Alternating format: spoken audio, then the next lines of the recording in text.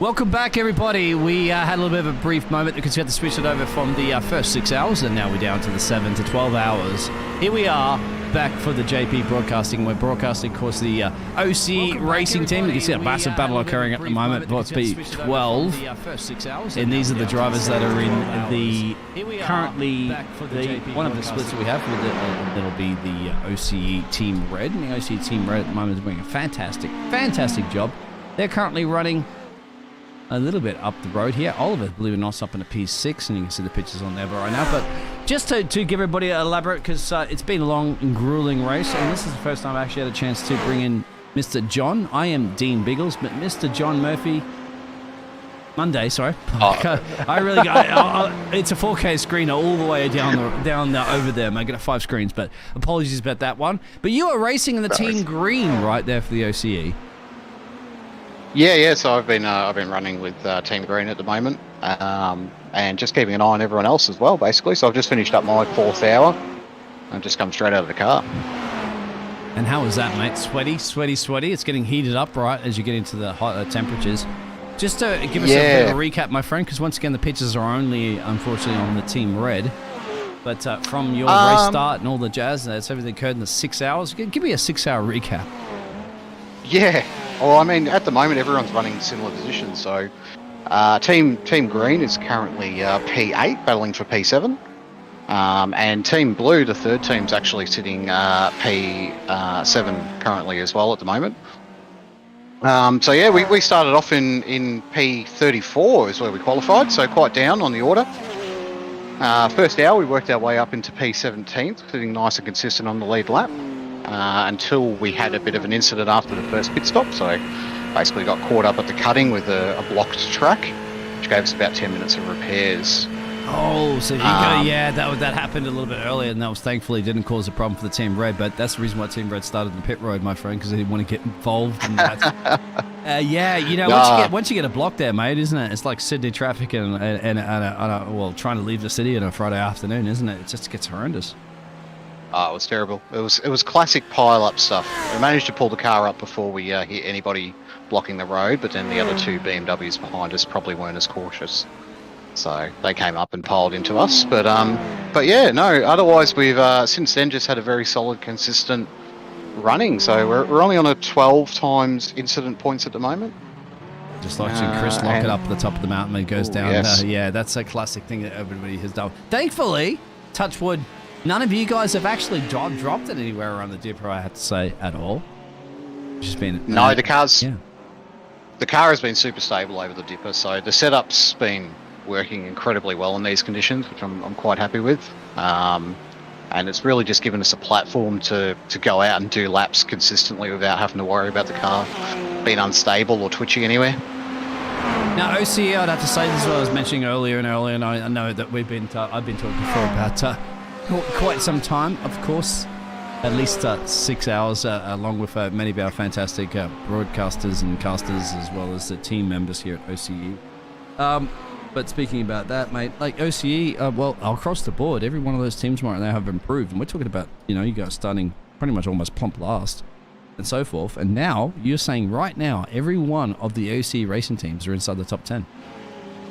Yeah, that's correct. It's been an absolutely massive effort from everyone across the board here to really just push. The amount of practice that's gone in before this event is really paying dividends at the moment. These guys are showing a level of maturity I haven't seen from them before in this endurance style racing.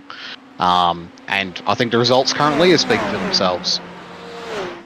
They are. This the Bayo racing team, that's the Panda racing team, mate. Well, this is the thing that happened with this team as well. They were running P2, and you know what, mate? They went up the hill there. Somebody made a little bit of a mistake. Bang! They had the tank slap the back of them, caused a big damage there, and forced them back into P13, way down the road actually from where the OC racing team is, and they had a bit of traffic. Bit of a luck up and down the mountain, hasn't it? Being in the right place at the right time is also something. And you guys, how many errors you made? Now, it was mentioned before that Oliver had made a little bit of a mistake. Chris made a little bit of a mistake. I'd have to say that Martin's probably one of the only ones so far that, thankfully, touch wood, hasn't made a mistake there for the Team Red. How did you guys pan out? Like your mistakes, not the mistakes from everybody else, but the mistakes from your team members. We've had none. So Gwackle had or Cameron had a bit of a spin in his first stint heading down the mountain, just out of the chase. It wasn't anything major, just a quick little off track, and he managed to get back on.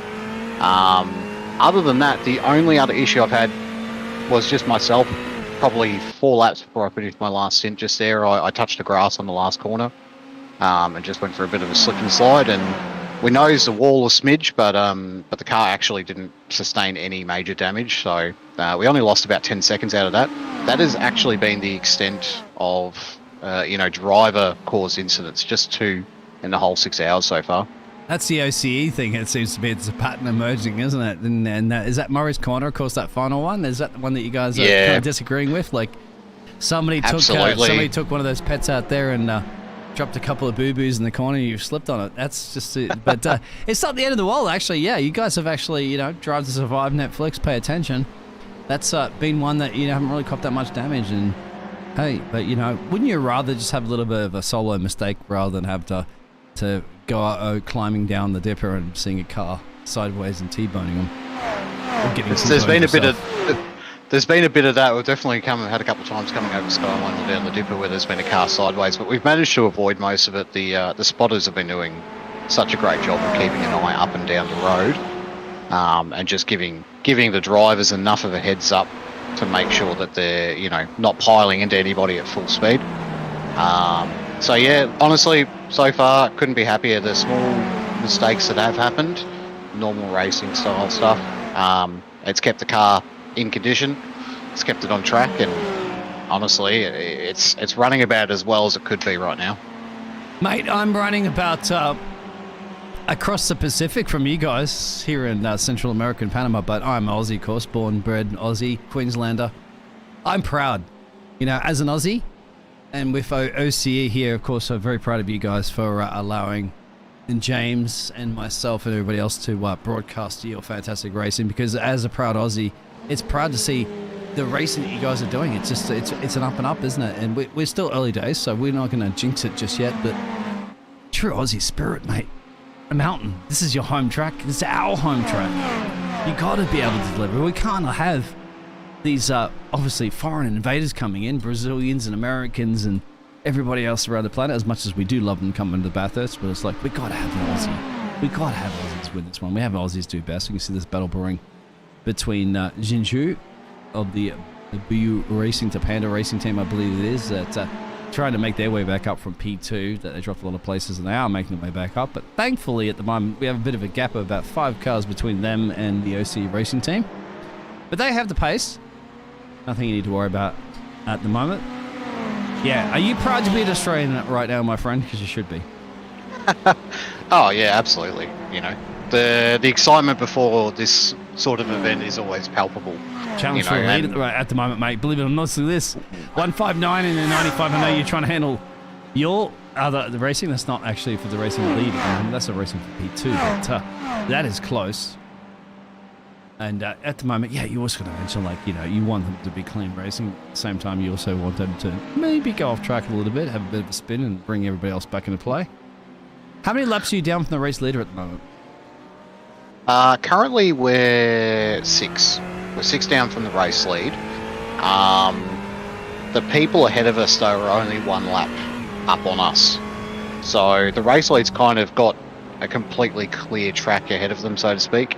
In our split, so they don't really need to worry too much. But yeah, no, we're actually within striking distance of probably about 5th currently. Oh, that is a massive hit. Yeah, that's Scott Stevenson. We always been saying it's a Croatian flag in the back of it, but it's a beer manufacturer, of course, from Munich. But they've been battling. That's an old school DTM livery.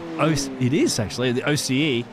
And now I think Oliver doesn't have to worry about it. They got on the pit road because that was a massive, nasty impact there from Scott Stevens and the Scott Stevens Motor Racing team. So a little bit of a breather, you'd have to say, for the OCE Racing team. But I'm sure OCE Racing team with Oliver and the likes of Jules, as well as Martin, would probably prefer to be racing on track and not racing down pit road. No, absolutely. Those guys are doing such a great job. They've been fast. They've been consistent. you know, and they've really sort of paid attention to the subtle nuances of this track to get themselves into a good position at the moment. You know, particularly Jules. You know, he's such a quick driver, and his consistency has come a massive way over the last year. So the Jules, last couple of weeks. Yeah, one of the admins, of course, no doubt, here at the OC Racing Team. If you want to be a part of this family, the racing family, the Discord channel's in there. Now, this is another thing. See a bit of flashing lights going on. I saw this before too from Jung, the number 15 Ferrari car that was running a P2. Obviously, they qualified very high up in this one, but because they had a back field marker. What do you feel about these drivers that start flashing lights behind you when you're just really in track position? Is that... How does that feel in a race driver? Like, what, you don't have to yield. I don't understand why sometimes they do that. Yeah, I think there's a bit of conjecture out there. I don't think everyone's quite read what the correct racing rules are when it comes to things like that. They think you should yield for them, but if it's for position, you don't have to. And that's the frustration that's creeped in at the moment, because I kind of read this on the wall there, my friend. Oh, no. John, I was looking at this going, there's too many cars in the very difficult part of the mountain, and you can see the overspeed difference from most of the drivers, and that is, it had accident written all over it. Didn't it? There it goes again. Yeah, there's more to come as well. Look at this. How do you pan this one? Like, quick drivers, slow drivers, I think, all over the place. yeah, that is absolute textbook target fixation. I'm afraid the Ferrari just drove straight into the back of him. He just was not looking up the road, looking for the corner. And I think, that was this Ferrari as well too, because I think that they were frustrated because they're quicker. Now the car that's ahead of them, again. He's turned the BMW now. Wait, yeah, you can't. This is the good thing about your Aussie racing team, mate, and you guys. Somehow you said, I think that practice makes perfect, doesn't it? Because you guys said, look, you know what, you put the effort in there, and you guys are chilled, right? You know, down under, mate, you're just like, you know, she'll be right, mate. I don't see you guys stick your nose in these situations that cause these potential issues. Absolutely not. You're just asking to put yourself into the wall and, you know, ruin somebody else's race at that point in time. Yeah, I think all of us. Cars, remember, there might be cars lap downs or lap not, but they're still racing their own. I was going to say Oliver's going to be a cool head right now. He's going to let old mate go for sure. Yeah, because it's different, isn't it? Yep, old mate. I like it. Definitely an Australian when you call anybody an old mate. That's for sure, mate. Welcome to Australia. Now, I miss it, mate, living overseas. You know, I don't going to have a Panamanian come up to me and go, "Yeah, how you going, mate? You're an old mate." I'm like, no, I'm not going to get that one.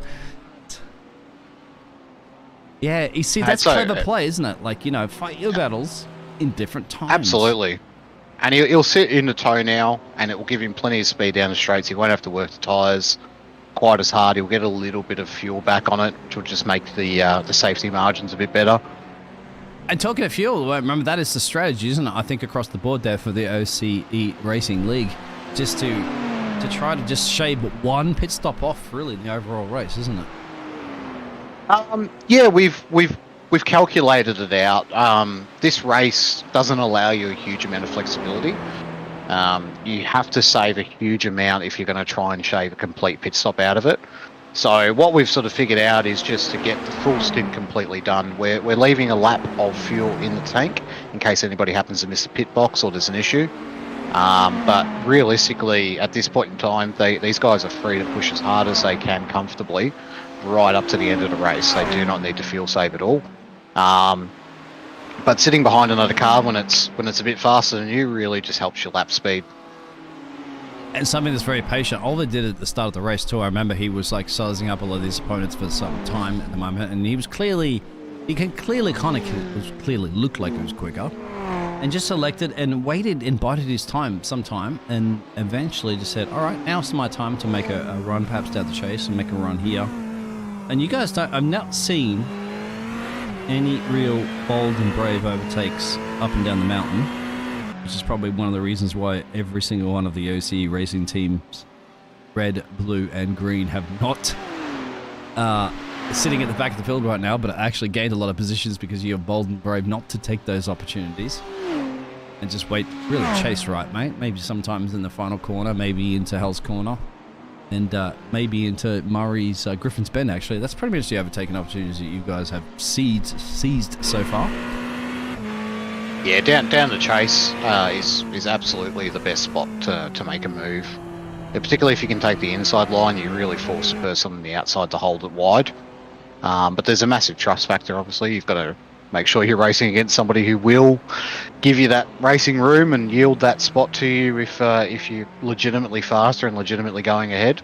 Well, I'm touching on that one, my friend. Of course, my friend has been John out here in the broadcasting booth with me. Thank you for joining. Is the fact that your team members seem to be just waiting a few laps, studying your opponent a couple of laps to see how they are entering and exiting the chase. Yeah. And then absolutely. realizing if I am going to send it, now I've kind of just seen this driver, I've been following them for a few laps. I get an idea that they're going to be coming out of the corner this way and on this line. And if I put my car here, I doubt they're going to be turning into me, and I doubt they're going to be risking that. And that's because you've been studying that opponent for so long. Yeah, the drivers are doing a really good job of, just holding themselves and studying the opponents, really building up a bit of a trust factor or knowing when somebody might not be capable of handling a bit of a battle, I suppose, to put it nicely.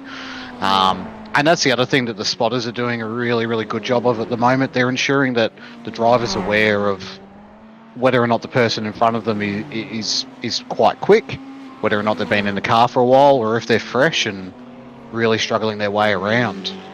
And it just prepares the driver to make sure that they, either give them a bit of a room or make a decisive pass, or even in this case here, just sit there, just keep going at the current pace. That guy ahead of us is not our race. He's he's overlapped us. He's much quicker. The best thing we can do is just stay on to our strategy at this point in time. The strategy's paying off crucially. On top of it, I had a question to ask for a second. Just got a little bit sidetracked.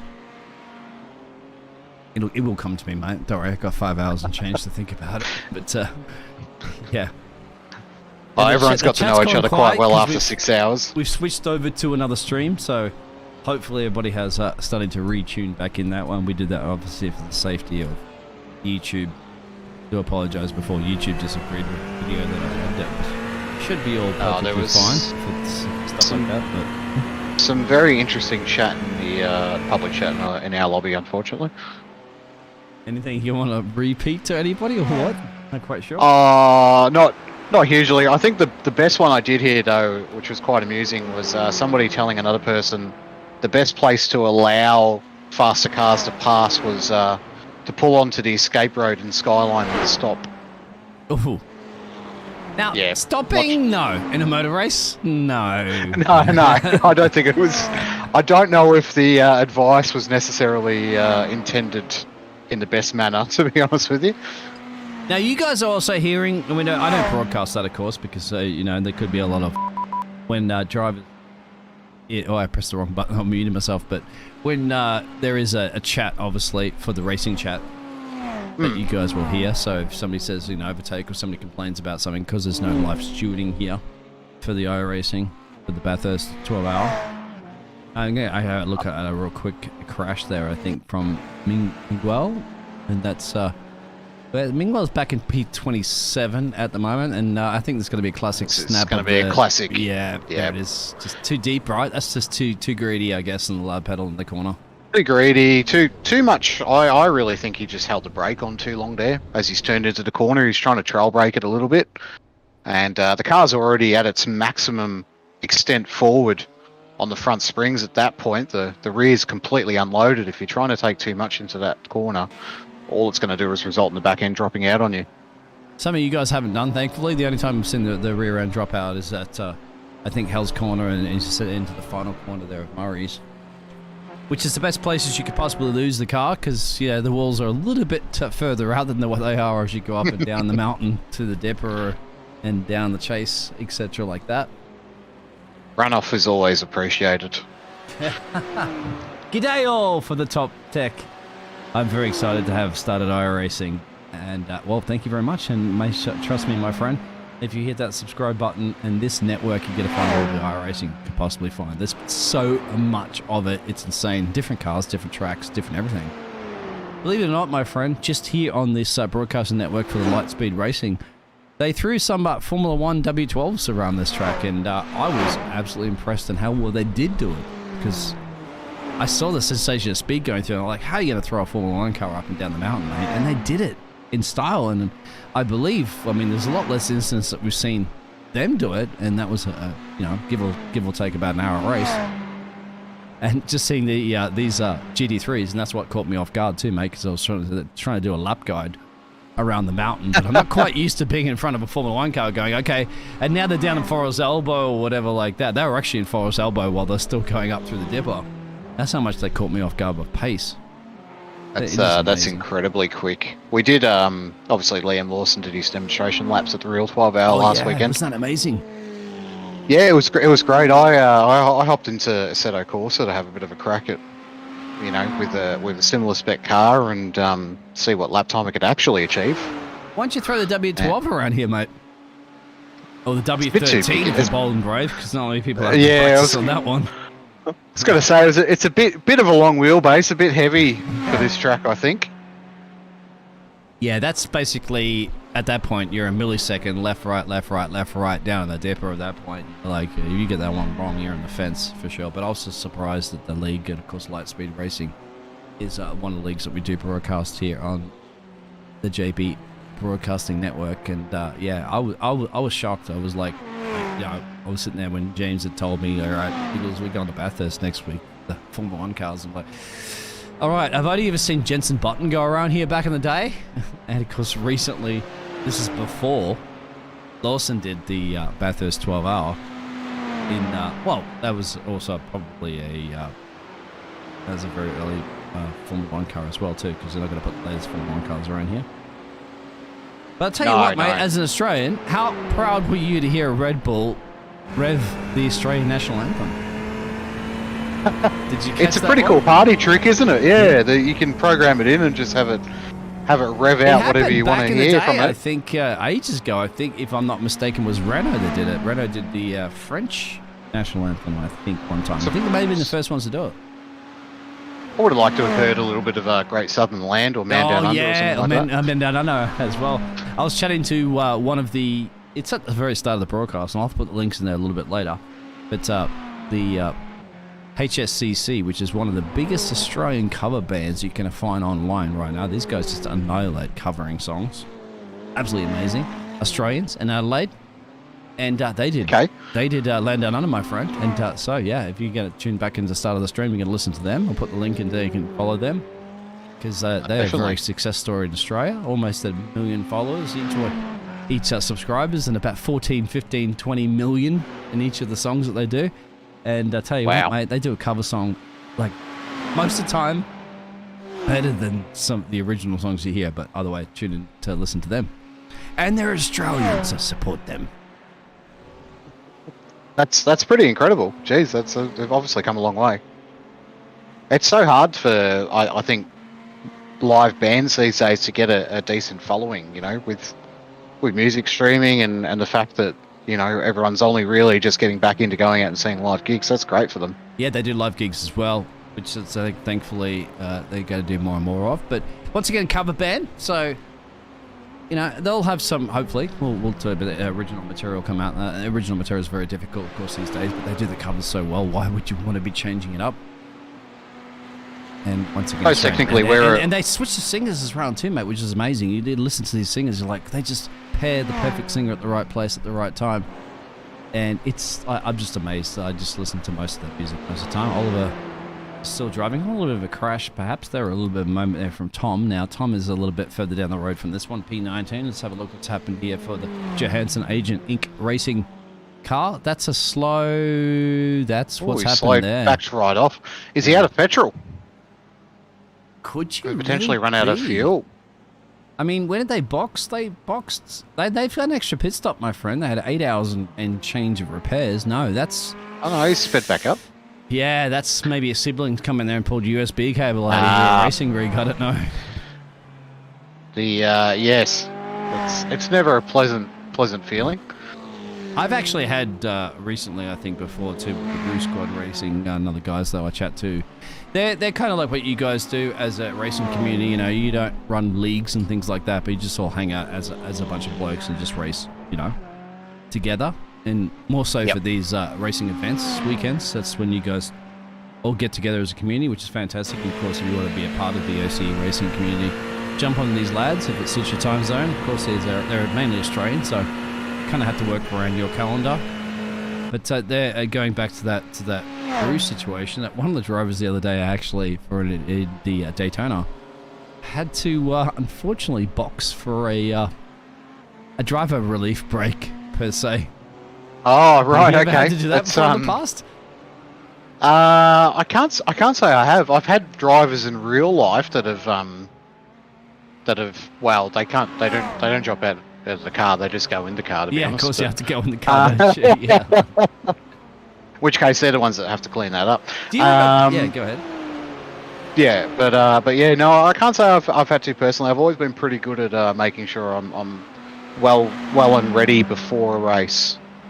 Now, do you remember back in the day, and as an Australian, mate, and this is back in the day when Mark Webber was racing, do you remember Mark Webber in Japan, I believe, having a little bit of a, oh, guys, I think I'm going to vomit, and he had to vomit his helmet? 2007 at Fuji, yes, it was a very, I mean, I'm incredibly surprised he persevered through that, and it wasn't until Vettel smashed into him that it took him out of the race, but... Oh, that's right, yeah, that's a... I don't know. I'm pretty impressed. You got to be committed to vomit in your helmet. Yeah, and he still continued, and the guys was like, "Oh, do you want to box?" I mean, yeah. I mean, imagine vomiting a helmet. Now, if you are, I think everybody here has actually gone on a go-kart track before, right? You have to put your helmets on the go-kart track. You know how much that helmets can fog up and all that sort of jazz inside your racing helmet. Now, imagine if you had to throw a little bit of chunder in the mix there, like, you know, all of a sudden you probably can't see barely anything. And remember, you're in a Formula 1 car traveling at the pinnacle of motorsports. You can barely spot your braking points as it is, let alone when there's a bit of chunder and inside the helmet. So, yeah, hats off to Mark Webber for that one. He was sick anyway during that weekend. But, yeah, that's just something else. That's something that goes through. You know, you aware that Jules was speaking before? When he was racing, my friend, he had his full racing rig on now. You know, Jules has done some testing for real life racing. He went all out, mate. He got his old overalls on, helmet and everything. I'm not sure if actually Jules had his helmet on that way. I can't one. Definitely getting into it. Yeah, I've done some. Well, I actually did Jules' seat fitting for when he went and did some real life stuff. So, all right. Yeah, so Tim Macro, who Jules is doing, he's I suppose I'd say he's driving apprenticeship through. Shall we say it? Put it like that. He's a close associate of mine, so I work with Tim quite a lot. I do a lot of his mechanical work for his cars and his prep and things like that.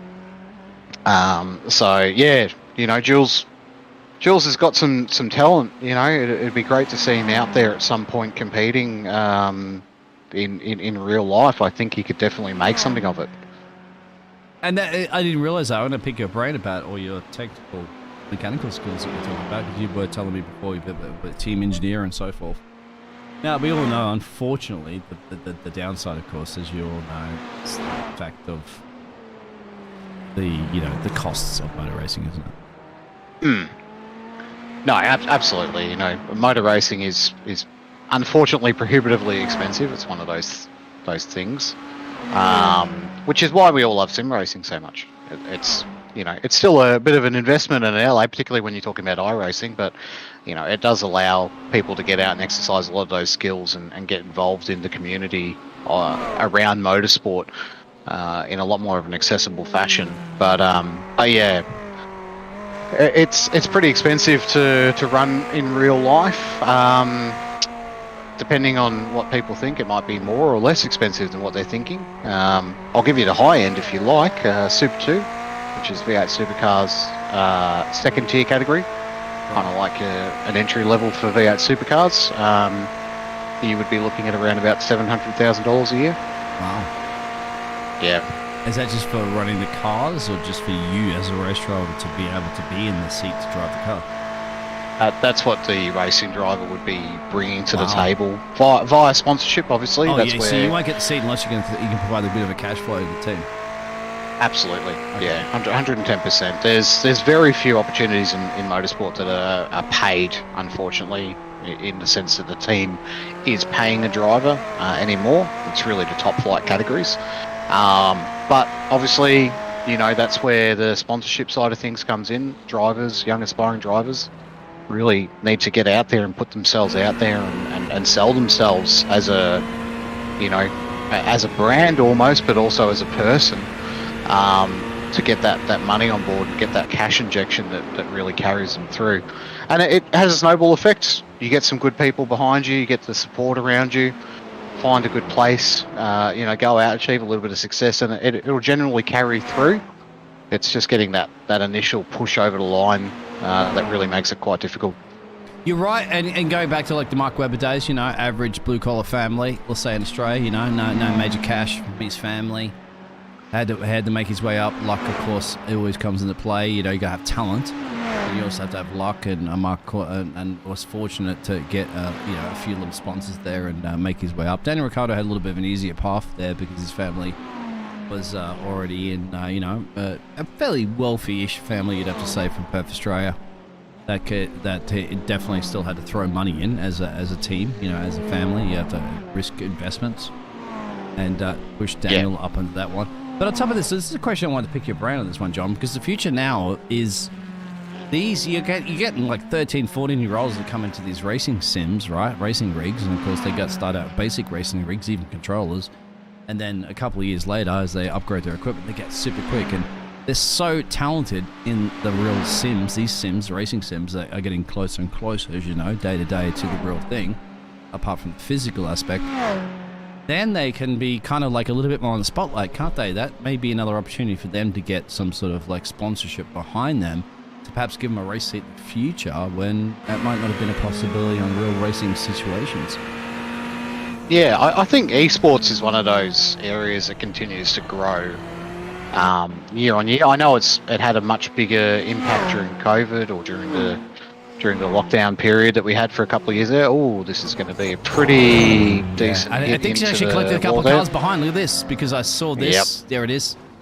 And this is what fears you as a race driver, as a racing team, isn't it? Because he's blocked the track. Nothing, of course, the car behind can do. And really nothing that Hong can do. Well, then at this point, what do you think, mate? Is it just go to a tow because you're blocking now? Absolutely. If you have hit the wall that hard coming anywhere around the top of the mountain, now, yeah, you 100% have to tow. It's the only realistic option. Trying to pull a 20-point turn in a Ferrari GT3 car is just not feasible. Ends up like a Austin Powers movie, doesn't it? It's not going to happen.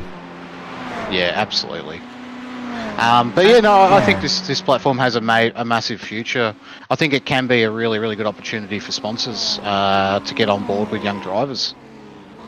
You see it actually for some people. Jimmy Broadbent's obviously one of those big ambassadors, and this is what happened here. Is all the cars just have to sit there and just slow down. This is when your spotter is your massive best friend, isn't it? Because your spotter has to be there with the helicopter camera, whatever they have to see to go. There is a jam down the dipper. Oh, no. You guys have been lucky, I had to say, touch wood, to avoid those situations today. Yeah, there's definitely been a healthy dose of luck in with the preparation and the spotters. And that's what you need. You've got to have a little bit of everything. You see that flash right now from Oliver? Now, that's not flashing a car up the road. That's a flash to say, I'd have to say, to the car behind, thank you very much for being a gentleman and allowing me through. That's even though I don't think the car behind could even see that, but maybe looking back later they'll be able to spot that one. Pit lane territory right now, my friend, so the other stint's coming up. Oliver will be going in his second stint soon, but we do know that the OC racing team are stretching this one a little bit further. How far do you think he's going to go right now as the leaders are boxing?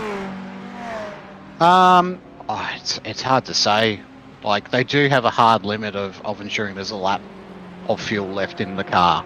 That is, I was pretty strenuous on that. They do absolutely have to pit with one full lap of fuel left. Oh, really? Okay. And then remember too, just to let everybody know, the BOP for the Ferraris are negative 2 point something seconds less gas tank than what the other cars are. We're down 2 liters, and we're down 2% in the overall horsepower as to what the car's normally set up for. Okay. Which is the choice of car, no doubt, because the front two cars are leading, BMW and Porsche in P4. And then basically more BMWs and Ferraris now. Oliver, as I expect, as Jules was saying a little bit earlier, but he came in and chatted to me, mate, that, you have been, and so far in every single pit stop, you'll see you guys tend to run about a lap or two after most of the other teams have boxed. So once again, I expect that similar situation, because once again, you're kind of maybe planning out that not having to box that one extra time towards the end of the race. Yeah, potentially. It honestly depends on how everything pans out. The obvious benefit being that on the last stint, if we've managed to fuel save without dropping any time, we'll have less fuel put in the tank. It'll be a quicker stop. The car will be much quicker, and it will put us into a better position to actually battle if we're fighting for position at the end. Now, John, as you can see by pictures at the moment, we're going board of Oliver. Now, you can probably tell me whether or not he is lifting. This is a great thing that Dan was telling me before as well. I'm not a race driver. I just sit up in the broadcasting box, but get an idea of the speed and the gear changes. Is he potentially, Oliver, fuel saving right now, or is he just going home? He wasn't out of the chase. He's definitely pushing it to the 125 metre point for the brakes, and likewise into the last corner. Murray's here. He's definitely not lifting. Pushing up through the gears into turn 1, Hell corner. Looks like he's going to be pushing to the 50 metre board. We should see about there. Yep. So definitely not fuel saving currently. But just sitting behind this car. Yeah, because that car is in position. Absolutely. Just sitting behind this car in front, he will be saving. This could be a passing opportunity here if he's feeling brave, and he's definitely got the toe. Coming up on the inside into turn 2. This is going to be a pretty decent move if he manages to make it stick. And everyone gets through nice and easily. That's fantastic. Oliver's done this before in the past, many times actually earlier, and does it again. Not much of a fight, I'd have to say, there to the number 4 machine. No. And to be fair, that's smart. The guy behind obviously knows that we've got the pace advantage at the moment. Realistically, there's nothing you can do once you've got the toe going up the hill. All he could do is, if he tried to hang it out on the outside, he would have lost a lot more time. So. Clever plays an endurance race with under 5 hours to go. Now, we do know that the position is not net what we are here currently in the moment, P5. That's 32 positions gained, yes. But, however, a couple of drivers up the road have made their pit stops. They made their... We are currently showing 7 pit stops, and that's the reason why we are... This is what threw me out a little bit before, is because the OCE Racing Red team started in pit road. So by starting in pit road, they're counting as an extra pit stop. So they're currently at the moment sitting on 7, even though they're realistically on 6. However, we got the leader of the race, that's the 40 car. They're on 6 pit stops. 7 pit stops for Ricky in the 159 in P2. The 95 car in P3 is on 7. 6 for the car up the road, P4. So they have to make a pit stop, as well as we have to make a pit stop for Oliver. Definitely in the game at the moment. Definitely in the ballpark to start battling these guys towards the end of the race. The consistency's really brought the results currently. I think if they stick to their current pit strategy and plan, they're going to be up there. I think so. Here's Mingo going, oh, that's a heavy impact. Yeah. He's going to be sliding down the mountain. I don't see anybody else is coming into it. Look at that. That's just like just sit back. And he's he's holding the brakes and straight into the escape road. So a little bit of presence of mind there to pull the car off the racing line. Maybe not so much now. It's a great run-off. One of the luckily only runoff areas you're going to have down the mountain. And I'm actually safely, shocked. I believe. That is crabbing everywhere. That is well out. So would you at this point drive it back, or you got to pit road it? Remember, pit road back's going to cost you all of that, mate, friend. Yeah, he could have been grabbing it. Now, you're also thinking about how you're going to affect anybody else behind you. Look at this. This is definitely a tow situation. I have to say it's a tow, isn't it? Because you got to remember, you got so much further to go. You've still. I mean, he's got to go down Conrod. You can't go down Conrod like this, mate. You're pointing to the right, and the car's going to the left. It's got a 30-degree angle. It's like an aircraft trying to... And now it's dangerous right there. You're on the exit, and luckily it does he's towed. Yep. Yeah, you got to play your games. You got to play your magic tricks, and you play your cards right, though, because you still have 5 hours to go on a race, so it's not over just yet. even if you're going to lose a bit of time, you're always going to lose time anyway. The damage is going to cost you a bit. Pit road. Just helps the cool, calm, collective OCE Australian drivers like you guys. Absolutely, and that's been the MO the whole way through. Ultimately, there's no point trying to tackle a 12-hour if we can't get to that last bit of the race in a reasonable position. If we just constantly crash, that's not going to get anyone anywhere at this point in time. So, 5 hours to go, anything could happen. If we've got guys that are 2 laps ahead of us, a simple accident like that, a tow and a repair, would put us onto their lap. Anything can happen. So much to play for. Now, talking to Jules before, I'd even thinking myself at the start of this race when you guys started. Well, this team started in P46, starting in pit road after not the best of qualifying performances. Oliver had mentioned he had a full tank. He forgot to take the gas out of the tank when he's qualifying. So they could have gone a little bit further up to the field, but it's probably a great idea they didn't because they elected to start the pit road. There was a bit of an incident between the midfield on lap 1. As you'd expect, up and down the dipper in the mountain. And at the moment, I don't think anybody would have really predicted this team to be in P5. Now, well, they're in P10 situation, at least in the top 10. After this pit stop strategy will pan itself out. But definitely not something I don't think they would have expected. Yeah, look, in the previous Enduros, there's been a lot of eagerness for results and a lot of focus on lap time and track position. And there's just been so much hard work to bring the focus back to developing consistent stints and not really worrying too much about where we are sitting in the race, as long as we're driving to where we want to be. And the guys have just really, really brought their focus forward on that. Oliver's doing such a fantastic job right now. He's obviously sitting very, very consistent. The car's looking incredibly well planted. His lap times are looking great. There's not much more to really gain at this point in time. Yeah, low fuel as well too. Expecting a pit stop soon. We're going to see how far they can stretch it out. Thank you very much there. But Charnan, I think in the chat there, said we do have a really young hopefuls of motor racing, Liam Lawson. I presume you're from New South Wales, from New Zealand, saying the 20-year-old looking for a spot at Red Bull in 2024, and Lotus Sharp, I think the 14-year-old, also looking to follow the same kind of line. And pit road right now, Oliver will be following in. So what's he going to happen? Oliver, just spot that braking point there, get that car up on jacks, and nice and steady is the name of the game on the pit entry and also into the box. No point overshooting. That's something that Jules did before, my friend. I think when the jacks dropped, there was a little bit of miscommunication, and he came out of the pit box and then stopped and then had to resume it. That was a stall, I think it was, if I'm not mistaken. Something along the line. He said something happened. He said, I think there's miscommunication, something with the team. I don't know how that pans out in iRacing, but it was like kind of go, don't go, something like that. Yeah, okay. Must have been on the pit exit, I imagine. No. This was like out of the pit box. Oh, okay. Yeah. Right. His car dropped down the jacks. I sat there for a second, and then he just went and then stopped. May have been. He might not have had his pit limiter on. Because it does disable the pit limiter when you do a driver change.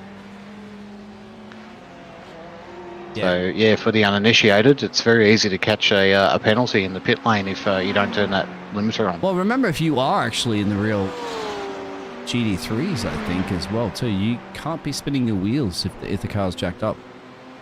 No, absolutely not. And that's the same. Most motorsport categories have very strict rules around that. And with good reason, to be honest. When I was working with V8 supercars, if I was doing a tyre change and I've got my hand wrapped around the spokes of the wheels, I'm either pulling it off or putting a fresh one on, and somebody dropped the clutch on the rear of the car. Oh, somebody dropped the clutch in the corner there, so you managed to avoid that one. You're right. I'm going to pick your brain on that one, John, because I completely forgot you have been involved in the V8 supercars. So anybody wants to know about the mountain, anybody wants to know about machines, you are the man. I think that was Silver, actually, that's came out of there. That's probably maybe out of a pit stop there too. This will be a classic case of either too much gas or too much brake into the cutting here. And we've got too much brake. There it is. And look at that. You got to remember, right now, in a second, we will be zooming past the OC Racing team right there. See? There we Very, go. very lucky. That could have all gone pear-shaped easily, isn't it? As you all know out there. It's the worst feeling in the world because you know you can't catch the car either. It just lazily starts to drift away from you. Now, so you worked with the V8 supercar teams in motor racing in Australia, and obviously, what you could elaborate to us, John, what you were doing as a part of your career, obviously, in motor racing. Yeah, so supercars, I was a mechanic. I started off with Brad Jones Racing up here in Albury, where I'm currently located in the border between Victoria and New South Wales. I was about to say, you got to tell everybody outside the world where that is. I know where that is, mate. Albury? You said the border between New South Wales and where? Yeah, and Victoria. Victoria, So, okay. Yep. So the two southeastern states within Australia, basically.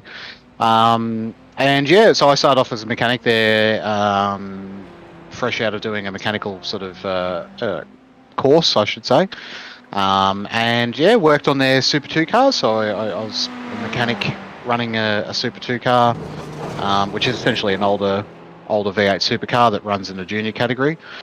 Like this car that's and the Porsche's gonna nose right now, straight in. Yeah, and that's the danger trying to get back to the pits really with the tow out in the car. You're just looking at putting it in the wall.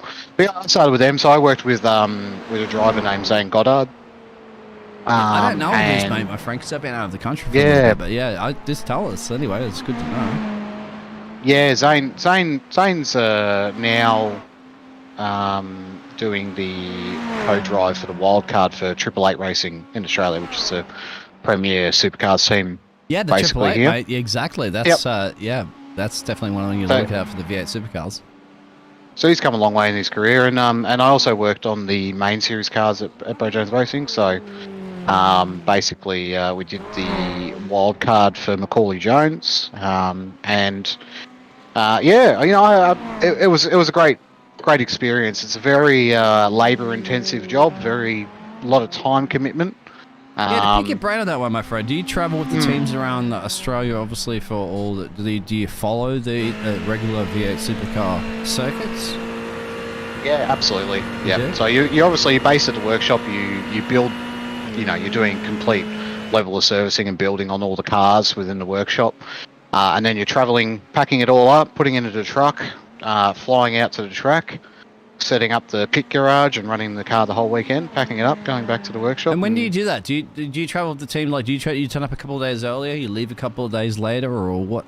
How's that pan out? What your job there? So you know, as soon as obviously the car has to be there, or the parts have to be there, or something, you have to be there ready to receive it, right?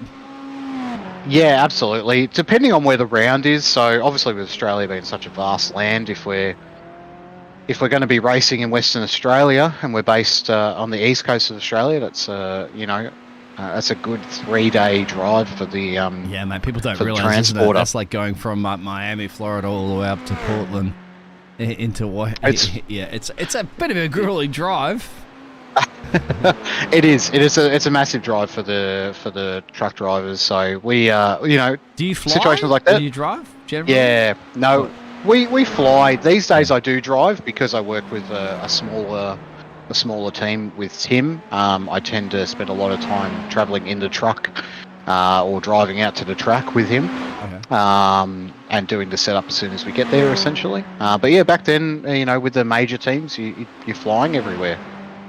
Yeah, the teams are flying. So were they just like, just regular airlines, of course, probably just like throw a Qantas flight there, and you'd probably be there with most of the crew.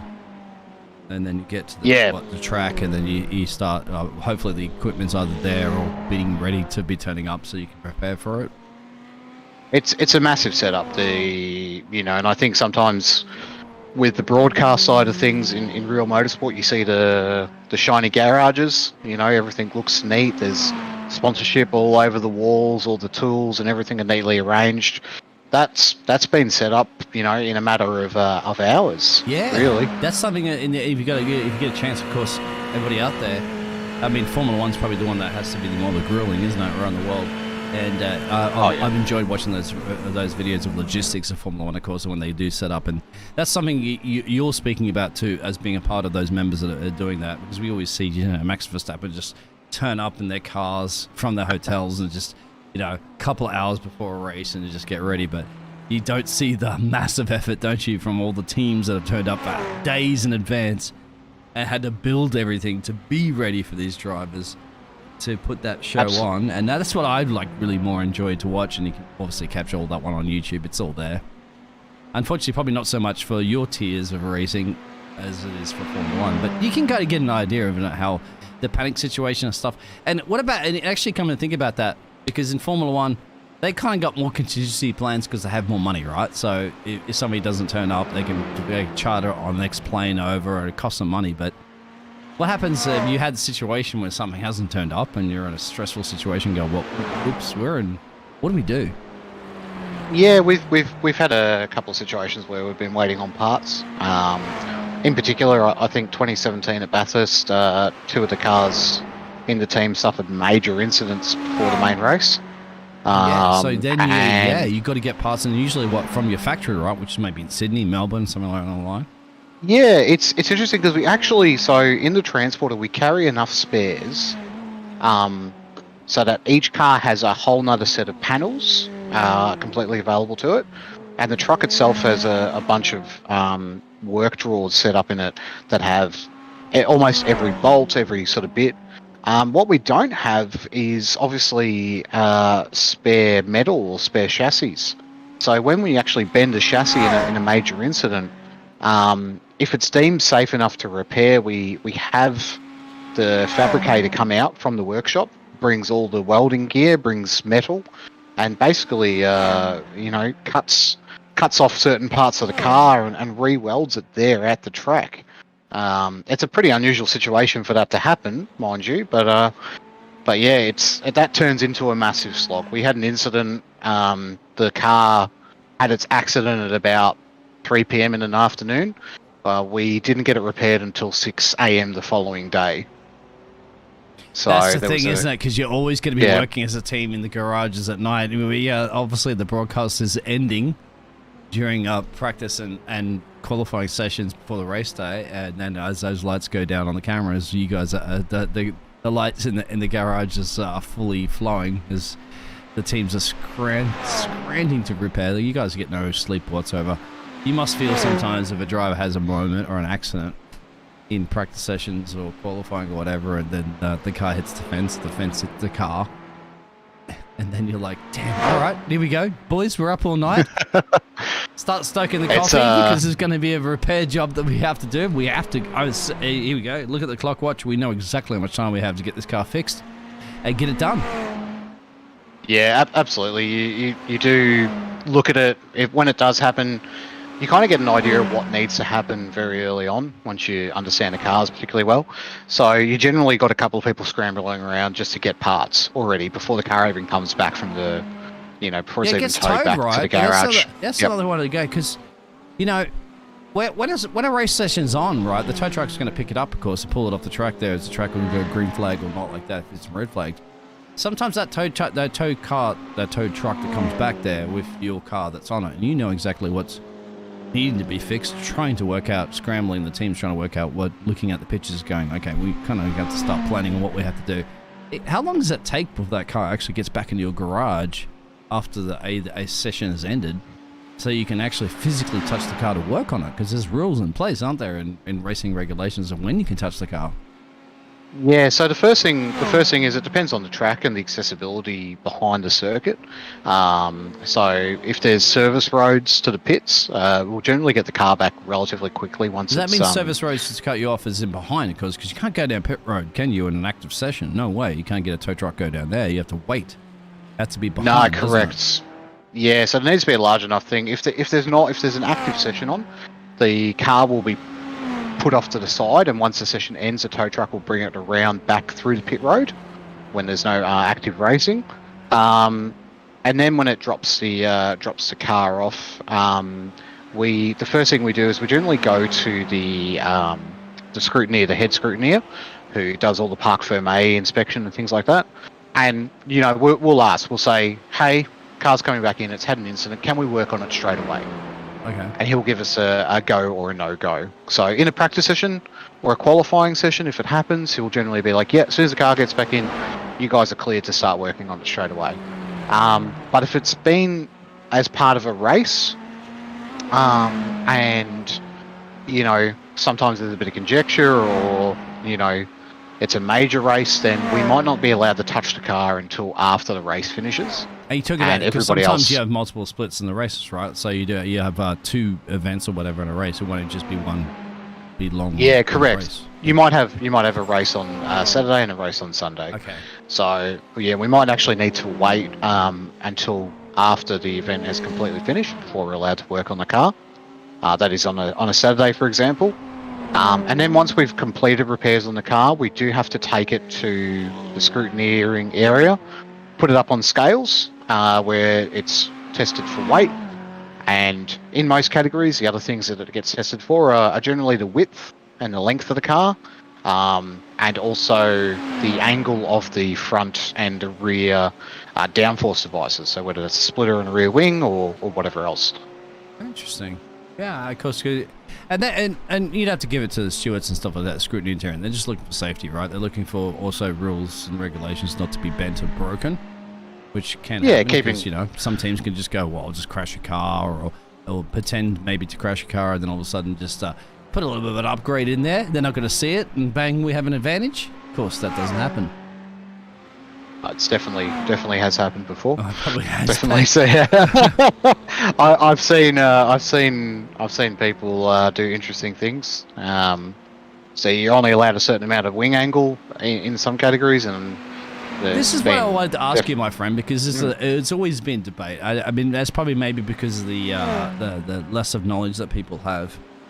I'm going to go back to F1, which is, you know, not something you experienced, but you were experiencing motor racing when you have two drivers in one side of the garage and one side of the other. People sometimes always said that, you know, you say it all the time. They go, "Oh, they're clearly favouring one driver and not."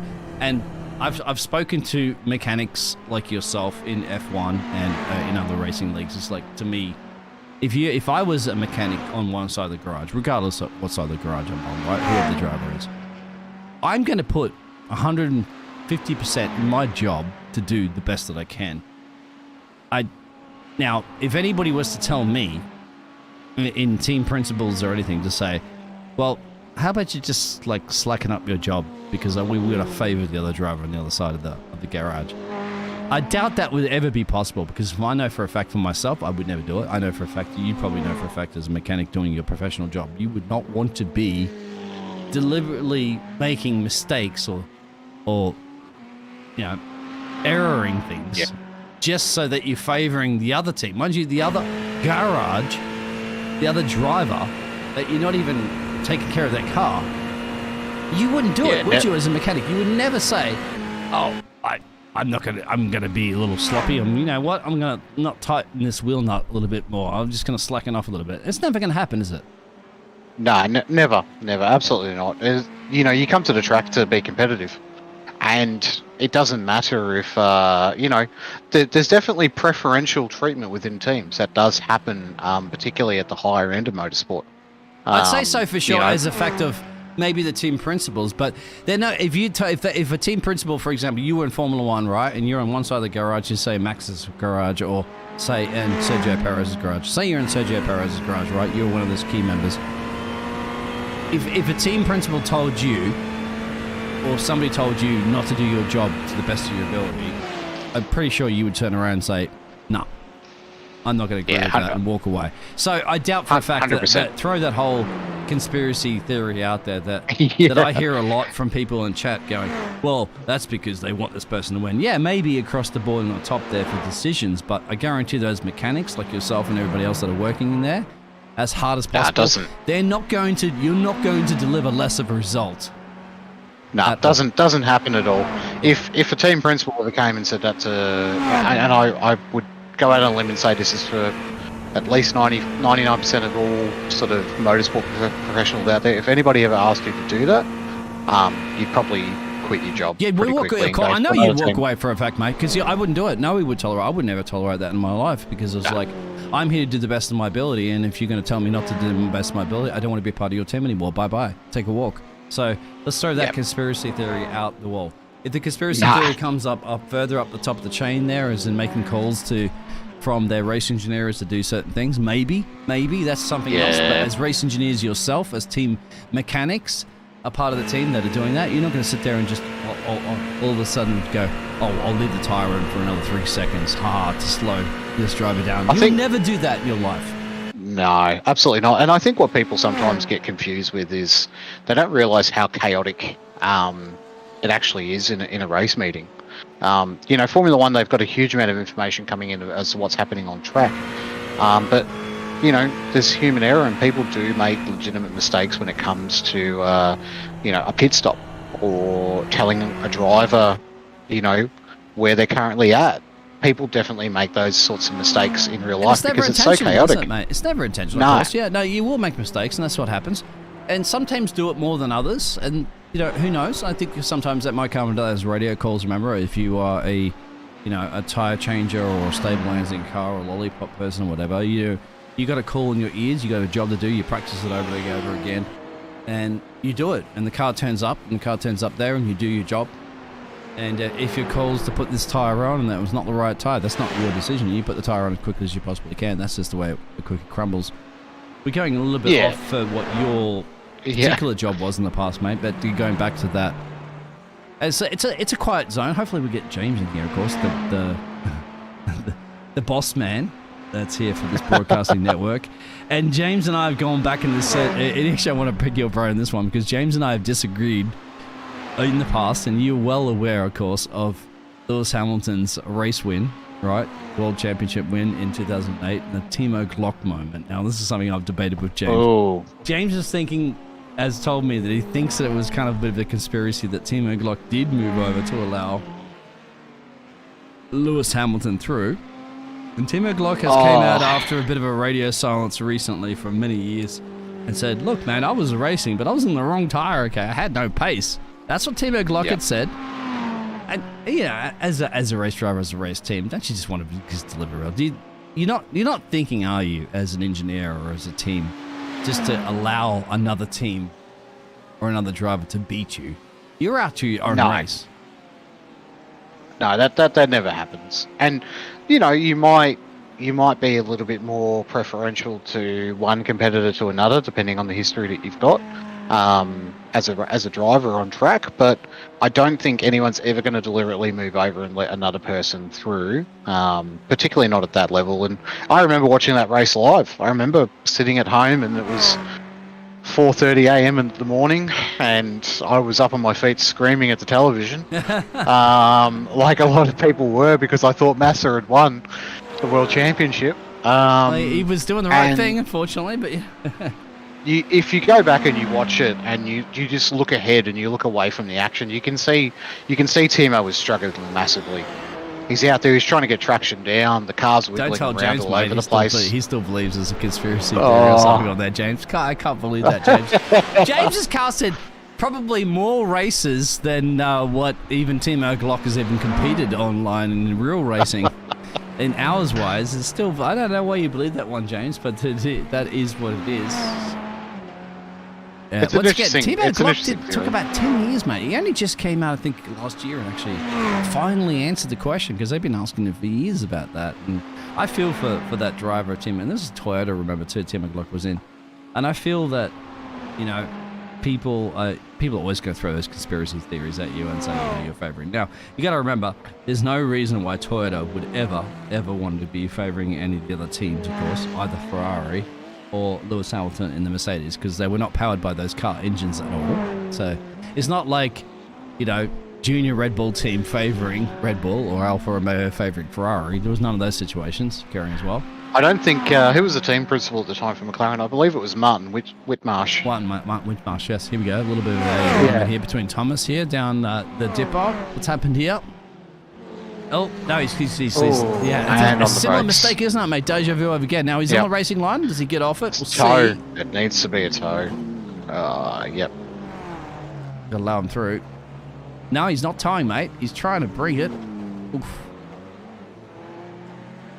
And that car is going to be... it doesn't look too bad. He actually might have gotten away with that in some capacity. I don't think you went in pit road as well, too. That's Thomas running P14, so yes. Yeah, sometimes those racing or smashing into the fence there, it looks a little scary, but we did see this from Oliver earlier in the race, and you weren't here at that point because you were racing in your split in your OCE Racing green team. I think got that one right. So, yeah, I mean, that was a nasty smash. I thought Oliver's steering wheel was all bent and undusted, but it wasn't. Toyota was trying to get... James, you're not going to get out of this one. You are the boss, my friend, but I got to speak my mind every day of the week, and we have that. He's try to get a engine supplier to McLaren. And not going to just... Yeah, James, they're not going to yield it. All right? We're going to go on for this for years and years and years, all right? I'm not going to back down on my decision. You cannot back down on your decision. It's going to have to eventuate with getting somebody who was in Toyota at the time in for an interview, or, you know, I think maybe we just need to call Timo. Even if we did, nobody's going to believe it. That's what happens. We could have McLaren and Toyota engineers in here right now, team principals and everybody in here, and nobody's still going to agree with that decision. They're both going to stick to their original things. It wasn't definitely not a Singapore moment, of course, that was proven for sure for the Crashgate scandal. It just looked weird too when that happened at Singapore, watching it live and Nelson, and you know, the initial thought was, doesn't have much talent, but it's difficult to do, isn't it, man? You gotta bin it out of a corner, right? And you're also a racing driver. You gotta remember your life is at risk here. So if you bin it a little bit too much, you could be like in a hospital.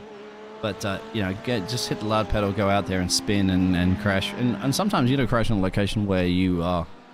Well, Singapore, of course, generally going to cause a safety car. But he was off the racing line, believe it or not, where he did crash into that wall. But obviously, the FIA and Formula 1 have to think about safety first. Anyway, that's in the whole nother ball game to talk about that Crashgate scandal. But they went through all that. They scrutinized it. They went to courts, and they deemed that one to be that. And so you have to respect their rules because they're the ones that have to study the tape over and over again and listen to the testimonies from the teams and stuff like that. So if we don't trust them, then there's no point us talking about it. Yeah, exactly. I think Oliver's P5 at the moment. Oh, James. I know James was talking about this before. James went to bed after having a bit of a chat to us. James, did you expect the OCE Racing Red Team right now to be P5, considering they were in P45 on lap 1?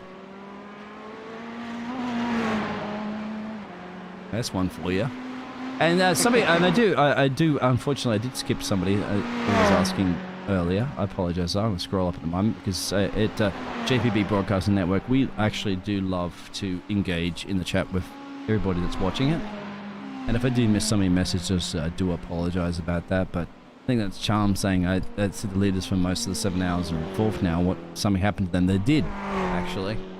A few of those main drivers had a bit of a moment. This driver himself right here, I think in P12, that's Young Tune, I think for the Barrow Racing team. Like, almost not Panda Racing team. They've had a lot of moments, haven't they? Even the time you've been watching, John, that was some of those moments you'd have to say a little bit too risking it for the biscuit for the Panda Racing team. Definitely pushing too hard, and you know, it's a bit of a mental effect as well. Sim racing, much like real racing and any other sort of sport, is about mental perseverance. And you know, when you have one incident and you start to get a little bit antsy and you're trying to make time up, it generally leads to more incidents. And I think they've just snowballed out of contention a little bit here. I think the frustration's creeped in for them. Now, I'm saying China because the flag is not really showing China, but I have to pretty much put it around there. They've got pandas and stuff like that, of course, Chinese. Oliver, as you said, P5, looking solid. Oliver has been, you know, I don't want to say it because I don't want to jinx it. I have to casting cursings and I have to casting blessing. But Oliver's been flawless. Good afternoon, gentlemen. Hello, we have Mr. Guapo in here. Well, we go. Welcome along, my friend. Now, you can give us an update of what's happening with your team in the OCE Racing. Yeah, we're progressing quite nicely. We've had to deal with a couple of problematic BMWs. One in particular, but no, it's all sort of coming up Millhouse now. We're in P6. Okay, yeah, we're you're sitting the team about green. half a lap. Is that Sorry? correct? Team Green, Team yes. Green, yes. Yeah, OC Team Green. We can't see the pictures, of course. So now, where did you start? And you said where you are currently at the moment again? Oh, where did we start? Like quite at least 34? 20-something. We started on, P34 is where we started. Oh, we gridded 34th. Yep. Yes. So we're running 6th now. And yeah, it's looking pretty good. The track temp's getting quite up there. We're into 52 degrees now. Oh, So it's quite good that we sticky. did all that preparation, isn't it? It's like somebody Oh, drilled yeah. it into you. Oh, yeah. Well, you have a V8 engineer in here as well, too, as your Grackle, but it's right. It's 52 degrees currently at the moment. It will get hotter and hotter as you go into the evening. We're about, what? We're looking at about 1:27, 26 in the evening. This is what was pretty much predicted. Now, you guys kind of think 60 was the peak? I think it's getting pretty close to the peak at the moment. We've had the conditions change in our session to go from kind of clear to partly cloudy. So it's fluctuating a little bit at the moment, but I don't think we're going to get too much hotter. This is Australia, mate. Crack an egg and put that on the It's engine. great. right We're now. having a really good OCE Dry up day. and- OCE Red doing so well. OCE Blue doing really well in their split as well. It's Yeah, been to great. let everybody know. Now, you guys didn't have a very good start across the board, all of the cars from OC Racing, but guess what? All the OC Racing cars at the moment are in the top 10, I believe. Nah, you can't win the race on the first lap. but, Uh-huh, see? you know, Listen to the Aussies, mate. That's it. Aussie. You know what out there, Ian? Oi, oi, oi. Everybody knows that one. We've got the can I New borrow you Zealanders for a too. minute, It's a John? little bit of Anzac spirit. Absolutely. Thank you very much. I'm just going to borrow him because Where were you going, my friend? Disappeared? James. Talk strategy. I shall return at some point soon. But thank Okay. you for having me so far. Gonna leave me all alone. All right, they've all left me all alone. It's okay. They have jobs to do, and thankfully we have everybody here to keep us occupied. Ian's still awake. Ian, my friend, if you hit the Discord button at the bottom there, I know Ian was to come up and chat to me. Ian has been around the block a few times with me, and helping support my Discord and helping to support me with my broadcasting career. Thank you very much, Ian. If you are around, maybe you can have a quick chat to me. See about organising some permissions for you to come and chat. Grekel's back, of course. Hello, Grekel. You going to leave me alone, my friend? I am going to, but I didn't want to leave you alone without telling you. All right. Okay, that's okay. And what are your No, predictions I'm coming for up on your my team? team. Yeah. Say again? Your team, you can come up for a racing switch driving as well. Are you guys also looking at the same plan of maybe fuel saving a little bit longer to cut one of those pit stops out later in the race? Nah, the margin is we're not really going to benefit anything from trying to do that. So we're just sort of sticking with it. How we're looking with our plan is looking really good. With the pace that we've got a bit more pace than we anticipated. So it's kind of bringing us back again even more into a really positive place for how our plan lines up. So we don't really need to do anything but drive the car, keep it safe, and manage the temps a little bit. It's looking really good. I like that. So when you get switched into the car and you get the other drivers to car out of the car, have them come up have a chat to us when they have a bit of a break. Yeah, I'll let you know. I'm just going to go and get myself ready because I'm about to jump in a few laps myself. Good luck, my friend. You don't need it. You're Australian. Thank you very much. Great We'll be all good to broadcast, go. man. It's looking fantastic. Thank you very much. Great job, Biggles. Thank you very much. So, Graco, good luck on your OC Racing green team, blue team, and green team, and the red team. I'm currently looking at the moment. We'll see. Thank you very much. To fill a few of the other Gladius. 4 hours. I'm going the whole 12. No, I'm committed to it. James has given me the permission to broadcast this as network. Thank you very much, James. He jumped in there for a second to say g'day and talk about the whole It's Glock situation. James should be making his way into venturing these deals he'll be doing to continue his fantastic broadcasting network, to continue to broadcast more and more and more league racing. We've had Dan earlier, the Dutch commentator that commentates a lot of the racing. You can find all that racing, of course, on this channel at the moment. Hit the subscribe button, hit the bells, and hit the thumbs up. But thumbs up at the moment has been quite good. We got 3 here. We had a lot more earlier because this is the second part of our 12-hour endurance race. So we split the broadcast up. This is the second part. And I'm loving those thumbs up, showing the support, the love, not just for necessarily here for the James Broadcasting Network, but also for the OCE lads. The links in there for the Discord. This OCE Racing League is just a bunch of friendly Australian guys that like to hang out and do some endurance racing every once in a while, and they do it quite well, as you can clearly see. Every one of these drivers and teams have made again and again and again by being smart, driving smart. They say drive hard and not smart. They are driving hard, but they're driving smart and hard at the same time. Not taking the risks, the maximum risks that you've seen for a lot of the drivers that have made most mistakes, which is aka the reason why this team at the moment, 11 cars, 32 positions gained, the most amount of positions gained, currently in the top 5, and doing a brilliant job, driven by the man himself, Oliver, and his third stint. He's done the first 2 stints, and Jules jumped in the car, did 2 stints. Martin jumped in the car, did the other 2 stints after that, and now Oliver's in this one.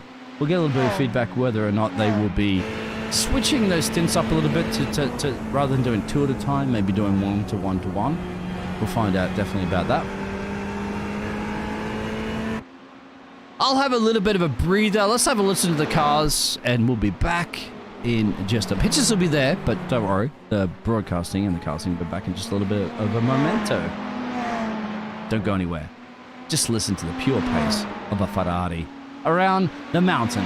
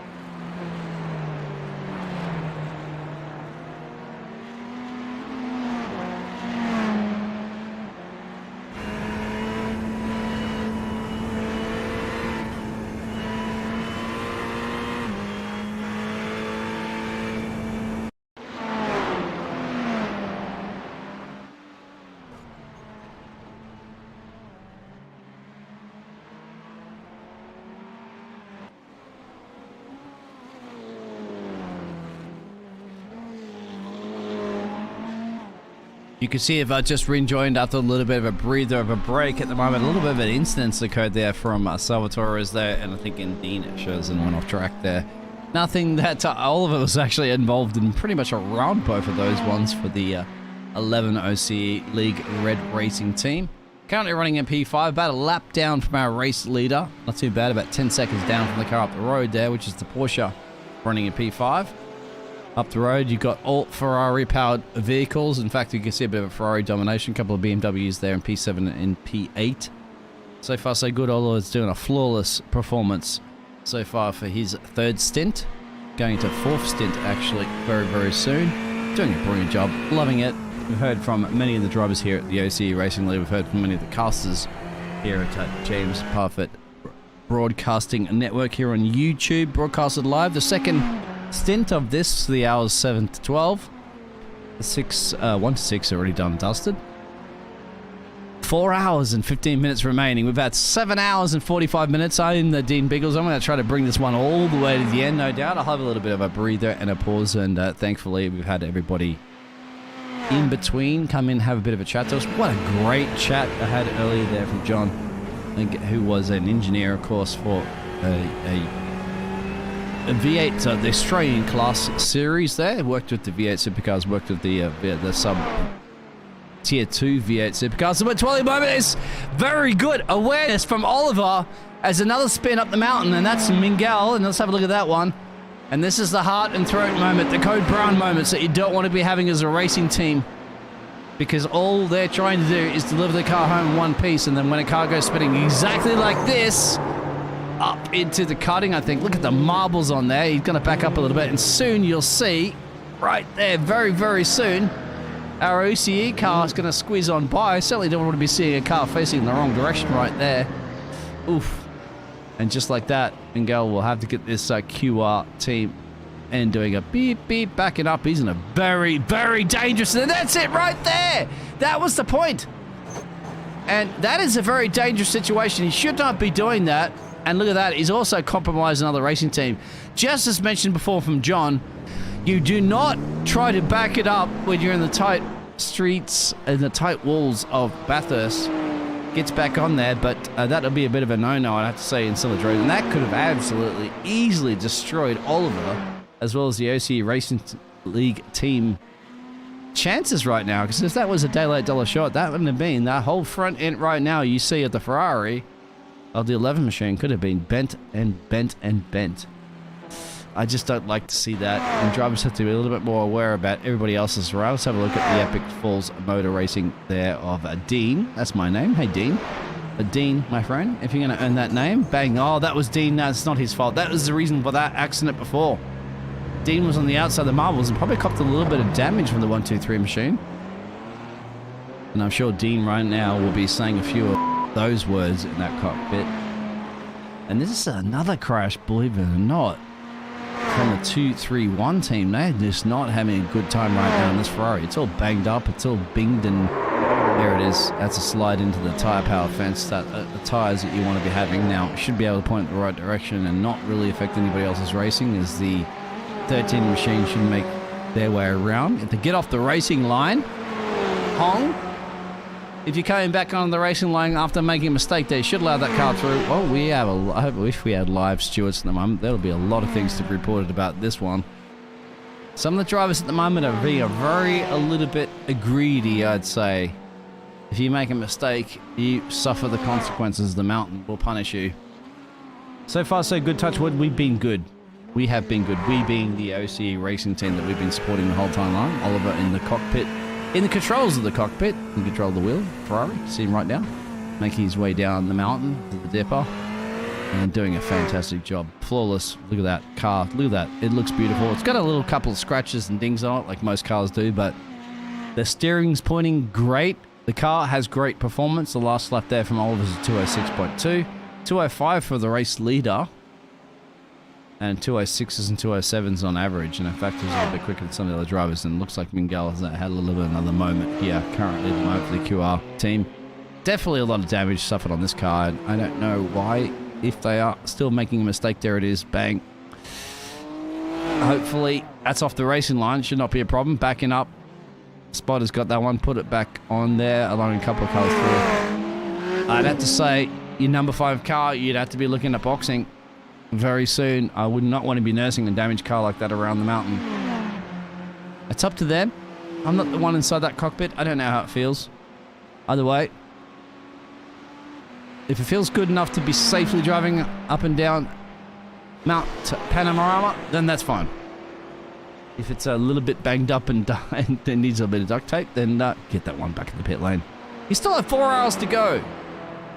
Anything can happen. It has happened so far, because you would not have believed at all that this team, the OC Red Racing team that started essentially in the pit lane, last place, has now climbed their way up 32 positions and currently sitting in P5. The reason why? Flawless driving. No contacts of any other driver, just a little mistakes there from a couple of drivers into the fence, as you'd expect. It's grueling. Bathurst is punishing.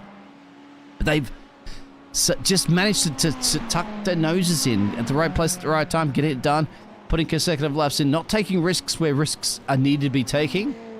Good lap times at 205.4. In fact, that is actually quicker than the other 3 drivers up the road recently. So absolutely great pace. Smart driving. And that's not just this OC racing team. We have also 2 other racing teams, OC racing teams, that are at the same time at the moment. That's the blue and that's the green. And they've also gained so many places. At the moment, I believe every single one of the OC racing teams have started outside or inside the top 20-ish. Now they're all inside the top 10. And that's what you call endurance racing. That's the mountain and that's Australia. Welcome along. It's Bathurst. And about 4 hours to go. We'll get some more people to come in and chat in a minute. And we'll just once again run on board, have a listen to the Ferrari. It sounds great. It sounds perfect. And it sounds brilliantly driven by Mr. Oliver.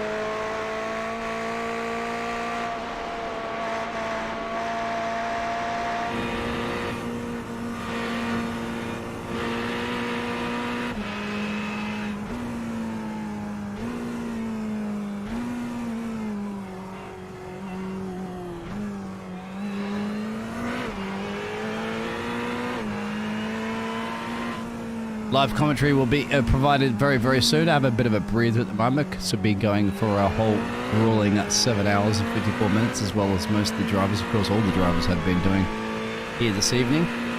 They'll be ready for a switcheroo very soon for the next round of pit stops that will be occurring very, very, very soon. Of course, in the 4 hours remaining in this Bathurst 12-hour iRacing event. Broadcasting live, of course, for the JP Broadcasting Network. And if Bathurst isn't your thing, or GD3s isn't your thing, well, we have plenty of other events going on. Hit the subscribe button, hit the thumbs up. Motor racing is JP Broadcasting. I'll have a bit of a quick breather at the moment. We'll get more drivers, and many people have a bit of a chat too about how to handle these cars around Bathurst. So far, the OC racing team have been handling it quite brilliantly. We're on board right now with Oliver for his final few more laps or so before he's going to be looking for a pit stop run.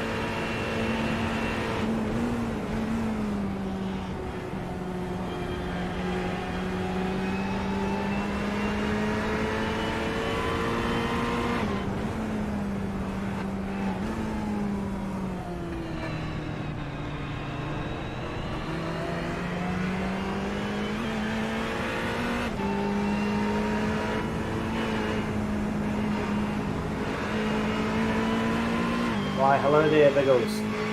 Well, hello, welcome along, because I had a really tight battle at the moment between Mr. Oliver. He's got caught behind a little bit of traffic. He's battling up the road with the the car that's in P4. That's the Porsche just there. So that little bit of traffic has cost him some time, but I like to see Oliver was patient about that one. I like to not to choose the inside or the outside climbing up and down the mountain.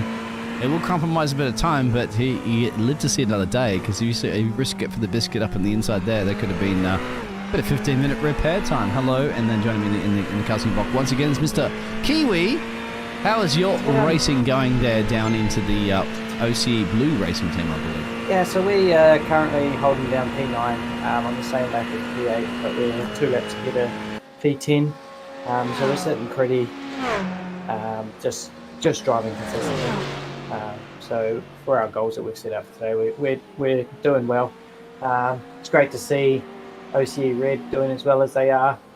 an outstanding team, and if they can hold this out, it'll be probably one of our greatest achievements. So Teams, mate, with an S on the back, because all of your OCE racing teams are doing great. Yeah, we are. It's really great to see that we've managed to get 9 drivers together, 3 teams, and all 3 of them are putting on a show, driving outstanding, top tier stuff. So it's great to see. Yeah, considering everybody was outside the top 20 really at the start of the race, and now everybody's inside the top 10, as you mentioned. Hey, no, even better. I'm pretty sure we were all in the 40s at the start of this race. Wow. All 3 teams dropped down, had a meatball repair time, and we're in the 40s, and now we're all inside the top 10, which is a big effort from everyone involved. Effort, of course, to Kiwi himself. And are you the sole Kiwi driver here for the OCE? Of course. Yeah, I'm the sole Kiwi for I think the active racer in the OCE Racing League at the moment. I'm the only active. And mate, Kiwis are fast. We saw a Kiwi drive a Formula 1 car around recently in the mountain. Yeah, he's actually racing a go-kart not far from my house today. So really, I chose to race the Bathurst 12 hour with the boys rather than go watch young man Lawson with the go-kart round. Yeah, Lawson he was stoked, wasn't he? He was like, damn, it was great. Even though it was an older Formula 1 car, it doesn't matter. It's still quick around the mountain. He backed off, mate. He wasn't going for a lap record, even though he probably could have smashed it if he wanted to. I'm pretty sure it was team orders. Yeah. Team orders. No, don't go out there and show them what we can really do. Just give them a bit of a show. They were out for the crowds, of course, doing a couple of burnouts. Here we go, Oliver on the back here. This is for racing for position. This is racing for P3, perhaps. And Oliver's just biding his time at the moment. You know that. He's got the Porsche up the road. What do you think about this one, mate? I'm not quite sure if you're out seeing these pictures because I know you're involved. Yeah, I'm seeing these pictures. Yeah. What do you think? I think Oreo just needs to hold off. Just bide his time. He's clearly faster than this bloke. So if he can just hold out, not push too much. But if we all know Oreo, he loves to stick a nose in there and get the move done. So he stuck a nose in a couple of times, mate, and he threw the opponents off. They had spins in front of him. If he has a sniff going up into turn 2 here, he's going to go for it. But I don't think he's close enough. Oh, actually, he's getting a bit of a run. He might do it, you know. He's having a look. Oh, I think so. I think he called his bluff on that one, mate. He is going for it. You have to commit now. Oliver, time to shine. The 11 car sends out the inside, says Murray's, and says, welcome to Australia, my friend. Welcome to Bathurst, and welcome to the OCE racing team. That's P3. What an absolute move from Oreo there, mate. That was some ballsy stuff. What are we, 4 hours to go in a 12-hour race, and he pulls out a move like that? Top tier. And on top of it, they are equal on pit stops too, my friend. So it's not like you got an extra pit stop or 2 between them. That is racing for position. That's racing for P3. Can you believe it? Now, the bubbly stuff's starting to like bubble in your mouth, isn't it? Foaming in your mouth a little bit. But don't worry about it. You still got 4 hours. That's next level stuff right there. So that's got me real excited to see how these guys go. Oh, that's going to spice up your team, your racing team, of course, for the green and blue OCE racing team. That's going to give you a little bit more, upshift, an extra couple of 1,000 RPM, mate, when you get behind the wheel soon. For sure. Oh, I've got 8 laps to prepare for a 2-hour stint, so I'll leave you to it. I'll try. Thank you. No, I appreciate you chatting in there. Anybody else? You grab some of the other blokes in to come up chat to me, mate. It gets a little bit lonely up in the trailer here in the Bathurst. I feel like I'm a little bit tent there, firing up a barbecue, and nobody's here to have a snack with me. All right, sweet. All right, mate. Thank you very much. That's Kiwi. Yeah. He's going to be back behind that wheel, and they've been doing a fantastic job as well. You just heard, which it looks to be like the car to be in around Bathurst at the moment has to be with the 3 letters next to your name, OCE.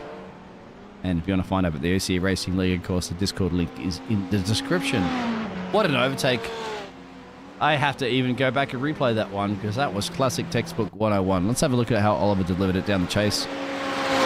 Up the chase. Actually, no, that's Griffin's Bend. Yeah, that's bold and brave. You're trusting your braking, trusting in your car, trusting in your team, and a job. There it is. Excitement was right there. There's never a dull moment around the mountain. That's for sure. Certainly not when you're watching the OCE racing teams deliver the job. Now, Oliver's going to be the end of his stint soon. I believe Jules may be very much next to ready to jump into the racing seat on that one. And Jules has delivered some of those fantastic overtakes. Martin as well, too, one of the other racing bros in this team, has been delivering a fantastic flawless performance. Flawless performance all around. Can you believe? Well, you have to believe that the team right now you're watching on your pictures, the 11 car, 34 positions gained. Currently sitting at P3. Pit stop window is coming soon, but that is legitimately the case because the pit stops have not occurred yet for the other drivers up the road and down the road. Ferraris are working here in the mountain. No Holdens or Fords, unfortunately. That's something you have to stick to for the V8 supercars, but at the moment you're in the Bathurst 12 hours. Just under 4 hours to go. I'm a little bit of a breather again, and we'll just listen to once again the sounds and the revs and the engines of the performance of the OC racing team.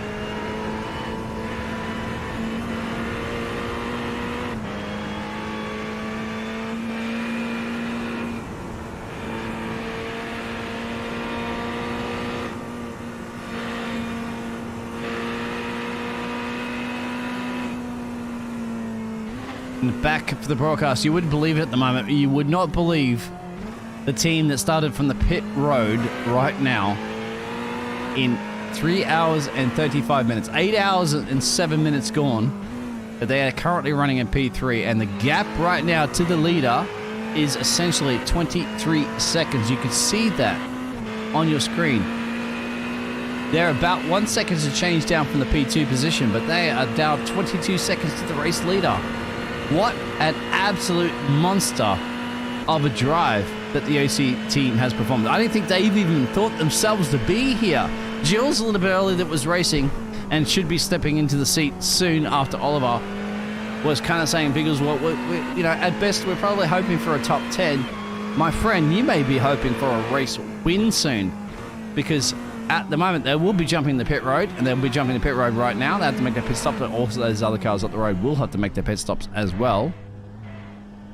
But that is something that probably nobody expected. But then again, it's Bathurst, and if you're an Australian, this is where you come to life. Let's just have a listen, and I'm just in awe of the performance this team's been doing. Not just this OC racing team, Red, as Jules will jump into the driver's seat right now, but overall the performance from all the OC racing teams that are all occurring at the same time. Unfortunately, we can't show you all the pictures at the same time, but we do have the green and blue team as well. They have 3 teams in this time split, all doing great. Positive because of the effort they're putting in there. And these guys have been putting in, trust me, all week. I've been just in here trying to set up the cameras and set up the broadcasting stuff, and I jumped in. The blokes have been happy to allow me to jump in there and just listen there and have a chat to them and see their strategies and how they're going to pan out for this grueling 12-hour event. And they just been prepared. They have been very smart about this one. They've played their cards right. They're laying the cards down on the table. They're pulling the bluffs when they need to pull the bluffs. It's been paying off brilliantly, and right out of the pit road right now, just one position drop there from Jules now in control of the race. But then again, there is pit road there for P2, So that position should very much come back, I'd say, maybe soon, to resume that P3 podium position as we're getting down to the dying stages of this grueling race. Unbelievable. Unbelievable.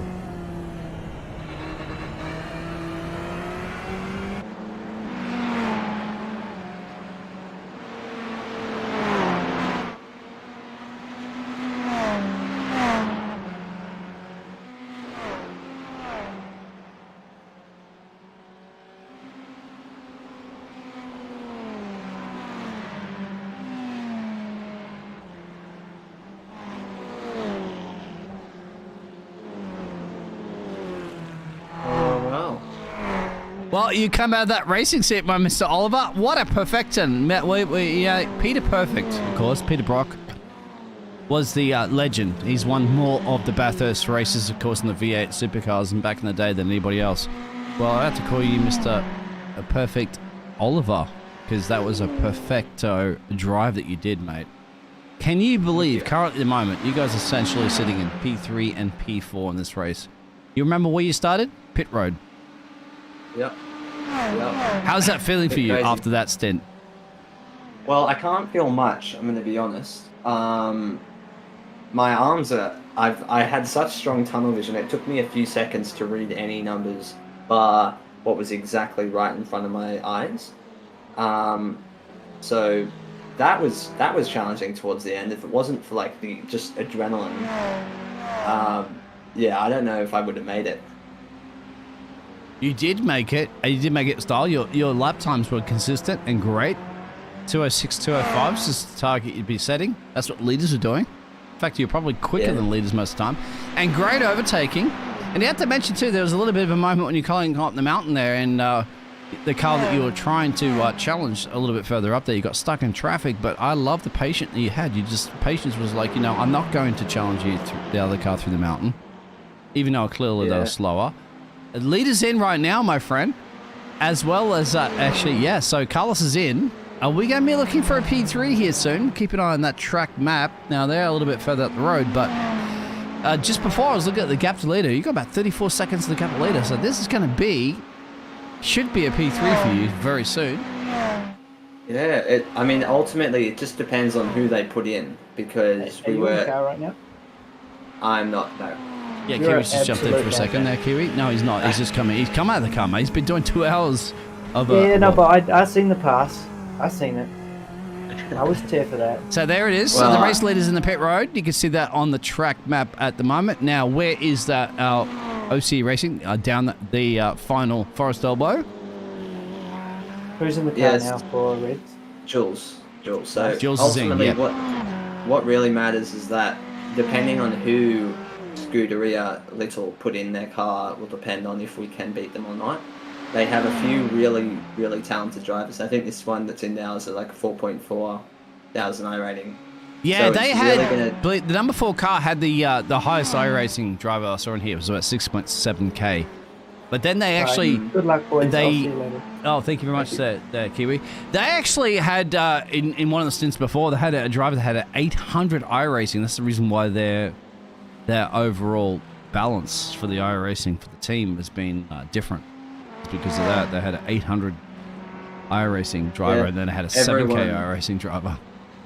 Yeah, the 800 got 800 iRating. Every single person on the track, I can guarantee you, was treating him like he has never driven a lap before. He did a great job, all by the over way, the place. didn't he? He really? Well, was it really that bad? Shane, he was, from what I could tell, he's only in there so that the iRating has dropped down. He's probably done that one stint, which has gotten him over the minimum. You're right. Yeah. And he was 10 times worse than any other driver on there. They're throwing Connor at the moment, my friend. Connor is a 4.4k, the US driver, in the car that's just up the road from you guys. That's the exactly the Scuderia Little machine. Now they're 44 seconds to change. Now we still with those cars up the road. They're still yet to box, my friend. So they will have to at some point visit pit road. Yeah.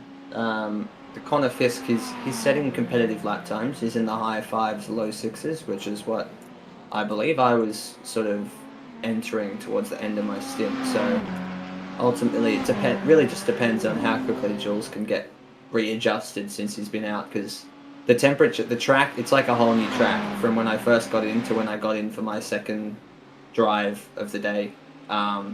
So it's the track temps are so high compared to early in the morning. 49. But it's yeah. Yeah, exactly. Well, yeah, I mean, early in the day it was about half that. You know, I was setting, I think I did a 2:02, and I was just struggling to keep it in the fives towards the end of that shift. It was cold. It was. It was. This will be about the peak of your track temperature. Most of the drivers that I had mentioned to expected probably about 50 Celsius peaked. Now we are about 2 o'clock in the afternoon, which would be your peak general time at the track. So all that sun that's shining in here. It's been partly cloudy, so you might not get the full sunshine in the mountains, Blue Mountains of New South Wales. So yeah, 48, 49, 50 probably will be the peak. At the moment, this might be the peak as Jules is trying to handle the machine quite well, you'd have to imagine, after he's come back on a heavy car and fresh tyres. 15 seconds and change down the road from the team that was leading the race for a long time. That's the number 4 car up the road there that's driven by Connor now. So that'll be interesting to see how Jules matches the pace currently at the moment. Yeah, it'll be very interesting to see. With Jules, it's more, you're not actually asking for lap time, you're asking for him to hold back a bit. So it'll be interesting to see how he goes, whether or not he takes some more. I can see he's already in the 5s on his second lap. I can guarantee you I was not in the 5s on my second lap of the stick. But yeah, as long as he manages to just try and tone it down a little bit, he should be able to bring it home in one piece for Martin to finish it off. Get back to you in 1 second. Keep letting everybody know at the moment, my friend, how it's all panned out while I just sort something out in the background. Yeah, all good. But yeah, pretty much as a bit of a rundown for anyone else who's joined now that wasn't here a little bit earlier, I qualified the car. I qualified it on full fuel from previous practicing, I haven't done a lot of low fuel running purposely for surrounding qualifying. So up until 9:30 this morning when quali started, I wasn't actually sure how I was going to approach it. So, ultimately I just decided in the moment I'm going to run quali in full fuel. That way then I can suss out the track temps, what it's going to be like in the race. I was honestly more surprised the fact that I was like third last in qualifying with a 4.8, 204.8, which is a reasonably quick lap time. So I made the split decision with Jules' help we'll just start it in the pit lane because, if we're last, why not give us a bit of breathing room in case something does go wrong. And then from there, like the first 2 hours, I was just banging out consistent laps. I think we went from like 48th to 20th or something like that. So solid beginning. Then we had Jules hop in. He had a couple, only I think 1 or 2 moments where it was a bit, whether that was mechanical, like his physical pedals, I think, were playing up for a second. But yeah, he managed to climb us up into the 10s, so up into, sub 20 position. I think we got to 15th after his stint. Then Martin got us from 15th up into pretty much the top 10. So it was just ultimately about, carrying on from what the others have done, and just pretty much setting consistent lap times it's sort of like going just beneath what you're ready to risk the car on. So it's all about pushing as much as you can without putting the car in a position where you're not sure if you're going to make it out the next corner. But yeah, so I was finding the dipper quite challenging just after the Peterborough skyline. Just managing to change the car from going right to left, while also, obviously, as the dipper says, it's a dipper. So that was probably the challenging part. And just into turn 4, managing to stop it. It was a particularly scary moment where I had a car that was pretty late on in that second stint, actually. It was a car that had, lost its rears and just went straight backwards into the wall, just pirouetted. I saw that on the pictures, mate. That was a heart and throat moment, of course, a Code Brown moment, because, we got the replays of that a few times over. You could check it back in the stream later, but exactly. Awesome. That, and you had to lift a little bit there and choose a direction. And thankfully, so far, so good for OCE. You've, in those incidents up the road there, you've just happened to kind of a little bit of luck, always a little bit of luck in the mountain. And of course, I felt for you. Once again, that was 1 second earlier, my friend, and that could have been a T-bone moment. That could have been 15 minutes in repairs. Yeah, that would have been race done. Well, obviously not completely done, but anything performance-wise. But yeah, I literally came around the corner, saw that car rolling backwards into the wall, and I had to stop myself from slamming. If you slam those brakes into that corner, that rear is going around along with that other guy. So it's about trying to put enough pressure to slow that thing down, but not enough that the rear comes around, because that was, I think I had the rears were not facing the same direction as my front wheels were in that moment, but it was about trying to stop them from going completely out to make that corner. So I narrowly fitted through there. As far as I'm aware, I'll obviously have to check the replay later. But yeah, that was not a fun moment at all. But you know what? What doesn't kill you makes you stronger. Oh, absolutely. What doesn't murder you in the mountain makes you stronger, of course. And you survived that one. Drive to survive, of course, is what it is in an endurance race. You can look at some of the other teams that were way up the road from you, of course, my friend. But unfortunately, they got involved in some of those collisions that weren't necessarily their fault, because they were just in the wrong place at the wrong time. Now, going back to that one, my friend, when you came out of one of those pit stops, what I was really, really impressed with, I don't know if that was just the luck of the draw, you came out in clear air. I'd look at that track map at the moment you can see on there, and at the moment you can see Jules in that track map, he's got a bit of traffic up the road, but you came out, mate, and it was almost like you were in one sector all by yourself. Nobody else was around you. And I think I was chatting to some of the other OC members at that point going, how would you be feeling at that one going, am I actually in this race at the moment, or am I in a practice session, or am I DC'd? Because you had nobody around you up and down. You could just put your head down and put some grilling laps in, which is exactly what you did. Yeah, there's nothing more relieving than seeing a clear track in front and looking and finding out you've got a bit of room to wiggle from behind as well. So that definitely did help me keep my calm. And yeah, just pumping those laps was really critical to hold it on for Jules and Martin. Who obviously will be. And you pumped them in, mate. That's the reason why you're currently at the moment P3, P4 on the timing table. But yeah, it's a great thing as drivers to be out there and you can just concentrate, right? You don't have to worry about traffic. You don't have to worry about anything else. The fence is there always in Bathurst, but you were just focusing on your own drive. You're putting those banker laps in over and over again. You don't necessarily see it in an endurance race of 12 hours how much that makes a difference, but it did make a difference, because it's currently the reason why you guys are 33 positions gained up. I believe we have somebody else in the chat as well, so we say do, hello. we do. And just let us know who you are at the moment in chat there, so they can hear your voice and tell us. Yep. Fusion, pretty much. I did a lot of practice with these boys for the 12 hour, and yeah, that's about it, really. Now, Fusion, are you racing this evening? No, I'm not. No. Just here to get my support on for the boys, All right, so have you been jumping into many of the teams there as basically a spotter, or there as an engineer? Have you been helping the teams tonight? Not yet. No? I've just been through all the chats, making sure all the boys are hyped and still keen for the 12 hour, ready to 3 hours to go, just got to push to the end. And they're all doing pretty well by the sound of it. So yeah, Fusion, mate. Yeah, if you're a cheer squad, mate, right? You're cheering for the right teams because they're doing a brilliant job. Absolutely. Yeah, of course. And just as you recap, maybe I'm only be broadcasting this one here on James's broadcasting network for the OC Racing Team Bread. But if you chat to the other lads there, overall everybody's up and up. Everybody's essentially inside the top 10 now, from starting way outside the top 10. Any one of the teams that impressed you most? Like, what's the chatter you heard from the teams? I would say, honestly, Bathurst Com 3 with Kiwi and Confirmed. They're doing some pretty good laps, just about to their pit stop when I hopped in. And, they were just pretty excited, pretty keen still, you know, banging in some good laps and just having some fun while they're doing it. So I think that's the spirit you need, you know.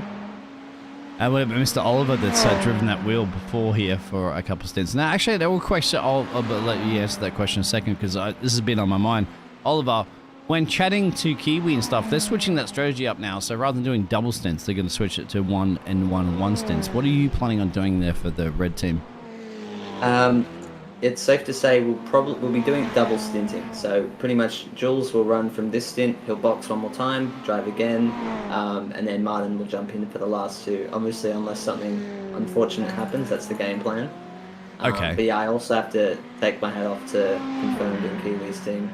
They've coming into it, I would say they probably weren't the most prepared, just on the fact that some of their drivers haven't done as many laps. I think one of their drivers, Eckers, didn't even realise the race was on today. So for them to be going this well it's really a commendament to their just their driving abilities. And before today, for them to be, I would have, without throwing them down, I hope they aren't listening right now, but I would not have thought even a top half finish for them was particularly likely. Whoa. But they have they have gone well and above and beyond.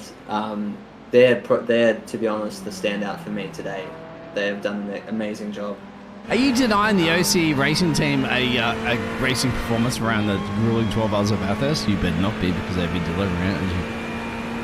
That's what I'm saying. They always say you out of the 3 teams, in your own backyard, mate. All right, this is your backyard. You do not do that. Yeah, but no, I would say they are definitely the standout today. The only incidents, as far as I'm aware, have been them actually avoiding incidents and being collected in the process. But yeah, they have done it. From what I've heard, they've done a truly amazing job. So all the teams have Fusion as well. Looks like the Ferrari's a car to be in. I believe all the 3 teams are racing in the Ferrari. Is that correct? Yeah, Sure is. Yeah. It's actually, Jules, who's in the car at the moment, he will not drive anything but a Ferrari. When there's an option to drive a Ferrari, he's in it. So we all sort of just got in the car, felt it out, it felt great, so we just kept on with it. But yeah, I think a few drivers were keen to drive the Audi, the Porsche, or even I don't think the Mercedes was a fan favourite, so that was stayed clear, but definitely the Audi and the Porsche.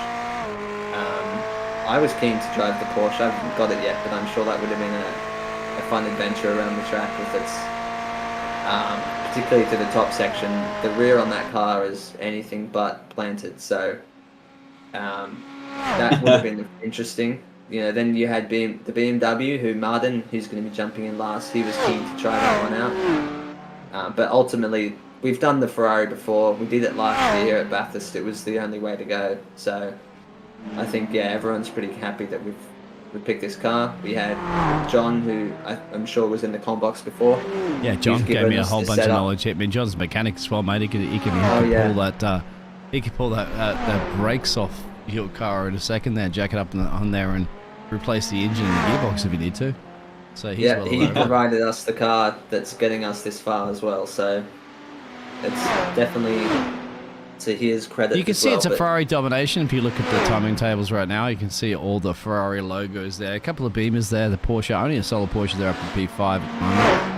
And then you have to go further back there for another Porsche and Mercedes, and unfortunately the Audi's down there in P20 and 21. And you have to see all the rest of that one, but it is basically more of a spread. You have to say a majority of it has been Ferrari. Ferrari have been paying off at the moment for sure. So if anybody is going to be racing in the Bathurst 12-hour event for the other time zones at the moment, you have to be looking back at these ones, the first at least time zone event here for the splits for the Bathurst 12-hour, and go, well, I'll tell you what, maybe I'll be having either pizza on my pineapple on my pizza or not, but I'll tell you what, I kind of would like to be at a Ferrari around Bathurst right now. It seems to be the machine to be in. Bit of a moment here from Claudia. That's running at P28, and that's not a... That is your Porsche. Let's see what's happened. 13. Yeah, it's a little bit too deep, isn't it? Down into That's exactly what happens when you're in a Porsche. That's exactly what happens. You know what? I just got a call from Porsche saying we were about to give you a car as a sponsor, but now that you just talk trash about a car, Not we're not anymore. going to give it to you anymore. All right. That's okay. Ferrari's doing me just fine. So. But Ferrari, parking, you'll be parking that car, maybe, mate. I tell you what. Right now, did you feel that there's a possibility once again of tasting the bubbly stuff on a podium? Because now in P4. Oh look, I mean, I didn't think P4 was an option, so you never know, do you? But yeah, as I said, I think as far as performance goes, I don't think we can push it any further. It's just going to really depend on what the other teams do and whether they crumble in the last few hours. But you know, never say never. There is obviously still a chance. I think P1 is only just in front. We pretty much clawed our way back from nearing being lapped, 2 laps down to essentially being on the lead lap. So that alone, you know, is pretty good achievement. But yeah, the Ferrari, it just seems to be the most well-rounded car around here. You know, the BMW, like, it seems to have the mid-corner ability, so as they don't, towards the end of the track, particularly the back straight, it just doesn't seem to have the speed you need around here.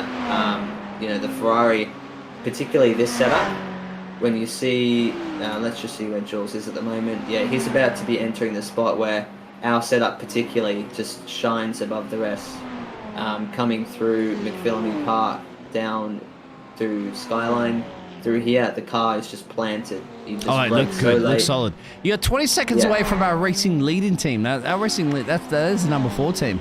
They've been leading this for, you'd have to say, 90% of this race. They're currently running at P3.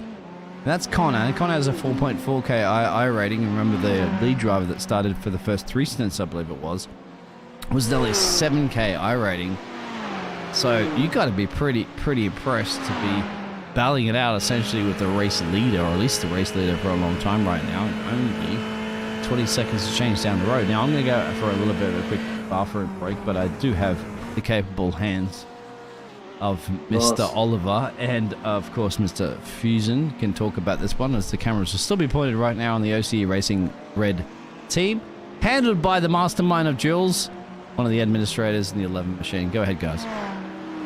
Yeah, well, as anyone would know, Fusion he has put in quite a few hours helping us practice for this event. So, something has happened. Oh, crash it! Let's see if Jules avoids.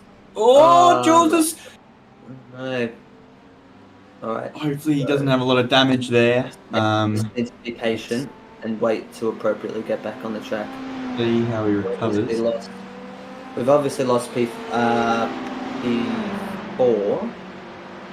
Oh, he's gone for a tow. Right. Obviously his wheels came off or something there, so... Well, that's a bit unfortunate. Hey. Oh, well. Let's hopefully we can have a replay of that when Biggles gets back and just see what's actually happened there to the OCE car. Yeah, that's a bit annoying, hey.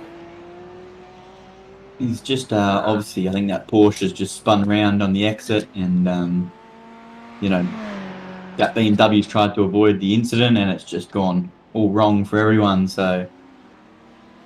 Yeah, that's good. It's not ideal. No, it's not ideal at all.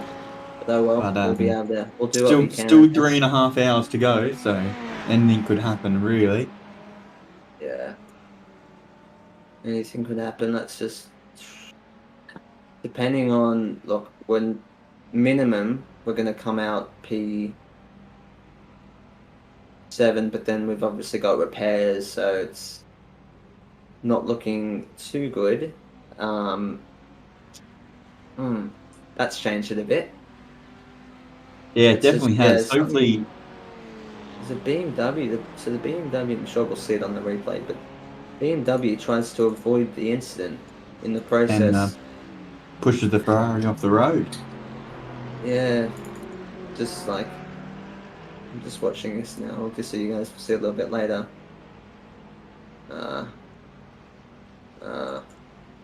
Jules, unfortunately, I think Jules was just hoping he'd leave him some room.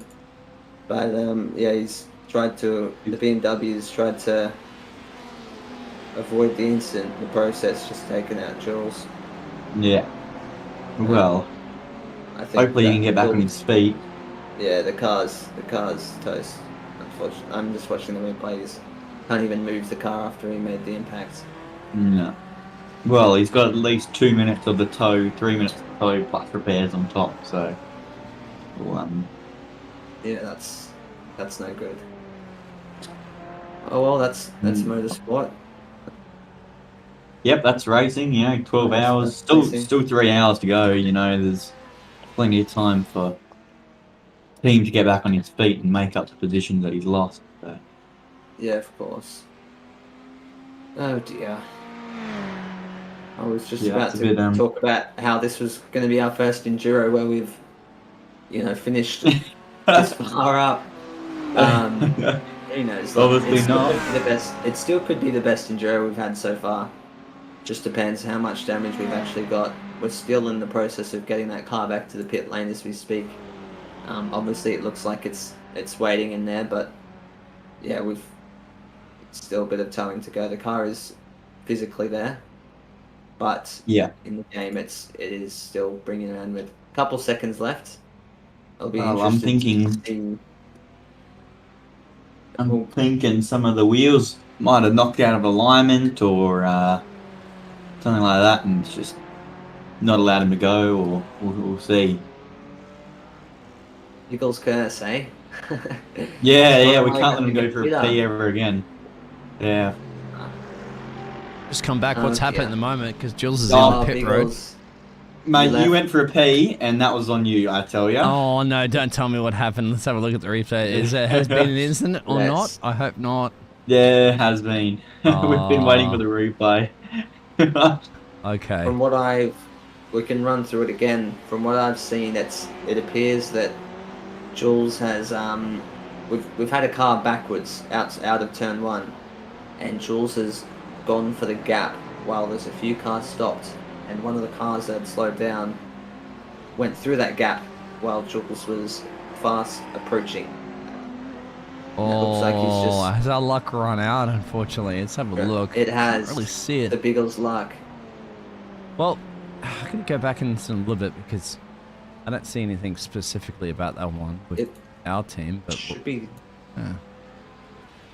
should be the beginning of lap 242. 242. So that means Lewis has had a crash. Let's have a look. Let's swerve around. That's the 999 car. Now, that's it. In the fence. Look, we are still P6. And where is... Yeah, we're going to keep an eye on this one for a second because there's more action. Might not have been this case particularly. I don't think so. Yeah. We'll have a look because there's also a crash there with Lewis. Oh, that was what we just looked at before. Don't think that had anything to do. No. And I'm just trying to scroll up. So I actually, believe it or not, don't have it in the. We have an Oliver passed here. This is a little bit earlier. Let's shout Julia. It says Oliver, but that's actually Jules. Oliver, you're right now. That was a pretty... I'm going to be honest, at that moment, if he didn't back out, I was prepared to run him into the wall. So, that was the mindset. I was wary that he was on the outside. I'm not getting any information, unfortunately, from this one. Just the fact that... No, it's crazy, because all I see is this overtake here. That's not even an overtake on track. So, nothing's in race controls telling us what happened. So, what? No, nothing at all is showing as the reason why Jules is going to pit road. We're about to lose P6, so we have about 3 laps before P... So we'll essentially be P7, and then we have 3 laps from there. I think I found it. I don't want to see this, but I think I found it. Here it is. Uh-oh. Has he found it? Ah, here it is. He's found it. Too. Now, let me go back, and I'm just gonna rewind this one because it's not showing up in race control, but unfortunately I'm gonna have to do it the slow way. And there's a pilot. What was that? Out of Hell's Corner? Let's have a look. Turn 1, Hell's Corner. Let's have a look. So here it is. Jules crossing the line, all cool, calm, and collective there, and then this is where it all goes pole-shaped. Yeah, because he had to avoid that collision. Boom, and nowhere to go, unfortunately, and is said facing in the wrong direction. Well, I think I have to say, guys, we were lucky. Look at that car go up into the... We were lucky to avoid a lot of those collisions, but, you know, it's inevitable, isn't it, in a 12-hour race that somewhere on the line... a mistake up the road's going to happen to cost you. And Jules, I think that was a clever tow, right? Because, you know, you got it all the way. That's the first, that's Hell's Corner. You got the rest of the mountain to go after that, don't you? So, yeah, exactly. That would kind of be silly to try to drive your way around there. And with the damage, we don't know how much damage they had, but obviously Jules is sitting in the pit road right now. I'll go check for you. I'll be back. Yeah, you can check. That'd be fantastic. I'm sure they'll be a little bit upset, but. He's still got 3 hours to go. Remember, I don't think they planned on being from P42 up into P essentially. 3 was the highest place that they went. And they'll drop him down a little bit at the moment, but not that much, you'd have to say, considering it's an endurance race. You got to feel right, Fusion. You got to feel for it. That happens, right? But then again, nothing that they did wrong. Nothing that Jules did wrong. He was just in the wrong place at the wrong time. Oh, I think that's actually worse, if I'm being honest with you, for Jules. Like, you know, I think if he did something wrong, he'd be able to come to grips with it, because it's someone else that's done something wrong and he's just walked into it. I think he's going to be really disappointed. But, you know, it happens. It's racing. I'm sure he'll get back on his feet and bang out some good laps. Mate. Absolutely. This is the OCE racing team. They always have. Going to come out swinging, I think. See if we're going to come out in a second. So the repairs, we'll see how much time there is. Yeah, you drop a few. That's for sure. All right. Oh, so I've. Yeah, this Oliver's back, my friend Oliver. What feedback have you got? Gone to the garage. Hopefully, we should be able to come out in P7. We've got enough repairs that we should be coming out somewhere between. 7th place to 10th. So we will still be in the top 10. You're in 10 currently at the moment in pit road. Now, have a look at 11 on the track map. That's a little bit further back, so I can't even see 11. 11 that's going through almost down the Forest Elbow right now.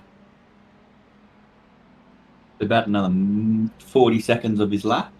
Yeah, true. So that's a whole stretch down as they're going to make their way down the Conrad Straight. You can see right now that Jill's in the P10 position, sitting there in the garage. The 11th is actually right there. I'll show you where the 11th place is, and that's Owen here. He's got to make his way. A bit of traffic around this driver as well. Now Jill's has got to hopefully get the power down, get ready, because that 11 car is going to be coming up very close to the final couple of corners soon. Jill's going to be exiting the pit road too. I think he might very well lose the P11 at the moment, my friend. Yep. Yeah. Just not quick enough. Yeah, I'm just checking. Your telemetry is a bit more updated than the in-game one, so yeah, it is looking like potentially P12 or P11. Well, P12's coming around the chase right now, and you're still in pit road. May lose 12. Is he 3 laps? Does your thing say 3 laps behind, or what does that say? I'll pull it up in a second. Yeah, 3 laps behind. So yeah, it'll unlap themselves essentially at this point. Yes, you're right. Okay. I can hear the engine roaring. So hopefully we should be able to go soon. Yeah, Jules there we go. We're off. Yeah, he's like couldn't be done any quicker. You possibly can, but well, that's a lot of positions lost. But that's not that bad. You'd have to say with 3 hours to go on the race and. Anything that has happened to the race leaders before in the past, so yeah, get your head down. But is that a fully repaired car now? Is this like a brand new out of the racing garage, or how much damage do you think is still here? I believe he's done the bare minimum repairs, but it does look like it's in pretty good shape. So I'm not sure if we've snagged something extra there. Let's ride on board, and you can give us a perspective if you are watching the pictures that I'm looking at, and I'll pull up that lovely dashboard information to get the speed. Now you can kind of give it a feel, my friend Oliver. You've been driving this car. Let's see how Jules is going to handle it right now. Look, I will say for cold tyres, potentially high fuel, he's taking it with a decent amount of speed. So I think I'd be fairly confident to say the car's in decent shape. Yeah, where are we? So we're P9 at the moment. 20 seconds to P8. What we've got to be worried about is that P8 car. Their racecraft isn't anything spectacular. Quite a few, we had a bit of trouble getting past them, and obviously other cars too. So, but yeah, back to the car, it does physically look like it's in pretty decent shape. So we've just got to see as well, figure out. On the car right straight, mate, what would you be peaking before your braking point down to the chase? Is it 240? I think Martin was looking at 273 for me, but whether or not that was... Well, you got 270, yeah, 273 right 273. there. Yeah. There we go, so that's looking... That car must be in pretty decent shape then, hey? I don't believe he's filled up, so we're still running as planned, which is a good thing because yeah, he'll finish up this stint, probably do another one, and then Martin will jump in. So we should still be reasonably on track. Martin will just be able to add in a little bit less fuel towards the end. So, you know, I mean, how is not P7 a couple laps ahead, or are we sort of with them at least? P7 at the moment, I'll give you gap to lead. Oh, sorry, my apologies. Gaps there. That's what you do when you do broadcasting for 8 hours and but almost 9 hours. It's okay. I should be used to it. But the gap overall, there it is. So you are a lap, 5 laps it says down, but so is the car up the road 5 laps down from the race leader. Yeah. So I mean, look, we could get up. I reckon I have faith we'll be able to take P8, and we'll just be working towards P7. They're a very quick team. The Flying Farts, as they're called. They're a decently quick team. They had an incident probably reasonably early on, but they were top 5 from pretty much the get-go. So to catch them will be an interesting. Will be interesting. Oh yeah, to see man! if we Flying can. farts broke wind, and believe it or not, the car that's behind you is driven by the 123 car. I have spent a lot of time in the pit road as well, so they've had some damage to repair. They've been here for 3 minutes at least and change. You guys spent 10 minutes on those repairs that you had to do, which is long repairs that you've ever had to do the whole time. That means that'll bring the 6909 car into play there. So Red Mist Racing will go up behind you guys, but there's still a bit of a distance down the road, so you got a bit of breathing space for Jules to get it on, do the OCE magic. Yeah, and I guess that's what's important, making sure Jules knows there is breathing space, so there's always something he can leave in the tank if needed. But yeah, as I said, keeping Jules from going quicker than needed is half the challenge of actually getting around the lap. So as you just saw before, Jules is desperate for that P3 slot, and unfortunately it's just come slightly undone.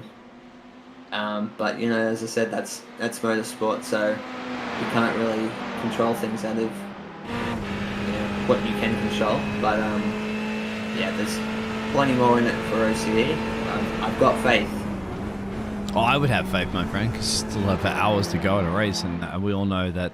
Just like that, in a heartbeat, just coming around a corner, a bit of traffic up the road, bang, damage, and that's 10 minutes in a pit road that you didn't plan on expecting. So it is what it is. The mountain that can be cruel.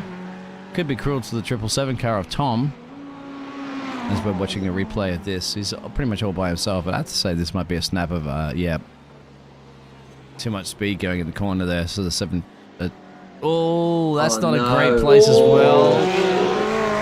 Now you gotta sit here, and then thank you very much. And that, I know it's painful for the drivers, and GG's for you, Tom. Nobody wants to see that happen, but I think that was clever. There's no way you're gonna get out of that. You're in a dangerous situation. You had to give a tow. A tow is gonna cost you a ton of time, as you're all aware. But it's more admirable as a driver. It's more honourable as a driver to do the tow than it is to risk destroying all the other drivers isn't it? As you guys know. And in the process of trying to do like a 5-point turn, you could very well. That's what I mean. You collect a few can't other do it. drivers, We were talking about this before. It's at the top of the mountain, a blind corner. Yeah, I mean, even if you were to manage somehow to pull it off successfully, I tell you what, you know, even that, it probably almost would have cost you as much time as a tow to go back to the pit road. Anyway, but I'll tell you what, the car up the road is going to pit road. That's the Ferrari. That's the P8. Now, you guys may very well get this position back in a second. We'll have to keep an eye on the number 1 car, whether or not they're going to do a simple in and out pit stop. Driver swap. Definitely. So Daniel will go into this car. Where's it going to bring us? Jules got past. So there you go. Jules has passed. Back up to P8 now. There you go. Just give me 1 second. I'll just have to quickly double check. But you did say that Jules did not have any gas on that pit stop before, so just a mandatory repairs. He didn't top up. Did not top up. That was a 10-minute pit stop as well, too. 10 minutes 43 seconds overall. It was a lot of time. But an endurance race is not that much time, considering you have 3 hours remaining. And Jules is looking pretty comfortable in this car right now. You can see. He's alone on the track, which is kind of a good thing. You can see he's got nobody. Just a little bit behind him is the number 5 position, the Virtual Racing Peru team. But I don't think they're going to want to be put up too much of a fight. And they do get close enough, of course, to the OC Racing team. Jules is not going to put up the fight. Let him through. And battle a little bit later on, perhaps. You can see that car in the background. I have to say, yeah, Jules may be... We'll see how much of an exit that the number 5 Virtual Racing Peru team, you can see in the background, are going to catch Jules down the Conrod Straight.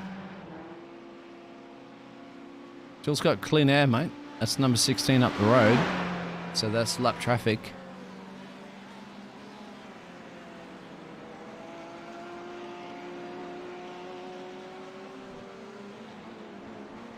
I do believe we have Chris, a few other people in here at the moment. It's getting jam-packed. Thank you very much, guys. I get a little lonelier in here in the in the casting caravan, just trackside here with my tent folded up.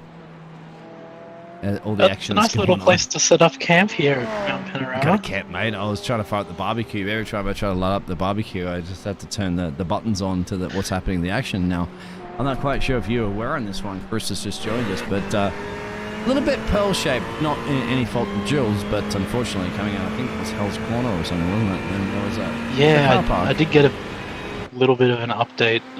We got the stream going as we were sitting in the other car in Team Green. Your heart always sinks to hear. These guys are going so great. I think we're lucky, mate. You got to remember, we've almost 9 hours into this race, and believe it or not, touch wood, you have to say the OC, pretty much all the OC racing teams at the moment have not been really in a collision with other cars.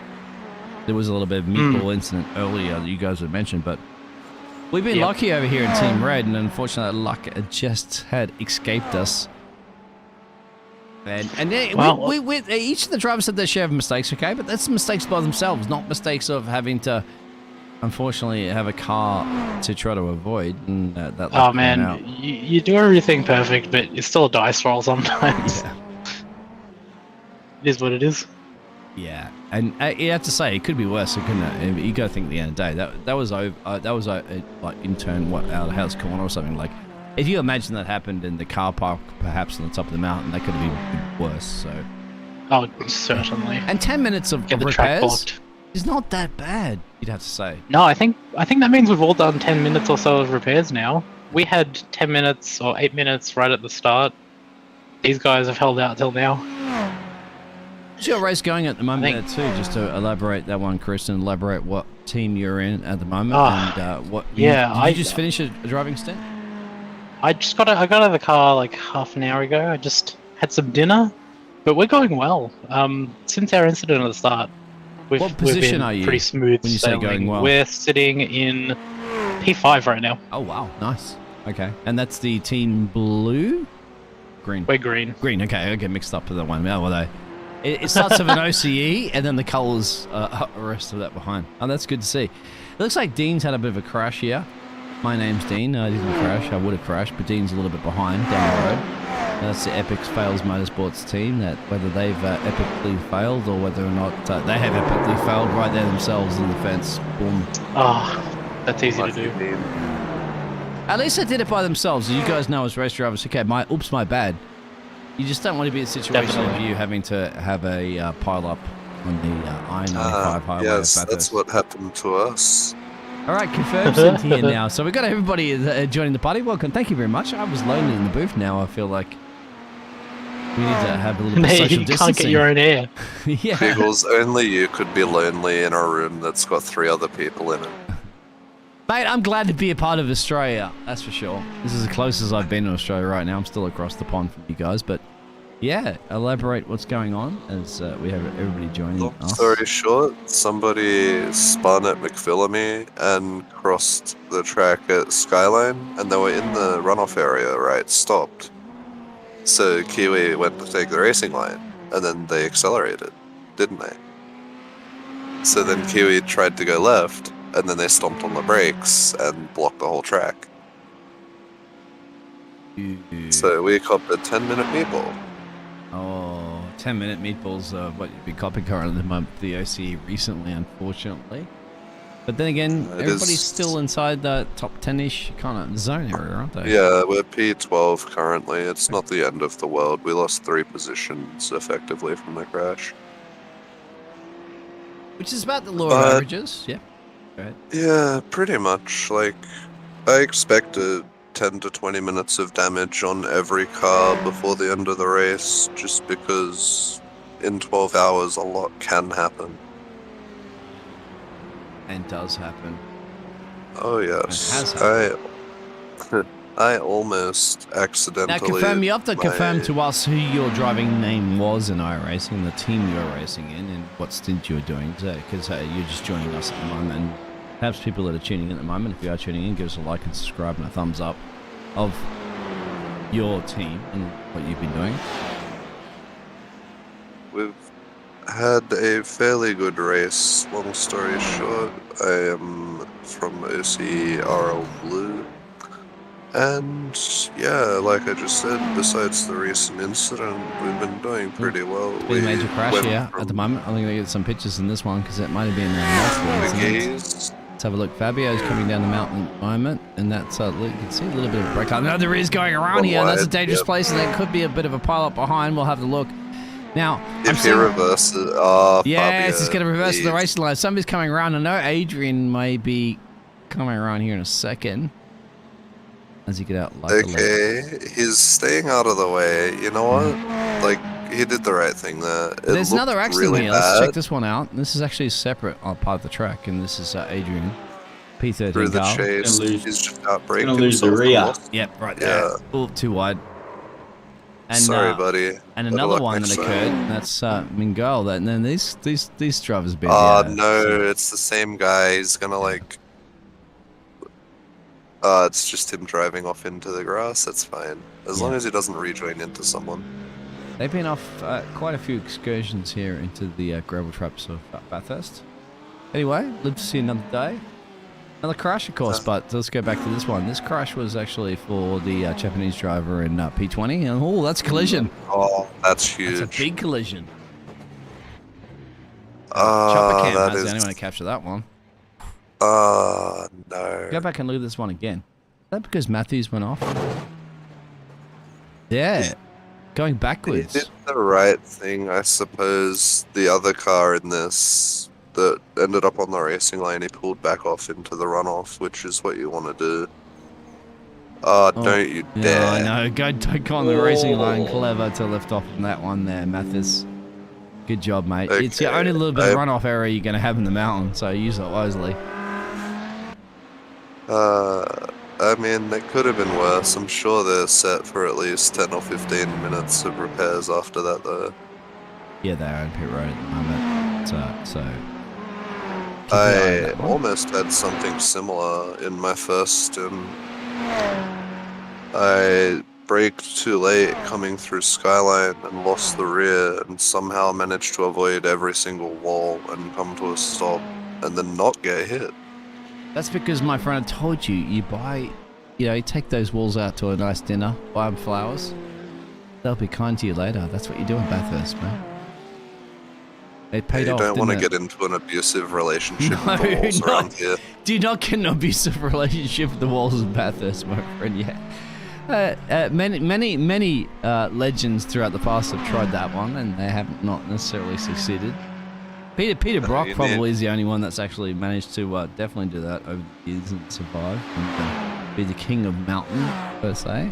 The V8 supercars. You can't channel any Ross Chastain vibes around Bathurst. Jules is doing a fantastic job after that moment, after the repairs. Just got his head down there and just delivering the results. Fantastic. I wonder if Jules had mentioned to us before in the chat, and you guys weren't around necessarily, but I believe Jules is in his full racing kit gear, so he'd be sweating. It's quite hot right now in Melbourne, I think it was, where Jules is. The man just wants the immersion factor. I wouldn't be surprised if he had his bloody helmet on too. Yeah, I can't say full helmet, like, Mark Webber, like, I'm sorry, dude, I just vomited my helmet, but... Grew up in my helmet, but I'll keep going because I'm a fucking legend. Be careful of language, my friend. We're on James's broadcasting network. Sorry about that. Right. It's okay, I got the beep. It's a day late, dollar short, doesn't matter. It's all good. So the virtual racing Peru team are boxing up the road from P5. Keep an eye on that one. That is the P5 position on your dot map. If you look at the dot map at the moment, that's on the time. That should be a fuel stop. Yeah, it's pretty far away. I think they should be able to go in and out, pending there's no extra repairs or whatever they'll be conducting on that car. The car looks fine. Yeah, they're back it's out just again. fuel and tires. Yeah. So we won't gain that position, unfortunately. Jules makes his way back down the depot. He's got some traffic up the road. You can see on the track map at the moment. It's 16-17. That's lap cars. P7 on the track map is really hard to spot. It says P6 there up the road. P7's just gone through Griffin's Bend. Yeah, so a bit of a spread there, isn't it, between P6 and P7? P5's behind P7 as well. So everyone's out of bloody order, but it's they are fine. way out of there. That's what's caught me off guard there, because you kind of think P6 would be ahead. We're what, P7, 9 hours not. deep into a 12-hour race?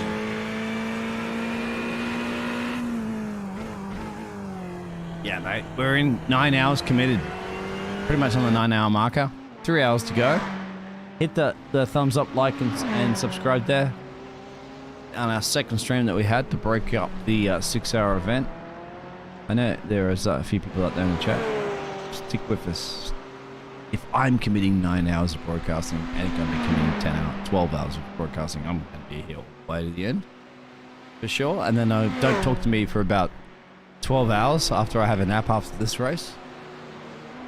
As I'm sure you guys will be as well. What time is it in Australia currently at the moment, local time? It's 6:44. Okay. This is the reason why you chose to split too, isn't it? Because it's kind of the best time zone. The other ones are a little bit later. Earlier per se. Yeah, with Kiwi being a Kiwi, you have the issue of him being 2 hours forward from us too, so for him it's nearly 9 o'clock at night right now. That's true. And with a couple hours and change to go, P3 is now boxing. Now, that's the P3 is the car that they should be in and out of pit road. They're the ones that were leading this race for the majority of the time. Now, they're the ones that had that 7K, 6.7K, I think, iRacing driver on their team. So what, is 6.7k into 800s or what? Well, they had the 800 iRacing driver on their team. They had to be, because the field spread is about 2.4k. Pull up the BOP. There it is. SOF, of course, that's the average iRacing for this split is 2.3. You got to think, you got a 6.7k iRacing driver. There's no way they're in this class of field. Ooh, almost a little bit moment. Connor comes back out. Connor at the moment is a 4.4k iRacing. But once again, they threw that 800 iRacing driver in there. That was a bit of a debate, wasn't it? That driver only came in for one stint so far.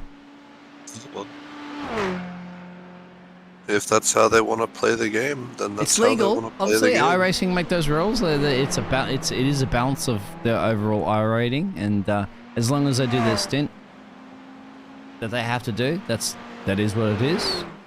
We can't complain and about at the end of the day, That's- there's if every it chance works, that the slow driver wrecks and causes them more harm than would have been having their own split in a competitive field for them. I have to say sometimes, my friend, that doesn't really mean they're slow. If you create a new, let's say for example, you're a great driver, right? Let's say you have If you want to if you have a 5K iRating, right? event, Then you create a new account. You create a new account, and then you Such is start life. again. You could, and you go, if you got a lot lower iRating than what you really are for your racing pace, that doesn't really represent it, does it? In the day, like, I wouldn't be surprised if you don't see drivers do that. bracket. Sorry. Doesn't matter what game you play, it's always going to be, as soon as there's competitive matchmaking, there's people that'll try and abuse the system for easier games. Yeah, and we're not saying that to this other team at all. No, of course. But I'm just it saying is there are what ways of happens exploiting it. I the just majority of the found time. one way of exploiting it right now, saying, if I create a new iRacing account, I could be Yeah, of course. I could be You're quicker allowed than to have everybody else in more the than field here right now. If I create a new account, my iRating would not represent Because my you can't pace. drive. I know that. I'd be less than 800. But then again, I wouldn't be behind the wheel. Endurance race. So, but P7's boxing. So is this a chance for Jules to get an OT and make their way up into P6? There's potential for that, 7. although he'd be getting P7, yes. Yeah, P7's the pit road, I have to say for sure. Because P7's entered pit road. There's Shane. 40-second pit stop. And they're exiting so right now. Oh, this is going they to be might close, even actually. come out side by side. Or there'll be a second or two up the road, depending on where their pit box actually was, and how long they have to drive at the limiter for. There's Jules. Shane's out Yeah, no, right here. he's clear. And there's, yeah. So you guys at least see him. At least see your opponent up the road now. But about 5.5 This is seconds true. of change. Although I can imagine that Jules is going to be boxing in about 5 to 10 laps time. Yeah, Fusion. I don't- He's been crunching those numbers in the background. Any information you're getting from when Jules will be boxing? Nope, not currently, but I'll investigate that for you. Good I'm on very mate. good The at racing leader's investigating. in. The racing leader's got a bit of a healthy gap, you'd have to say. And you see the one dot in the pit road. Jules is climbing his way up the mountain. Well, yeah, you see the P8 position that Jules is in. That's with that'll be the yellow highlighted circle. P7 you can see just down the road. That's the red dot. As they make their way down into the depot. Bit of traffic So- up the road too. Might come into play there for OC Racing Red Team. As he's now down to on just under 4 seconds. My friend of the Flying Fast Esports racing team. I can imagine that with them being on a full tank, it will be quite easy for Jules to catch and pass them. The problem becomes that Jules boxes and loses the pit stop again. But the other car's boxing as well to up the road. P3's in. Yeah, I can't imagine that they would be boxing later than 2:45 for fuel if they're still on sequence. So I went for a little walk out the OC Racing Red Garage, and the mechanics did say there's about 5 to 6 more laps till they're going to be pitting. It So does still throw the good, but it's strategy still out, left. right? Because the OCE team have been boxing a lot later than the other teams, but that little having to go visit the pit road for 11 minutes and change for repairs, it's maybe throwing a little bit of a difference in that. I don't think it's setting the strategy. A little bit of a mistake, I think, from Dean. This is where the reason why you saw some smoke, I think, on the screen. Oh, I did see that in the background. Yeah, that's Hell's Corner. Just Final one corner. straight, unlucky. Oh, Oh, no, there you're was- fucked. Oh, he's been hit too. Gotcha. Careful sorry, of the old Biggles. curse words. Here it is. That's I'm Australian, I can't help it. I know, that's this car here behind that, I think. This is another incident actually down the mountain. Ooh. He's gone to... Oh, that's bad. I'll be Now right this back. 06 car, my friend, you guys were even like following them before. They have been into the walls a lot. I'm surprised at the moment they're in P24. Somehow they're making some magic work.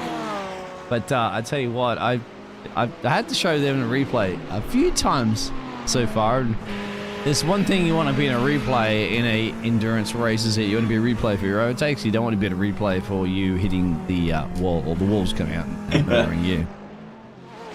Yeah, that's true. Bit of duct tape and zip ties can always fix the car, though. You know? Yeah, exactly, mate.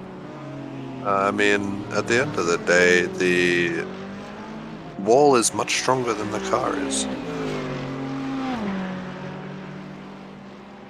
I'm probably gonna jump off and run back to see if Kiwi needs any help. So it's been fun chatting. Thank you very much for the update. Everything's going on.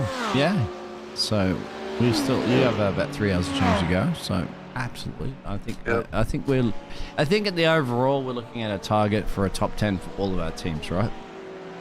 It's basically it, Biggles. Alright, you have a good one. Look after yourself, mate. Take care. Good to hear from you. Go ahead. We had a cozy little com box, and now everyone's just walked away, haven't they? Yeah, jumped in for a second, mate, because they're all hyped up there about all the incidents and everything that was happening. That's good to see anyway. I'd love to see it. Don't leave me alone in the com box. I'm glad you're enjoying me here as well, T-Fusion. No problem, mate. We had a pretty full tent there for a minute, and everyone just go. Full tent. See you later. We're camping here in Bathurst, mate. Yeah, all of a sudden it was like, hey, somebody threw a couple of snacks on the barbie, and everybody's like, all right, let's have a feast. And then, of course, the food ran out, and then everybody's just departed us. Everyone's gone. Yeah, gotta go feed, you know. It's hard work being a sim driver, mate. Get a bit of a snack in there. As you can see right now, climbing up the mountain there, Jules has got a couple of cars up the road there, lapped cars. Oh, one of them is not, I think. No, one of them's not. You're right, actually. Right, you're correct. So that'll be the mix there. And Jules going to patiently find his way around. Now, I'm sure, is it lap car between Jules currently in P8? I think so, yeah. I think it's the Mercedes. No. It's the one ahead of him. This Mercedes is the lap car, and the BMW is the car in front, which he's going to have to overtake. So that's the orange machine up the road. So that's it's 1.2 seconds you can see on the time in table. Yeah, so he's got to get past this orange machine. Ooh, Forest elbow exit will be the key, because the chase is coming up, and we all know the OCE racing leagues can handle the chase quite well, my friends. Yeah, definitely can. Good. Not going to send it there, but he'll send it here. Ooh. He's going to get the good exit. He does it. Gets it on the Mercedes. Beautiful. But Jules is thinking more about the Flying Farts team up the road there. It cost a little bit of time to him. That's P7 just there, but at least Jules has managed to negotiate that back marker and work on that. And of course, the Flying Farts racing team in the BMW needed to negotiate that car, as you can see, making their way on Hell's Corner. Oh, he's been pretty quick, Jules, in this car. You know, a 2.5 behind him on the car. That was it. Just like that. Yes. Let's have a look. And this is Jules. I think they had to go. Yeah, look at this. He's backed off big time because I think there was traffic there. And Jill says, "Thank you very much. I'll take that any day of the week." I didn't see that coming. I didn't see that coming at all, mate. I was preparing for it, but that was already done and dusted. Look at that. And the lap car is ready to go, giving him a good little gap there as well. Jules doesn't mess around, my friend. At all. He definitely does not. Now he has that car behind him, and that's the Flying Farts team right there. That's the Merc. They just managed to sneak on by for Hell's Corner. I was looking at the rear wing there of Jules' machine. It's not just Jules' machine, of course. It's been Oliver's machine as well as Martin's machine. Oh, he just drops him through there, doesn't he? It's very stable down the hill. This They did Ferrari say they is. had so much pace down the mountain, didn't they? As It just Eugene looks- out there, it said only 3 hours to go. Not to brag, but if I could make it to crash 50 times in that time frame, yeah, I would as well too. Ian. Gotta leave it to the legends of Australia and the OC racing team to handle and challenge the mountain. They know it better than us, Ian. They're Aussies. I'm an Aussie, my friend, but I've been out of that country that much. I really can't class myself as being a challenger to the mountain anymore. Leave it up to you, gladiators. I'm surprised you're awake. Ian's in my time zone as well too, so we're probably cracking at 3-4 o'clock in the morning at the moment if you're in the Americas.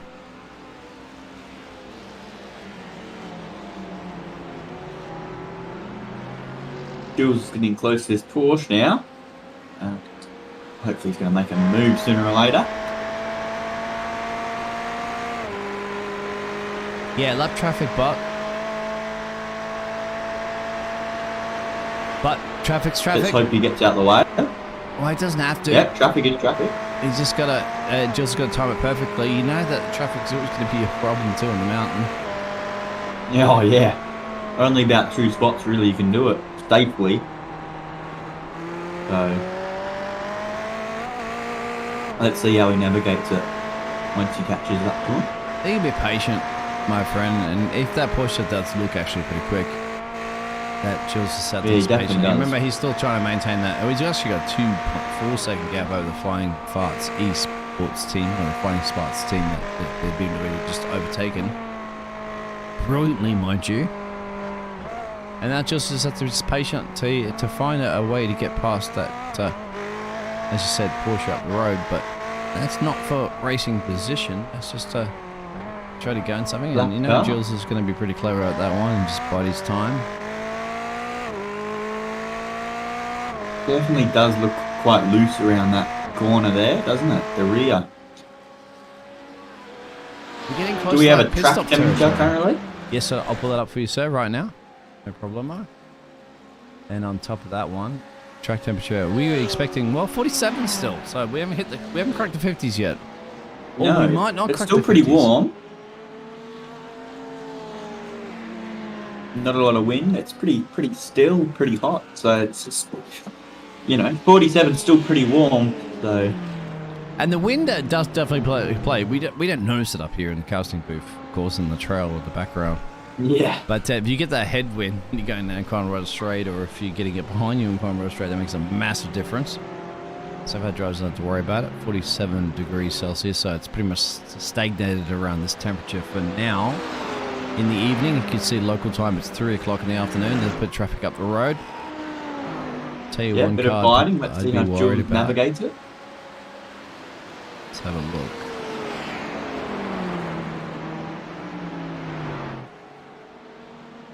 Definitely getting closer now. He is, Jules.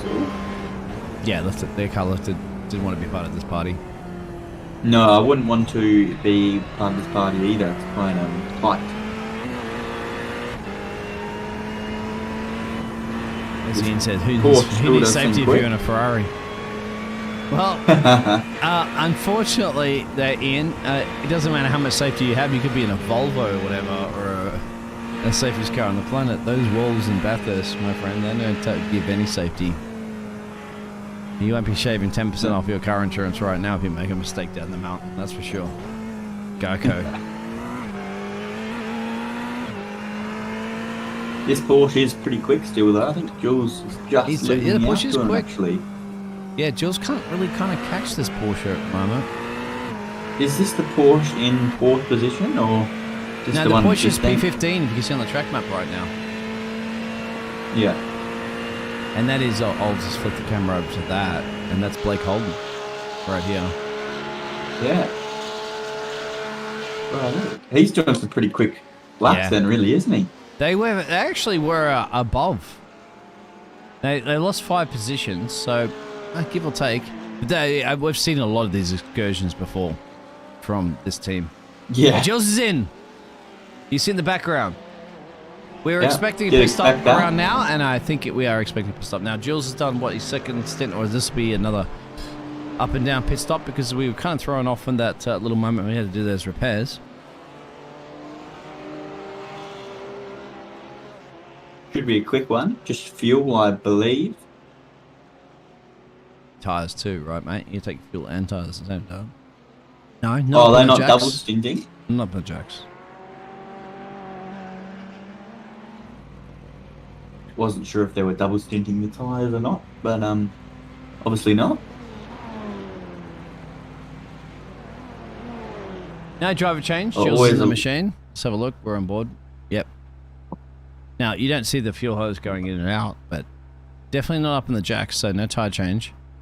It should be quicker than what I would think it would be. They're at 44, 45 seconds. Maybe taking a there's little the bit of jack. repairs. No, it was down the jacks, right? Yeah, it went up. It went up. So it was definitely on the jack. Now yeah, up. it's gone up. Oh, they're taking repairs. Yeah. They've elected to take some repairs because they were 40. That's 40 something seconds into the pit road before they even got it up in the jacks. Now back out. Oh, there we go. That's a costly pit So stop. maybe he was having some issues though. Maybe he thought he had some damage and he wasn't happy with it and get it fixed. Nothing wrong with that. Well, my friend, they were suffering a lot of damage from the start, and what they were doing is chipping a little bit at a time to those repairs. Of course, that Well, it does look massive a bit cleaner. 10-minute repair has hurt them, but we'll see, because luckily at the moment Derek behind them, P10 has boxed, so might have brought him a little bit of time not to lose that position, so currently at P9. Jules come back out. Straight back in some traffic. Yeah, they had the lucky break before getting no traffic. I mean, it got stuck in a bit of traffic. No, I have to say they had those repairs fixed. Look at that. There is no massive damage. It looked brand new. Yeah, so that left-hand side that was all scraped up and damaged a little bit earlier. That's the right-hand side. And that's looking good right now, so I have to say that's repairs. Because they're clever. They know that there's about 3 hours left in this race. And, hey, you got to have a car that can drive fast around Mountain first before you worry about doing OTs. Well, there's no point in risking it, you know. Just that extra 10 seconds in the pit, you know. Just have that bit more aero downforce or a bit more straight line speed, you know. It's all counts. And in pit stops, which I'm trying to get you an idea on those pit stops. I'll pull that up in a second. So here's your pit laps. So there it is. Lap 259. You just look up the leaderboard right now. 253, 245, 254. Yeah. So Kiamasos will have to pit probably another 10 laps. And they'll be in 10, 14 laps. Yeah, and they're 19 seconds down the road from them. So that should be a gimme to take that P8 back. Yeah. And then everyone else has relatively just been in the pits and came out, really. Absolutely correct on that one. 254, 255, yeah, that's pretty much that, so. They're battling currently at the moment, as you said, probably for about a P8 at this point, and then try to, at some point, looking at unlapping themselves to the flying farts in P7. How that pans out a little bit later in the race. Yeah, well, we gotta hope, you know, no more incidents, you know, just clean run to the end, and hopefully Jules will pick up some spots as well as Martin, who's getting in the car a bit later, I believe, so. Yeah, Jules has done his pit stops, that means Martin will be coming in next. Now, 2:36 to go. Will Martin be doing the final 2 stints? May very well be the case. I do have some insider info. I'll have a look, because I think they might be. Yeah, everybody's done 2 now. Yeah. Oliver's done 4 stints. Jules has done... No, 5. He did 5, didn't he? 'Cause he did Oh, the no, first Oliver one. did 2 at the start. Oh, no, he did qualifying, sorry. Yeah. Yeah. So he did 2. Went to Julesy. Julesy did 2. Went over to Martin. Martin's done 2. Gone back to Oliver. He did 2. Julesy's now on his 2nd, so he's looking to do his 2. And that means the only driver left would be Martin. But with 2 hours and 36 minutes to go, could there be another stint, perhaps, there to go back to Oliver, or not, would be the question. I'd say no. I don't should think be, so. Yeah, it should be back to Oliver because. I'm looking at their plan here, and it's just Martin for the end. Okay, that would From make what I'm sense. seeing Because here. we got to remember too that there's about 35 minutes to go, and Jules just came out of pit road, so he's got at least 30 seconds of racing to go, so he can get his way around this back marker at the moment. To exit out of chase, no problemo there for the 11 machine of Jules. Oh, nicely done.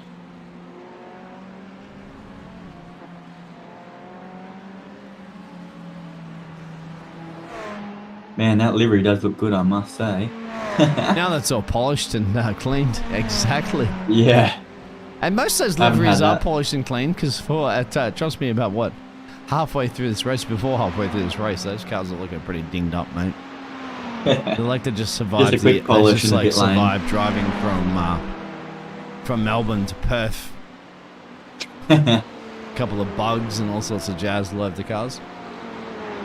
His car is close behind. Is he a back marker or? He just passed him. Behind Jules. Oh, did he? Yep.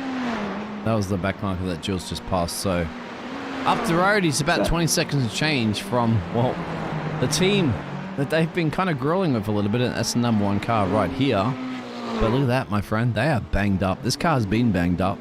This car's been defensed quite a few times, and we'll see whether or not the damage is going to cost them a bit of time, as we'll keep an eye on those times. They did a 105.3 last lap. Jules did a 206, but remember Jules came out of pit road, so he's trying to get the temperature back up the tyres and get used to it. Oh, have they crashed?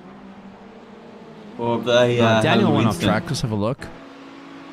I think you're right. You are right. Seconds there. You are right. There it is. That is a car up the road. Now it's an off track. It's not a crash, but that's cost some big time. Yeah, that was about 3 seconds. I thought time was big time. The time is definitely big time in this kind of racing at the moment. And now, what's the gap? I'll go back to live because it's still on the replay screen. That's going to be shaving time. 19 seconds, my friend. 19 seconds down the road. About 3 seconds, I think, there he's gained, which is a bonus, you know. Never going to complain about that. I'm telling you what, if you actually have a look at this one, we'll go over to that number one racing machine. It's dinged up. Yeah, and quite a bit of aero damage, I would say. Doesn't look healthy, does it? Does not look healthy. Look at the runoff area coming out of Hell's Corner. And that splitter, it's not looking ideal.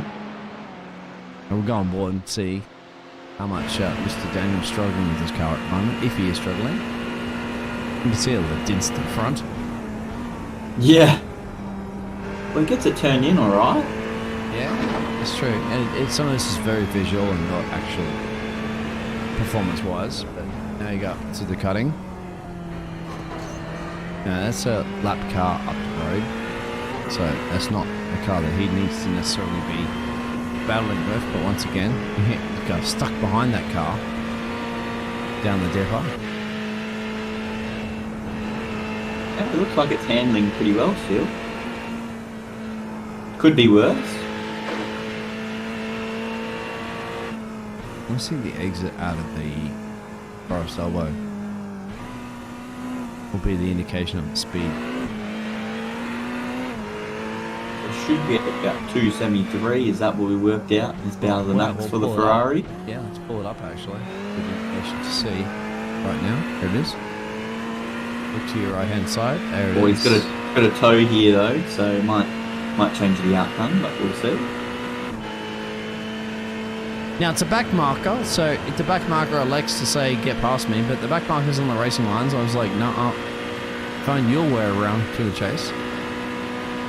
Oh, that's alright. 273 with a toe, so could be on the slower side, I think, maybe. Bit more downforce.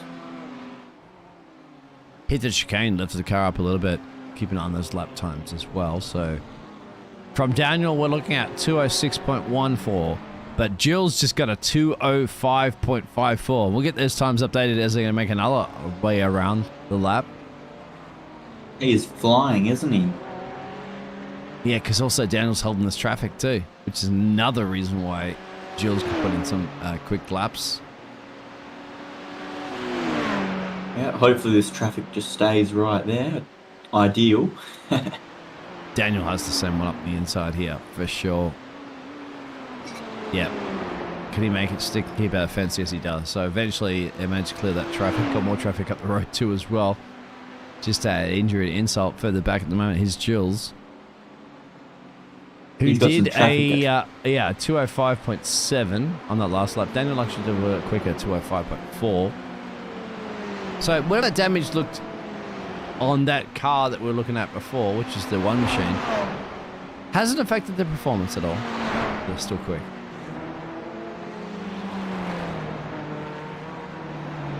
Bill's definitely still doing some good laps with quite a bit of fuel, so pretty impressive.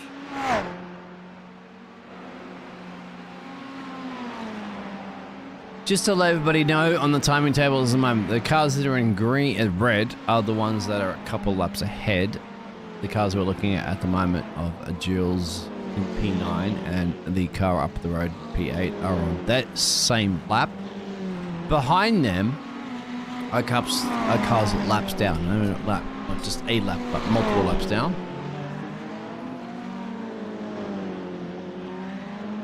Yeah, we hope not to see OCE down there. Hopefully in the red eventually.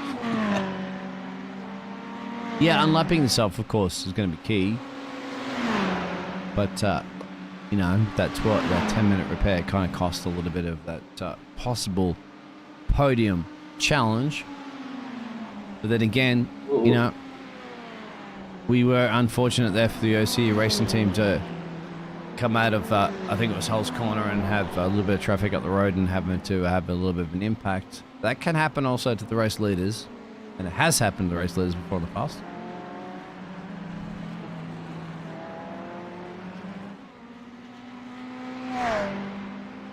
And pretty consistent laps here, isn't he?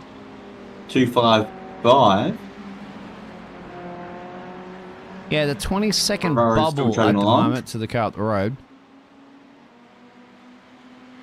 Well, he's got a lot more fuel on board, does he not? I believe. Jules boxed When did on the lap BMOS bit? 259 and Daniel boxed on lap 245. So we are expecting that the number one car up the road to be boxing soon. That's always good news. Yeah, because we kind of expected the OCE racing team here to be getting that P8. I will show you those pit stops, the last pit stops on your screen right now. That's your pit lap when they did box last. Do we know what lap we are on now? 265, probably, I'm thinking. Give or take, yeah. Can't really show that at the moment, but we're definitely in the 250, 60s or so. Bit of a moment there from Adrian. Now, Adrian is a little bit further back there in P26, and that's... This could be contact between drivers as they make their way into the Hell's Corner. No, he's going to get too deep. There it is. Boom. No Just contact between around. drivers. Yeah, that's sole incident. And hey, the OCE racing team have done the exact same deja vu on that one, so don't you worry yourself as a driver. It catches the best of everybody off. That's the reason why it's called that, for a reason. Hell's Corner. There's actually two reasons why Hell's Corner. Hell's Corner is not a difficult corner to approach and take. Hell's Corner is the very reason why it's hell, because you got the mountain straight after it. Okay, so kind of like Forest Elbow. You make a mistake out of Hell's Corner, you compromise all that speed up the mountain straight. That's where your problem will align with that. Hell's Corner is just a simple like 90 left. As you can see right now, as Jules just takes it perfectly. But if Jules goes wide and runs off a little bit like you saw before, well, let's run down the mountain straight right now. It's compromised by so much time. So by the time you get to Griffin's Bend, any chance of an overtake is not there. And then if you don't get an overtake there at Griffin's Bend, you have to be following everybody all the way up and down the mountain, out of Forest Elbow, and then perhaps looking at an overtake in the chase. Yep, well said there, definitely. Definitely, is Jules just losing a little bit of time on the car ahead, I believe. Is that 23? My stream's a little bit pixelated. Is that 21 or 23? That is 21. It's a lap car up the road. Yeah, I can't really see it as well too because he's that number 9 is lapping over it. I think you might be right. It could be a 21. He's just slowing down a little bit, maybe, Jules. But you to remember they have less fuel. Still doing well. Forest elbow. Martin will be in the car in 15 laps. You're right. Looks like a 2-2 something car. Quite see.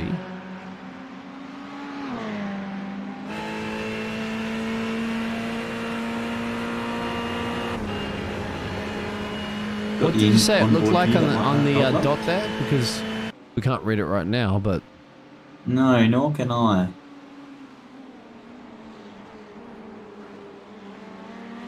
We might have to just play it by ear and see what it's what 225. It is. I just caught the end of it. 225? Yeah, so the 225 machine, looking through the telemetry information right now. The 225 machine is running. Oh, geez, I have a lot to look through here. There's still about 47 or so drivers in this race, believe it or not. 225 machine? How many drivers was it? 47? 47, I believe, is still. Yeah, 225 is actually in P11, my friend. And that's, yeah, believe it or not, P11. We're currently looking at Jules in P9. That's a lap down. And you know for a fact that the 225 machine is not going to want to yield this too much because they are thinking about battling, of course, the OCE racing team later on in this race, for sure. So yeah. I'd imagine this is going to be a fight, and Jules is well aware of this one. But you can see that yeah, they're going to hold that him up. 225 machine is a little bit beat up. Not going to stop him though. They're trying to slow. Oh, he's lifted. He's actually lifted. He did lift him and let him through. So we're GG's on that one. 225 machine once again. It's like you're not in. Well, they are in a battle. That's a. But just not yet. Just not yet. Just not yet. But that, I have to say that that's... I didn't expect it, really. No. Because you may very well see these two drivers and teams battling it out later on in the race later on, depending on how the pit stop strategies pan out. Yeah. Yeah, I definitely agree with you there. I'm surprised they've let Jules go past there. If that was me personally, very much would be wanting to slow them down and hopefully give my team an advantage, but, you know, maybe they thought it was fair. They're a little bit more beaten up with the car, but yeah, you're right. I mean, especially when you're in this position now, they are a lap down, but a lap down in an endurance race with 2:23 to go, 2 hours and 23 minutes, is not a lot. In different pit stop strategies. A lot can happen. Yes. And that's when you start fighting a little bit more. Now, if you're in... the first hour of the race and you're 3 laps down, you would not be fighting at all for that position. But in this case, as you get later on, for sure you have to be. Because you're battling essentially for a top 10 position here. For sure. And that team up the road have top 10. Derek is in control of that machine. They, my friend, have gained 20 positions in this race as well. So they're looking pretty good. They're looking to bring that BMW home and get themselves in a nice top 10. And of course, Jules has gained, and the OC Red Racing Team have gained 28 positions. And there's a little bit of a crash here from Adrian. Now, Adrian's a little bit further back in the 26th position. But the third car, could there be contact? This is going to be into, yep, that's Hell's final corner. Oh, there it is. Hit the marbles again, my friend. And you go around. Good save, though. Good save. Yeah. Could have been a lot worse.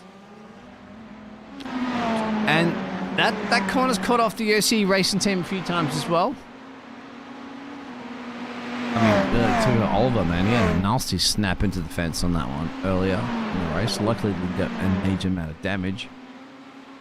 Every corner around here is difficult, you know. It's always, every corner is a challenge. So, you know, it's bound to happen eventually, I think, you know. Especially when you're pushing the car to its limits or yourself to your limits. I don't think at all, my friend, that there has been a single race. So the race leader, right, let's have a look. In traffic, you can see the car. I'm just trying to see if they're all bent and done. Look at that. They just tapped the wall as well, too, coming out of the corner. So I don't think any car here around here at the mountain has really survived without a tap somewhere along the line. It looks pretty clean, though, that Ferrari. Yeah, and let's go back to Carlos driving the number 40 car there for the Brazilian racing team. They look pretty clean. They had their repairs as well too. Further back, this is Connor. A little bit further down the road. We were battling, remember, right now with this Scuderia racing team. Very close before, unfortunately, that incident, of course, that cost us a 10-second in pit box. Otherwise, we'd be right here, right now with Connor. Yeah, we'd be battling right there. They were leading this race for a very long time, my friend, so something happened to put them back into P3 because they were the ones that set the pole and they were the ones that were leading most of the race. Further back at the moment, you have Tommy with a high I rating. And have a look at that in car. A different Looks car pretty clean. Yeah, it's pretty fresh for the Porsche. And you got to remember, this Porsche is the one that's broken up this field too. Back to the virtual racing Peru team. Their machine. We've had a few moments in excursions and racing with them as well. On top of it, for the OC racing team, they do look pretty clean. Then you go back to the 999 machine. Now, you have to say the gainers of the day for sure right now would be this team, Lewis, and the 999 machine for the BMWs. 42 positions gained. Oh, wow. 42 positions gained. But look at the scrubbing of speed going down there. Maybe I'd be cursing them if I keep that up. Mistake maybe here, going further down the field. P25. This is Hugo. Bit of dirt. That's deep. Oh, I thought he was going to keep it out of the wall there. Tangle the wall. Anybody else? I thought that car's just luckily. What's he going to do? He's on the racing line. A bit of hope. There's no traffic coming around the corner, my friend. Almost wow, that is the an other amazing beamer off. save. Wow. That was a pretty amazing save, I must say. Now, Daniel's gone in. Jing has gone in as well. Remember, this team was running P2 for most of the race. Now they're currently at the moment way further down. Not way further down. They're still ahead of us. Well, behind us as a racing team, but they've suffered a lot of damage.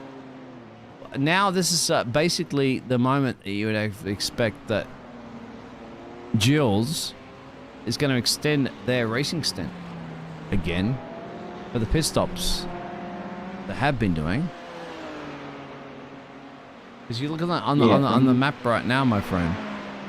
2:59 was the last lap they boxed, and look at everybody else above and ahead of them.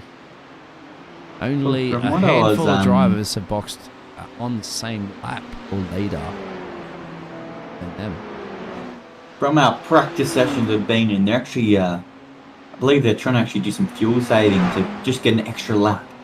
So if you're down in the average of a 2.3, I believe we found out you could do an extra lap, so you might be trying to do that as well. That's what they're trying for sure. How about this battle close, and close, of course, P2, P3.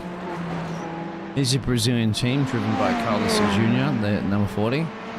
As for track position up the road, there is the number 4 car that was leading the race, and it's now currently running in P2. The Scuderia team, driven by Connor, I believe, from the United States of America. So he's sitting at 3 and 4 o'clock in the afternoon with me, depending on what time zone he is in the United States, but I guarantee you it's somewhere after midnight.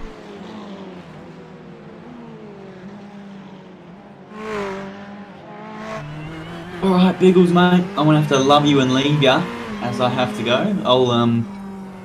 It's been a pleasure being in the comms box with you today, mate. Been a pleasure for you. I'm enjoying it, and share it with me, mate. Keep me occupied there for almost 10 hours. If you can come back and join me later on, please do. Because I'll be all alone. Yeah. Thank you. I always appreciate anybody coming up and chat to us. Chin wagon. Thanks, Fusion. No problem, mate. No problem. Thanks a lot, Biggles, mate. It's been a pleasure. Take care, mate. Yep. Bring it home for the OCE racing team.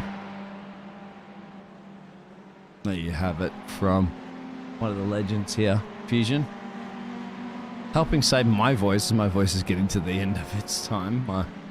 Not a wise thing to be broadcasting endurance races, but it's also a very good practice rehearsal. Drivers have to do it, and casting teams have to do it. Which means at this point too, I'll give probably my voice a little bit of a breather and a break, and we'll watch some of this actions occurring on the stream there. So now at the moment, OC will get the overtake the OT done there because the number 1 machine is in pit road. For that Ferrari, and our Ferrari is up in the P8 because Gilles already made his pit stop a little bit before. And it's comfortable to hang around. Welcome to the mountain. Welcome to the 2023 iRacing Bathurst. 12 hours. We're in the part 2. We have 2 hours and 15 minutes remaining. We've done 9 hours and 45 minutes ruling around the king of the mountain, the Australian track of all tracks. And so far at the moment, all of our OCE racing teams are doing good. Inside the top 10. Back in just a minute. Don't go anywhere.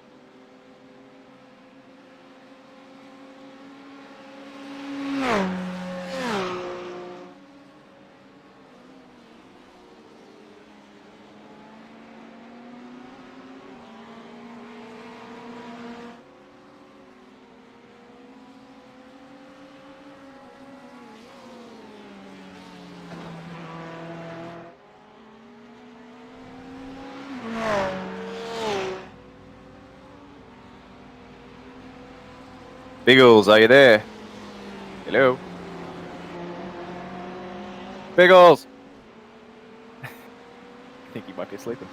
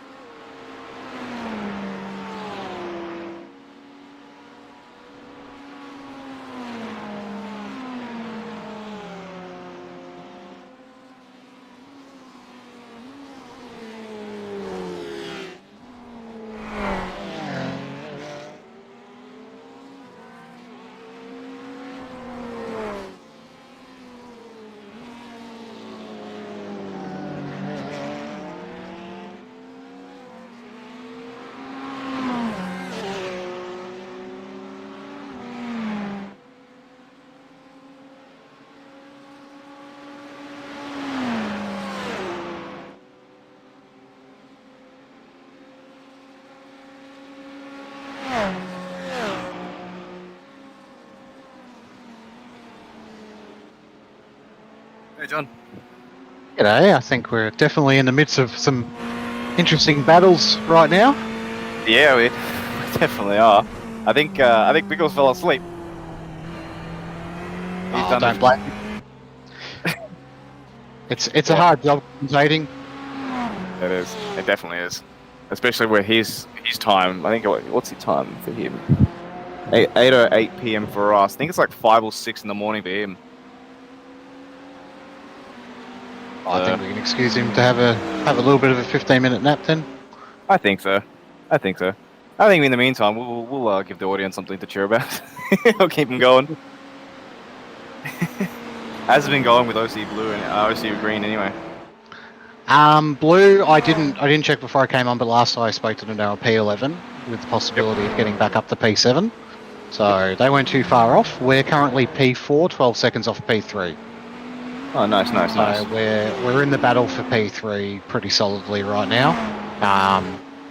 The guy ahead's a little bit faster, but we've got some good pace consistency, and Chris has just jumped in the car, finish off the stints. So sweet.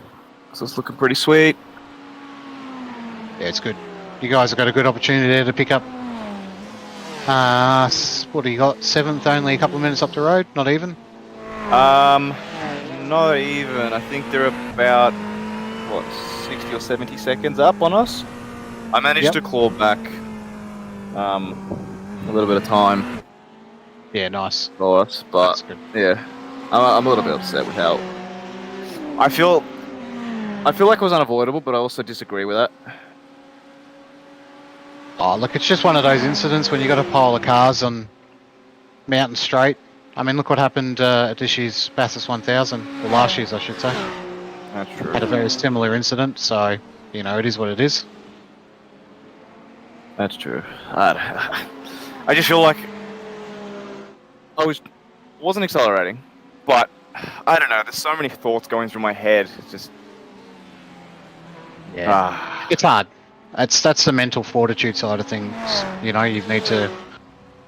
It happens. You just need to get back up on the horse straight away and keep plugging away. And look at you guys. You're sitting P8, having started plumb last, with you know, a couple of guys within reach. That's a really, really good position to be in still, no matter what. Yeah, that's true. Look, I'll take that. It's at the end of the day. Yeah, I suppose it's what it is. I think I'd be remiss in not taking the opportunity to say that, regardless of whatever the outcome is from this point onwards, this has by far and away been the most successful enduro OCE's tackled so far. Oh, 100%.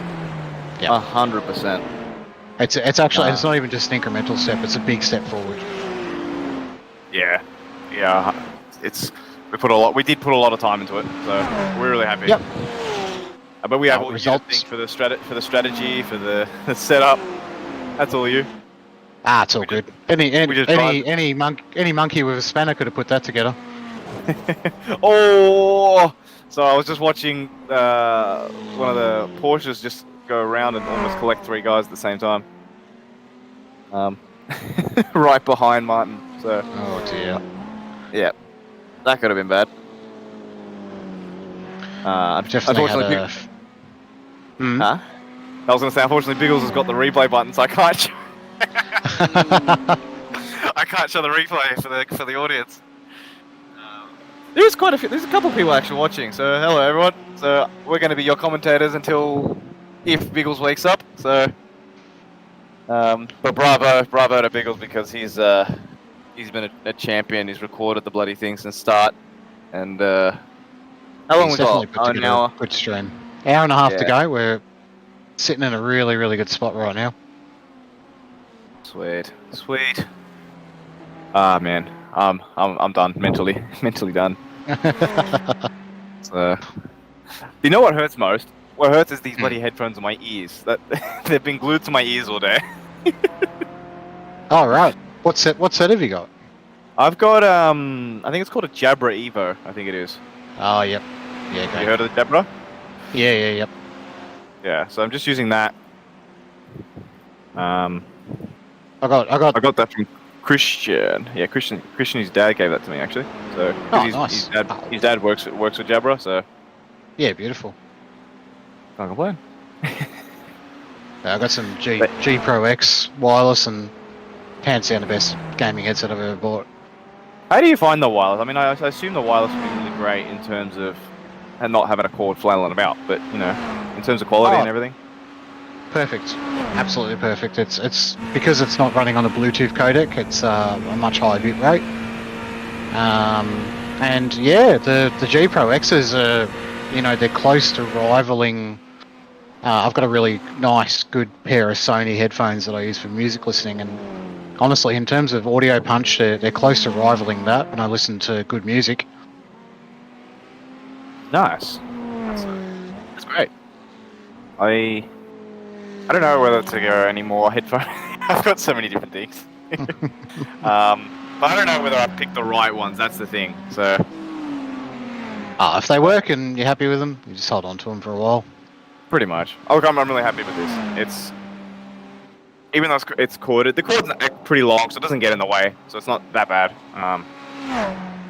But it's good. It's a good headset. I enjoy it. So. Yeah, nice. Yeah. It's good. Other than that, who's got the last stint for you guys? Is it just Chris? Yeah, it's just Chris in at the moment. So if we just hold where we are now, we'll have fourth. P3 at the moment is very fast, like definitely a couple of seconds a lap quicker than us. So we're just sitting where we are. Hopefully, hopefully we have a clean run towards the end, and if we have a bit of luck, we might pick up a spot. We don't know, but if we finish here, I'd be incredibly happy with that, all things considered. Yeah. Look, as I said, it's as you said. Actually, not me. As you said, it's probably the biggest step forward we've taken. This is what, year 2 for us in endurance. Yep. It's tremendous, especially with 3 teams at the mountain. What was the last thing? I honestly, so far, on every single person that's driven, I cannot fault anything that they've done at all. In basic incidents aside, and I was victim to one myself. I touched the grass in the last corner, and nosed the wall a little bit, and gave us 5 minutes of optionals. It didn't affect the car, thankfully, but I made a mistake. But apart from the meatball we had at the start, which wasn't really our fault, we've had nothing. We've lost maybe 40 seconds in small incidentals, but it hasn't really affected the overall running. Oh, that's what we would like to hear at the end of the day. The overall running has been pretty smooth, and again, if you're able to get away with the little knocks and it doesn't do too bad, then I suppose you can't complain. No, exactly. Exactly. I think I heard a little cough from Biggles in the background. You did hear a cough, my friend, because my voice is pretty much done and dusted after this grueling 10 hours and almost 11 hours at the moment. I'm going to try to make it to the end. Why not? Because the OCU You've been team have. A solid trooper for us, man. The throat is giving up, but I was just enjoying listening to you two guys at the moment there, Julesy and John. We're doing our best to back you up. I appreciate it. All good. No, we appreciate what you've done, streaming our team, really. Teams plural. Of course, yeah, and unfortunately we have one pitches for one team, but you guys have been filling in the details for the other. I wonder how we can get visual for all three. Something to play in the future, no doubt. It just means that we have to share all those pictures. This has always been a test. Yeah, we're still pretty fresh to this. You got Blake at the moment, P13, P14 are in pit road. Yeah, my voice is getting really croaky. I didn't realize. I mean, I've done endurance races before, so I think 16 hours is the max I've done. Not straight, probably actually 16 hours straight. And this is why I like testing the Bathurst, because as much as you drivers like to test your endurance racing, my friends out there, everybody, I'm testing my broadcasting abilities and casting abilities to see how long I can go the whole way. And a little bit of a pause moment. I go out there every once in a while, have a bit of a breather.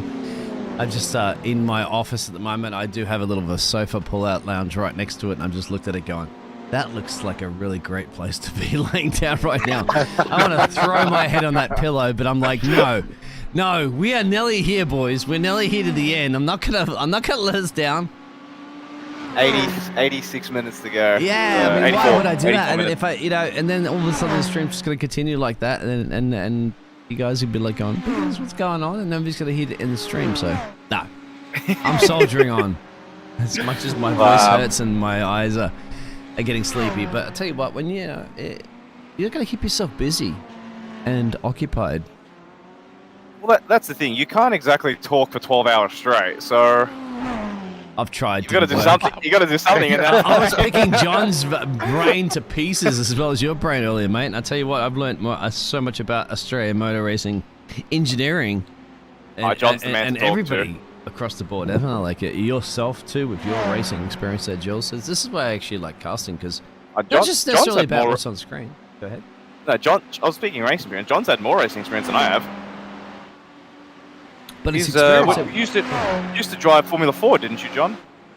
Yeah, I did a little bit of Formula 4 in my teens. So when I was about 15, we did a few national rounds of state rounds. I always confuse the two. State rounds of Formula 4 on a pretty shoestring budget, to be honest with you. But yeah, that was after karting.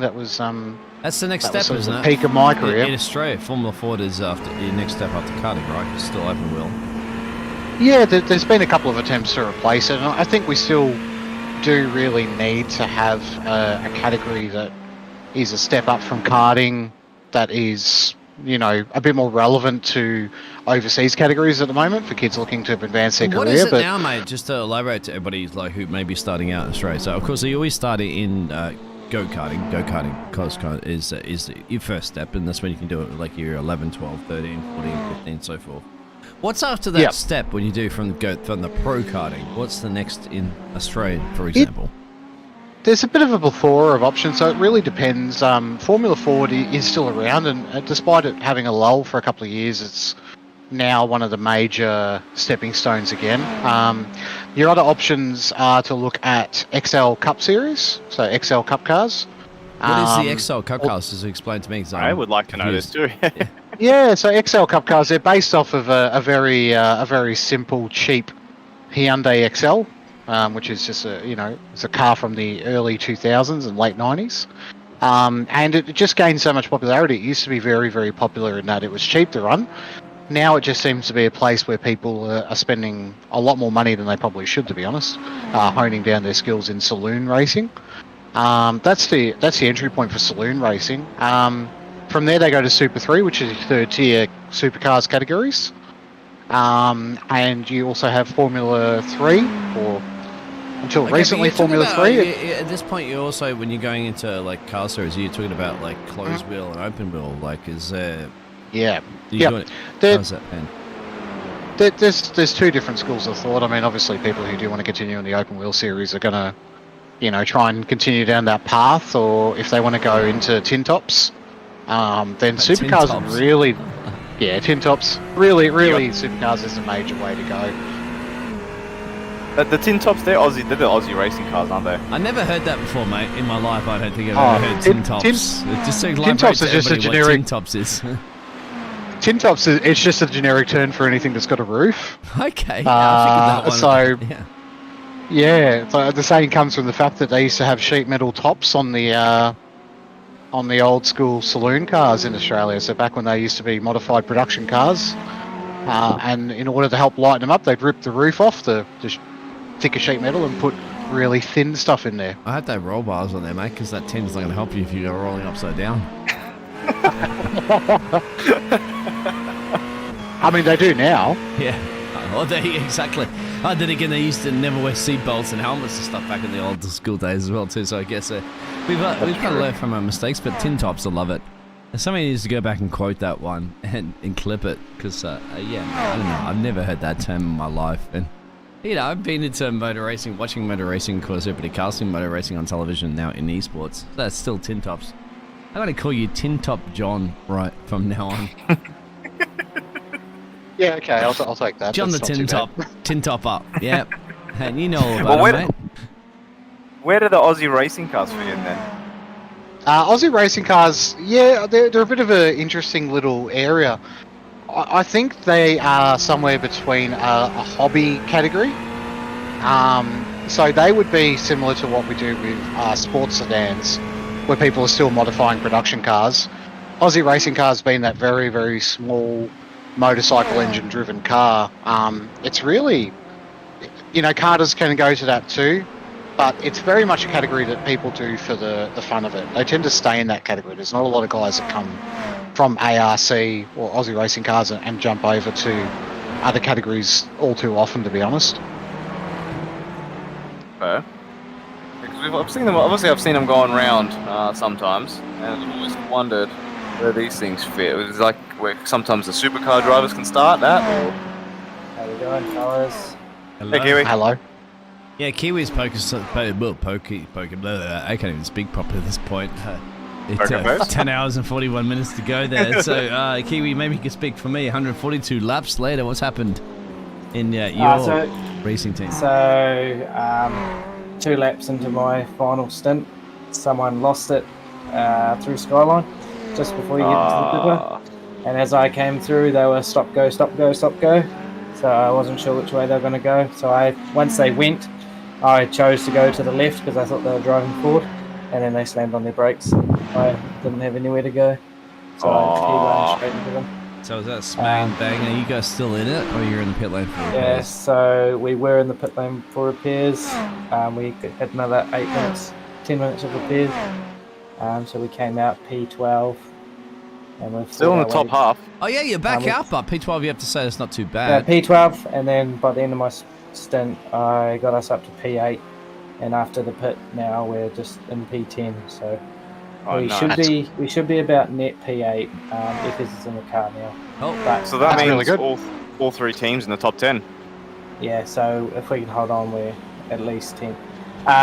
But yeah, for me, I think I completed 142 laps, and other than those 2 incidents, I didn't get a single off track or a single contact with anything. That's impressive. Other than those 2.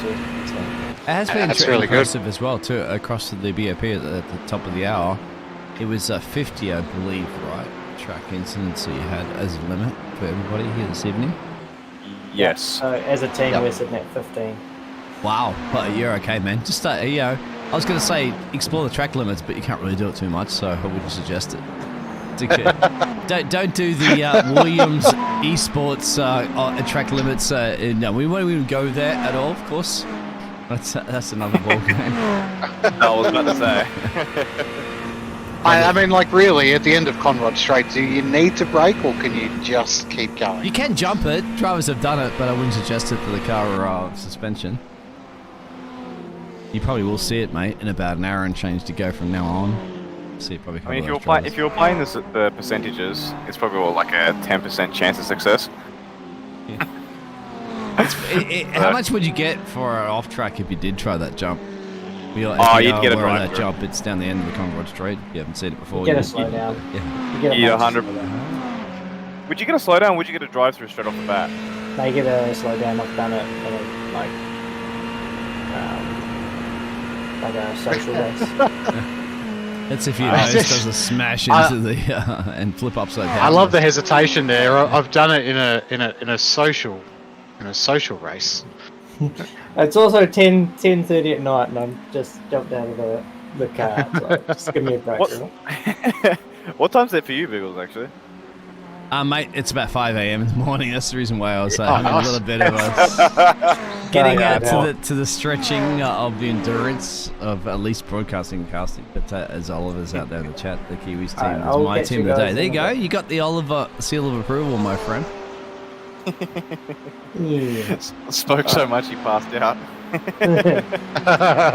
I've had many snoozes in front of the old screens before in the past story about that one. But yeah, thank you for you guys for coming in there and stepping in there and providing the entertainment for sure. No stress. I was always going to come back after my stint anyway. Which was great as well too, Jules. Great job. A flawless stint. No, it wasn't. Wasn't it? I had the accident. That wasn't your fault.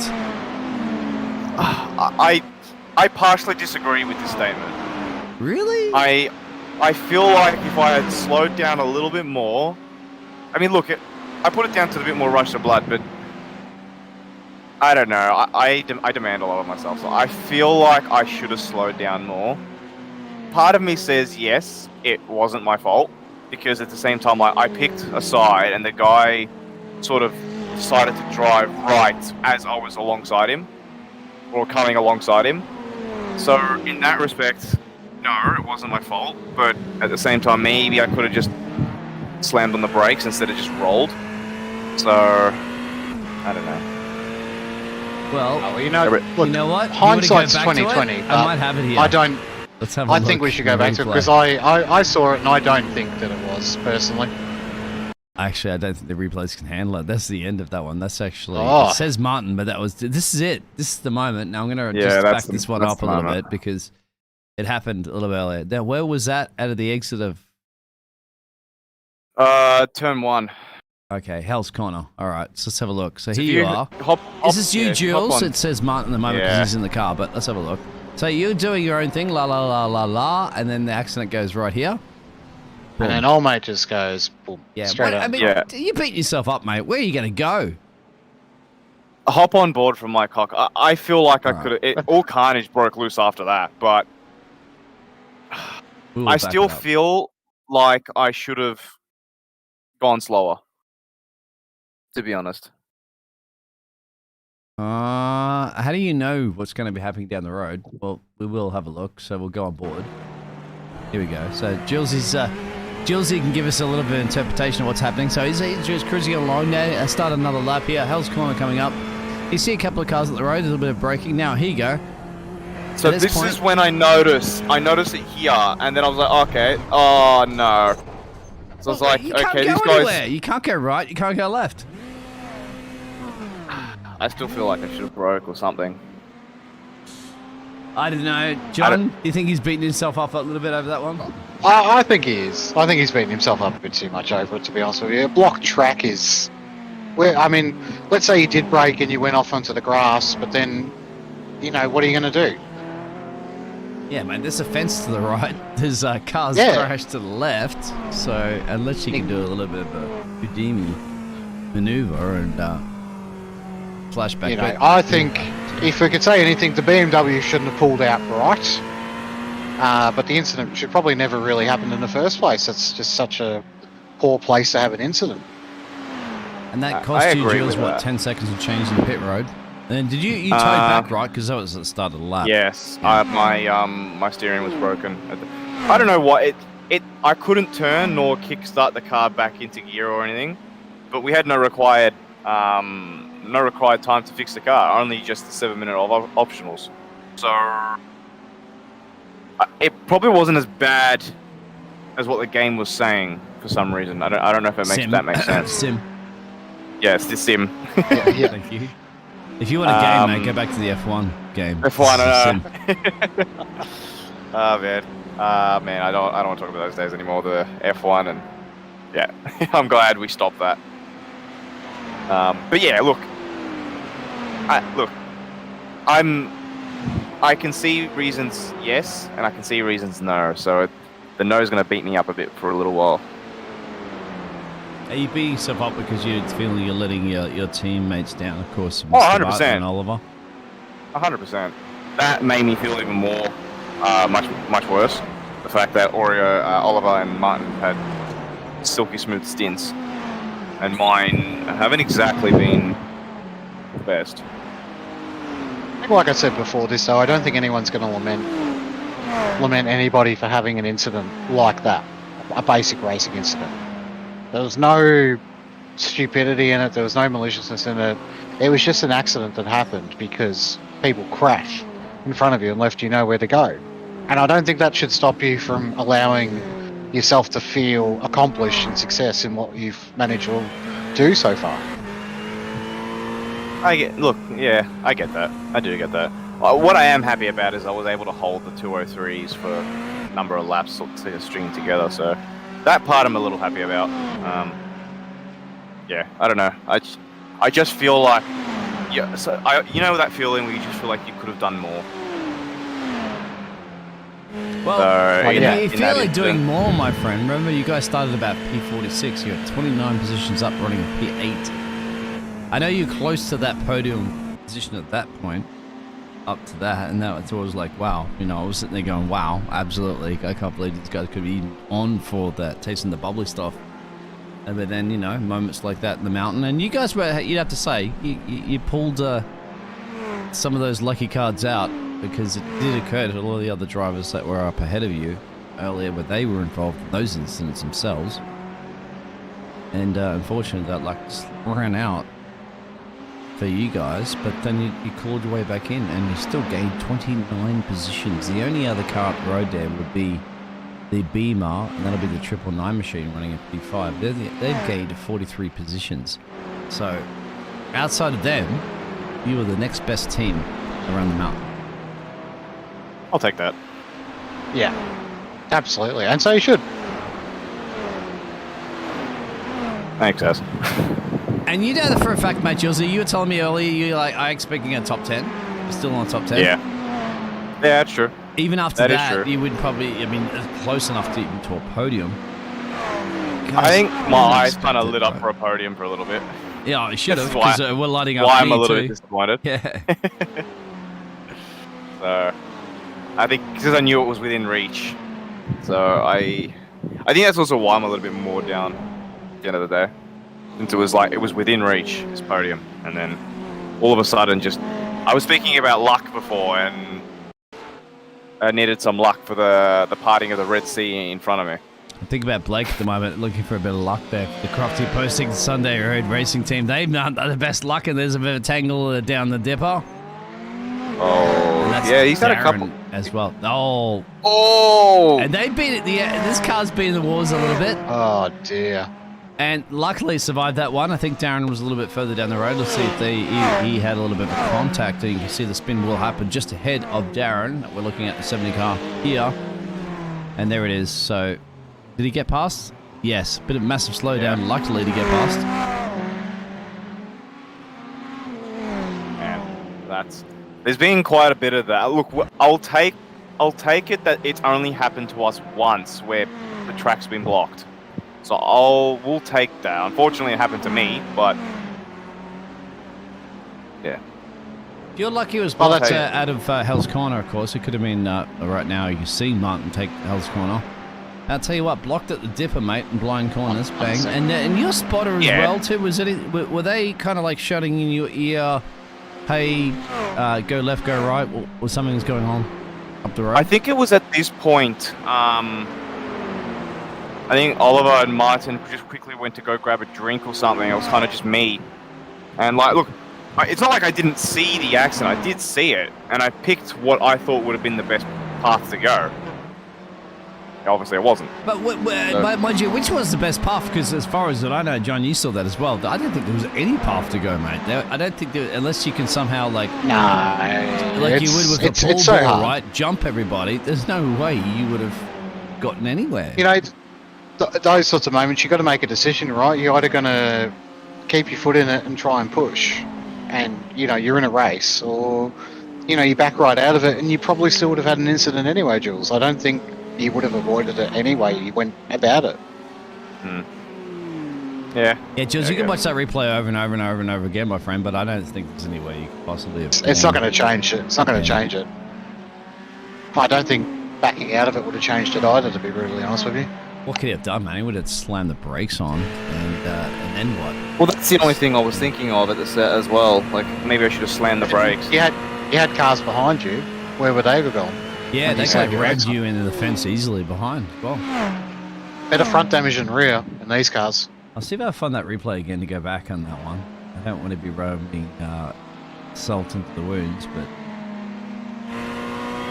that's kind of like. I'm sorry, I ducked out there for a couple of seconds to tell my driver to let the person that was climbing all over the back of him go. Yeah, smart move. Yeah. Oh man. Well, what do we got? We've got, man, almost 60 minutes to go. That's it. Coming into the last hour now, so. Now, as drivers, and endurance, of course, has kicked in. Now, endurance, of course, because you guys haven't been doing the whole stint by yourself, but you've been doing double stints each person. Martin's in his now 4th and 5th stint. That he's been doing. He's third stint at the moment, so. Third stint, yeah, of double stints, so. We can check how much fuel. Okay, so look, Martin's got about 12 laps of fuel, so he can probably short fuel for the last stint. John? Yep. Might be able to work this one out actually and let Oliver know. Because they've got estimated 12 laps. Estimated 12 laps right now? Yes. Yep, so that's going to be approximately... Whoa! Hang on. There's a green Ferrari that's lost it right behind. Alright, I'm a bit ahead of you guys. No, you're right. I think this is Jacob. What sort of times is he doing right now? There it is. You called it. Oh, dear.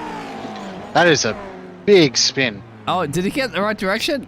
Oh, quickly. Oh, he's wow. kept it. That's impressive how well he's kept it Oh, out. no! It almost got collected. Thankfully, he's behind you guys and ahead. That's what tends to happen. You can see that. Oh, we've had a lot of close things happen behind us. It looks like Ming. I have to say, this car as well has been in the wars a lot. Because I had to imagine the QR team here. Yeah. Now they're running about P24, and that's a lot. Yeah, you can see the snap of it. Too much speed into what was that? No. No, that's turn 2. Yeah, what's that one called again? The Griffin's Bend. There it is. God, I think so, yeah. That's the one. But yeah, John, sorry I cut you off before. So we've got 11 laps to go. Yep. Probably exactly work out. 11 or... 11.5. So we've got 38 so he's got 10 laps. 10 laps to go, essentially. Yeah. So you can probably work out how much he needs for the last stint. What sort of times is he doing? 206s? 207 flat was that last one, but I think it was held up quite a bit. So let's have a look. And we've got an hour and 2 to go. So 205.2 is about his average-ish.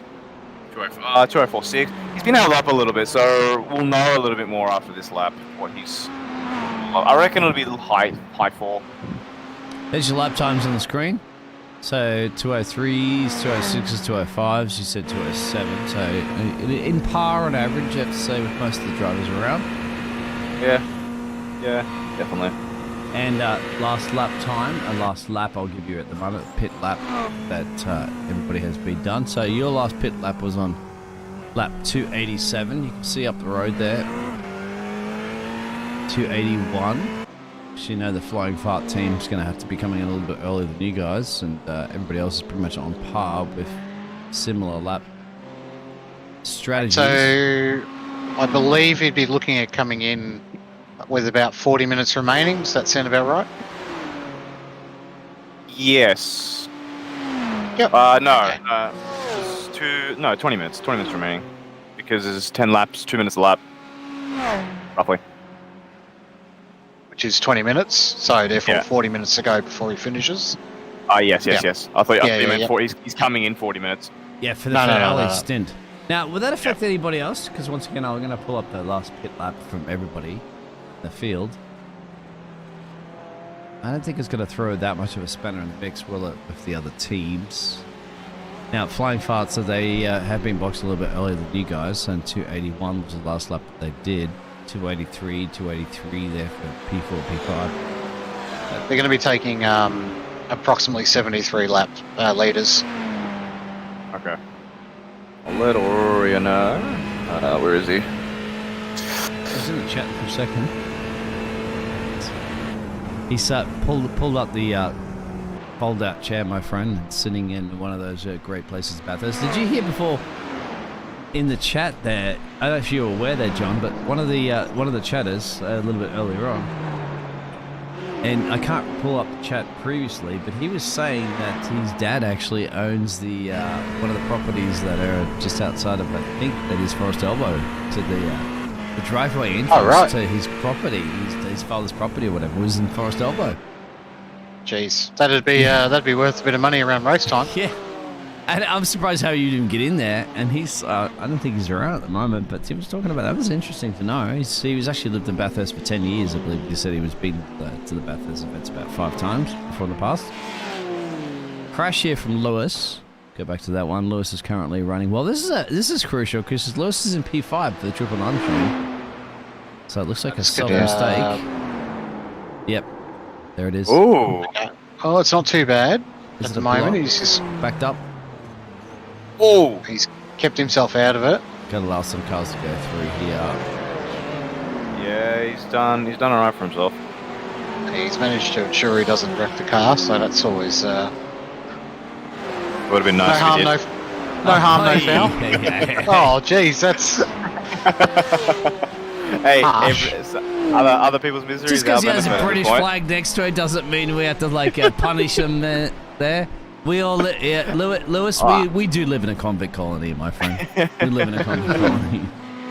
I mean, look, at the end of the day, the competitiveness takes over. If his misery is our benefit at the end of the day. So, whilst I don't 100% want him to, but 80% of me does. So, Yeah, okay, so you are looking at a pretty much a minimum of 70 litres you need to take. Would be your absolute minimum to get to the end, but I would prefer you take about 72, 73 to be on the safe side. It's only going to cost you 0.3 of a second. yeah, I just I told would Aurea listen put to it John, into my the friend, group. because he's been an engineer for professional racing teams in the past. So I know. he's talking about milliliters, more I think. What's that in gallons there, John? Go over to the NASCAR Gallons? side Oh, of jeez, Yeah. jeez. Oh, jeez, it's Jeez. like 4 litres to a gallon, Yeah. so we're looking at probably 20 gallons.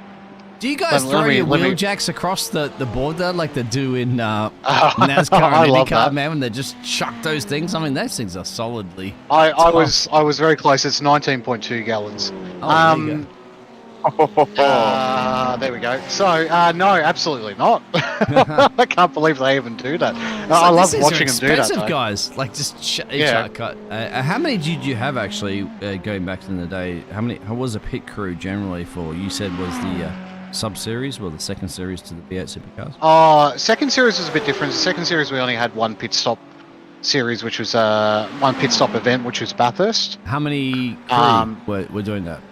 The pit stops. Well, so that's interesting. You had a car controller, a spikeman, a refueler, and only 2 guys to do tyres. So you only had 5. 5. Okay. Yep. Whereas in So a main series pit stop, you would have 3, 4, 5, 6, 7 on average.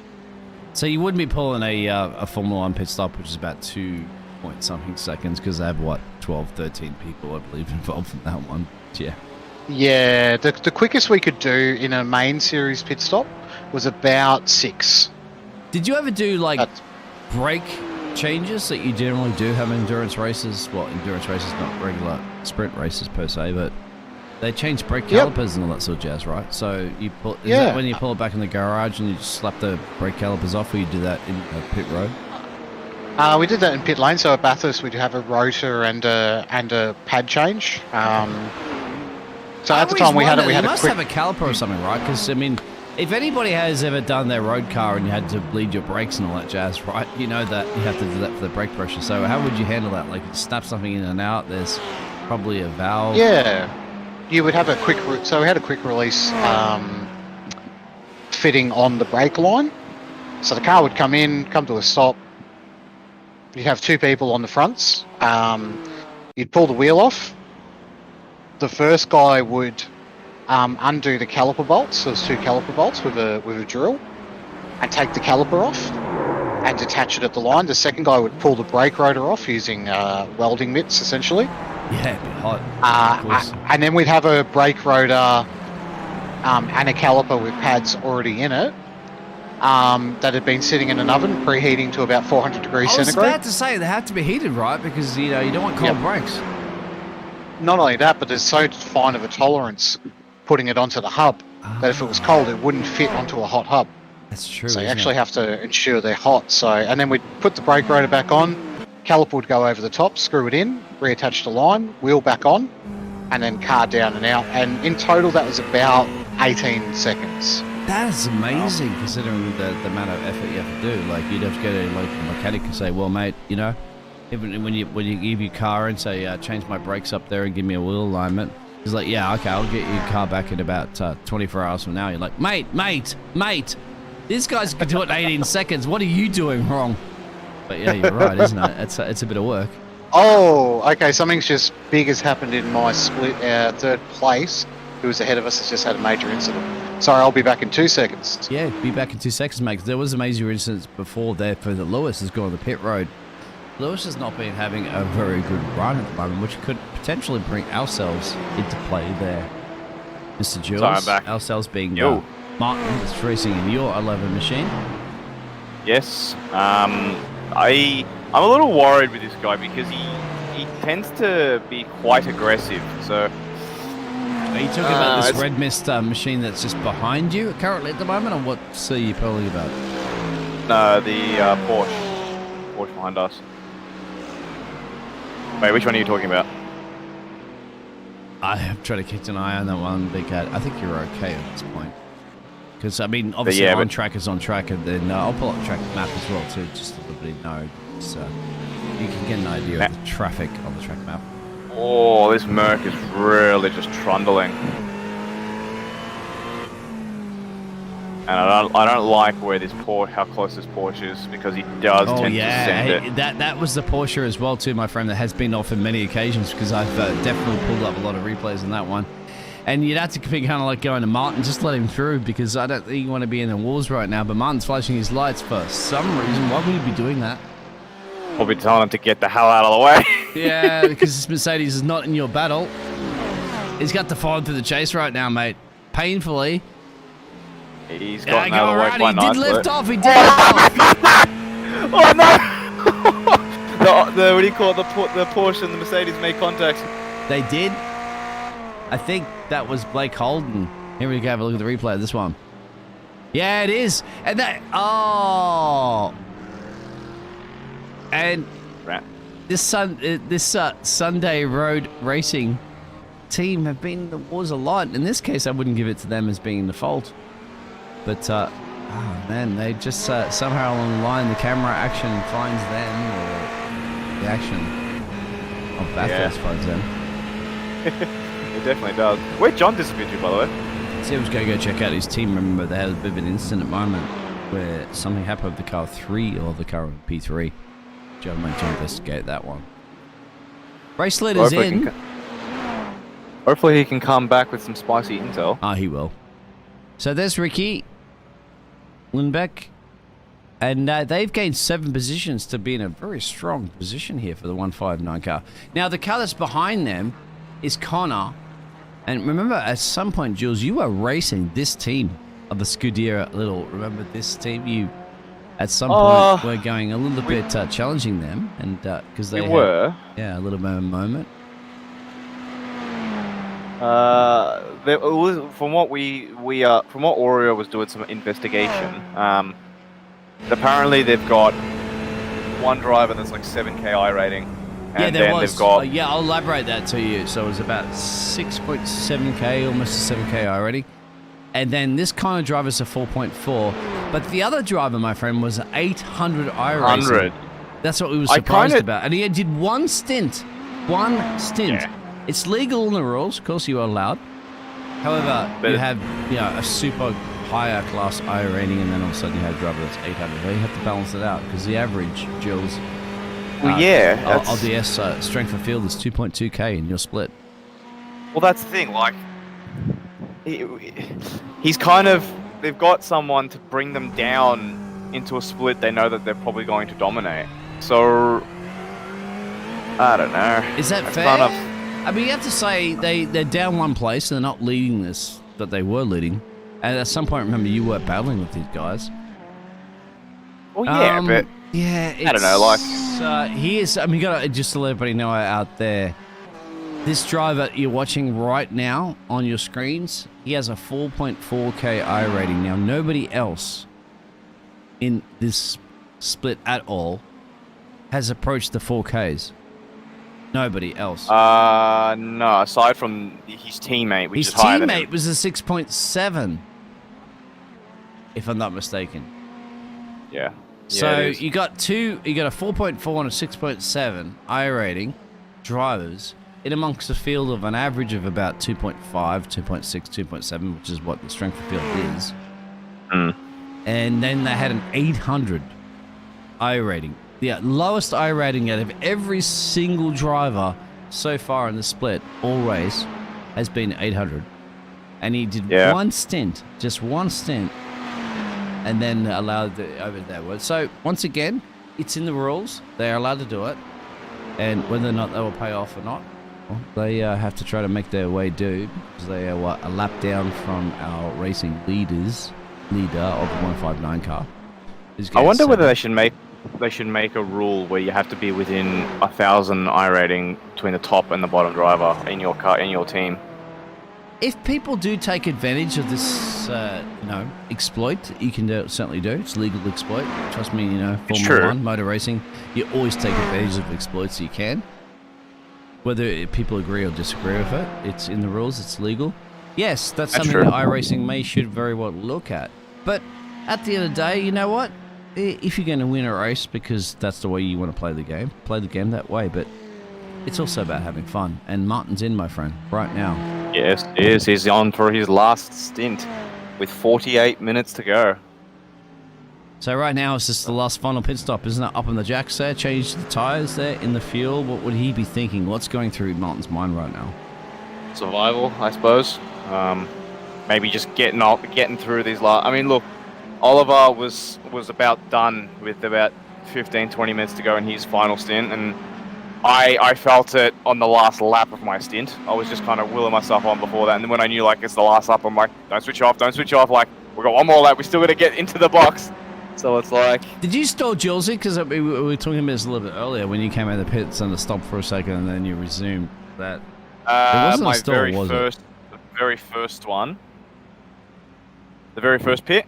Yeah, I remember you went up the jacks, you came back down on the jacks, and then you went. Oh, hang on. And then it went. Or are you talking about? So yeah, my very first one I stalled because we didn't realize that they'd already changed the tires and done everything, so we didn't know what was sort of happening. Yeah, that was the one I was talking about. Yeah. So before my finishing of my third stint, start of my fourth stint, we forgot to update the fuel and tire, so we went to the pits, and the lollipop man decided to lift up the lollipop. He said, "Ready to go." I'm like, "Wait, what? You haven't put any fuel? You haven't changed the tires?" Like, I need fuel and tires here. Was that after the accident he had the 10-minute repair for? Because I know that you had... Yeah, that was... Okay, we kind of... That was pretty much a guess on that one. We thought you probably even like to do those strategy changes because that's what happened, of course, that 10-minute repair there through that. Yeah. into play. But it was that other one I was talking about earlier where that happened. They dropped the jack, and then you went, and then you stopped, and then you two went again. Which I use about a second or two in endurance racing is not that bad. Look, I've been practicing with a clutch, so it's for me. I kind of make sure I learn to do it with the clutch. Yeah, I kind of got flustered a little bit when we didn't know what was going on in the very beginning, but that sort of fourth stop for me, it was just like I was just sitting in the pit lane for like 5-10 seconds waiting for fuel and tires. It was almost like a bad strategy in F1 where like Ricciardo's waiting for the You're tires. You're a Ferrari, mate, so maybe like, you got the Ferrari curse per se. Or is that too soon? Hopefully not. Hopefully not. But look, at the end of the day, we got through, we did it. It cost us maybe 5-10 seconds, but I think I ended up clawing that back. So. Car's looking good, but I tell you what, the car you want to be near right now, you want to be letting them through because they've been in the wolves of things. That's the Panda team. Yeah, it is. Yeah. Now he's got the BMW on the back of him. Yeah, and at this point you probably have to let the Beamer through. That's not for track position, of course. But Martin's gonna no, I don't think it is. Yeah, no, he's in 9th, this guy. So. And they're lapped down. Trying to unlap themselves essentially here. Well, this is the thing. We've got one lap to the guys ahead of us and one lap to the guys behind us. So I think Martin's just. I think he's just gonna finish it off, and we're gonna finish in P8. I think that's where our heads are at. So you got to think at the moment. So there's the pit lap that we pulled up. So we'll have a look at gap overall, and there it is. So you guys essentially are 6 laps down. So the Flying Farts team are 5 laps down. Couple of 4 laps down, and then 2s and 1s. And there's a lot of out of reach. Yeah, there's a lot of people with 10 laps down. Yeah, and right now, as you know, somebody beating it or making a mistake, and you having to hit them with some heavy repairs could put you into that 10 lap down category, which you don't want to be. But you have a buffer there of a lap to the Red Mist Racing team. But then again, you only have, it says 1.35. That's 1 minute and 35 seconds to the Flying Farts. That name just gets me off, isn't it? Flying Farts team. That's the Canadian driver as well, too. So at this point, it's up to really Martin just to deliver the car to the consistent lap times that he has, navigate his way through the traffic, and just maybe see if anything happens up the road there between those drivers. And I mean, I get the feeling that everybody's kind of in this mode where like you got 43 minutes to go now. Just nothing silly. Just keep it natural and flowing. Just like if you need to brake 15 minutes early, just brake 15 minutes early. I kind of get the feeling that if any of the guys ahead of us or behind us are going to wreck, it would have been earlier. But I think in this last sort of hour, I don't kind of see it happening. And on top of it, the magic number next to your name is that a 29 places gain? Better believe it is. Now, if you count yourself, look at that top 8, my friend, and you're currently running a P8. Who's gained the most places?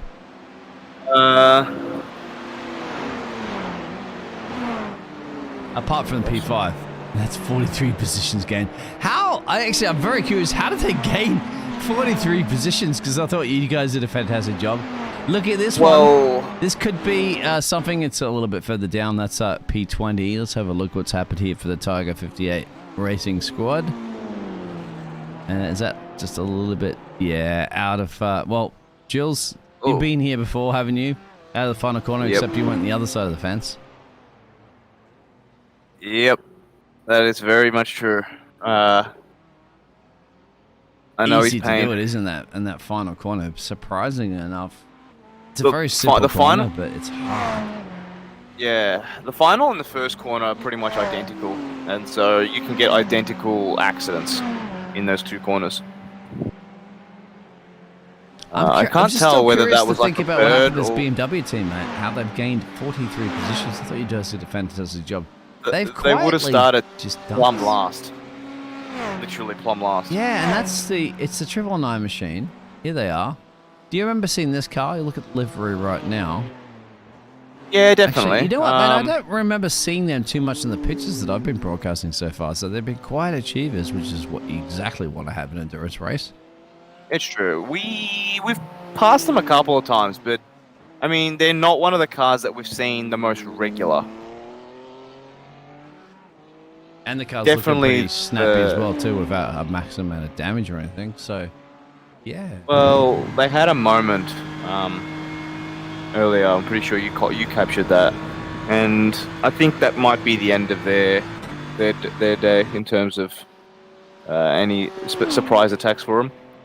So, yeah, as I said, everyone's just kind of in this sort of coast mode because the gaps are pretty big in between everyone. So everyone's kind of just like coasting along, and it's good. It's interesting to see the top 5 cars. There's 3 Ferraris. So that for me is actually quite interesting. It has shocked it, and you have to give it to the Porsche that is currently driven by Kyle. That's the right on cue there. It's a massive little bit of mistake at down into the dipper, I think it was, and I think Kyle managed to survive that one. But we'll definitely pull up a replay. That's Blake Holden again, I think.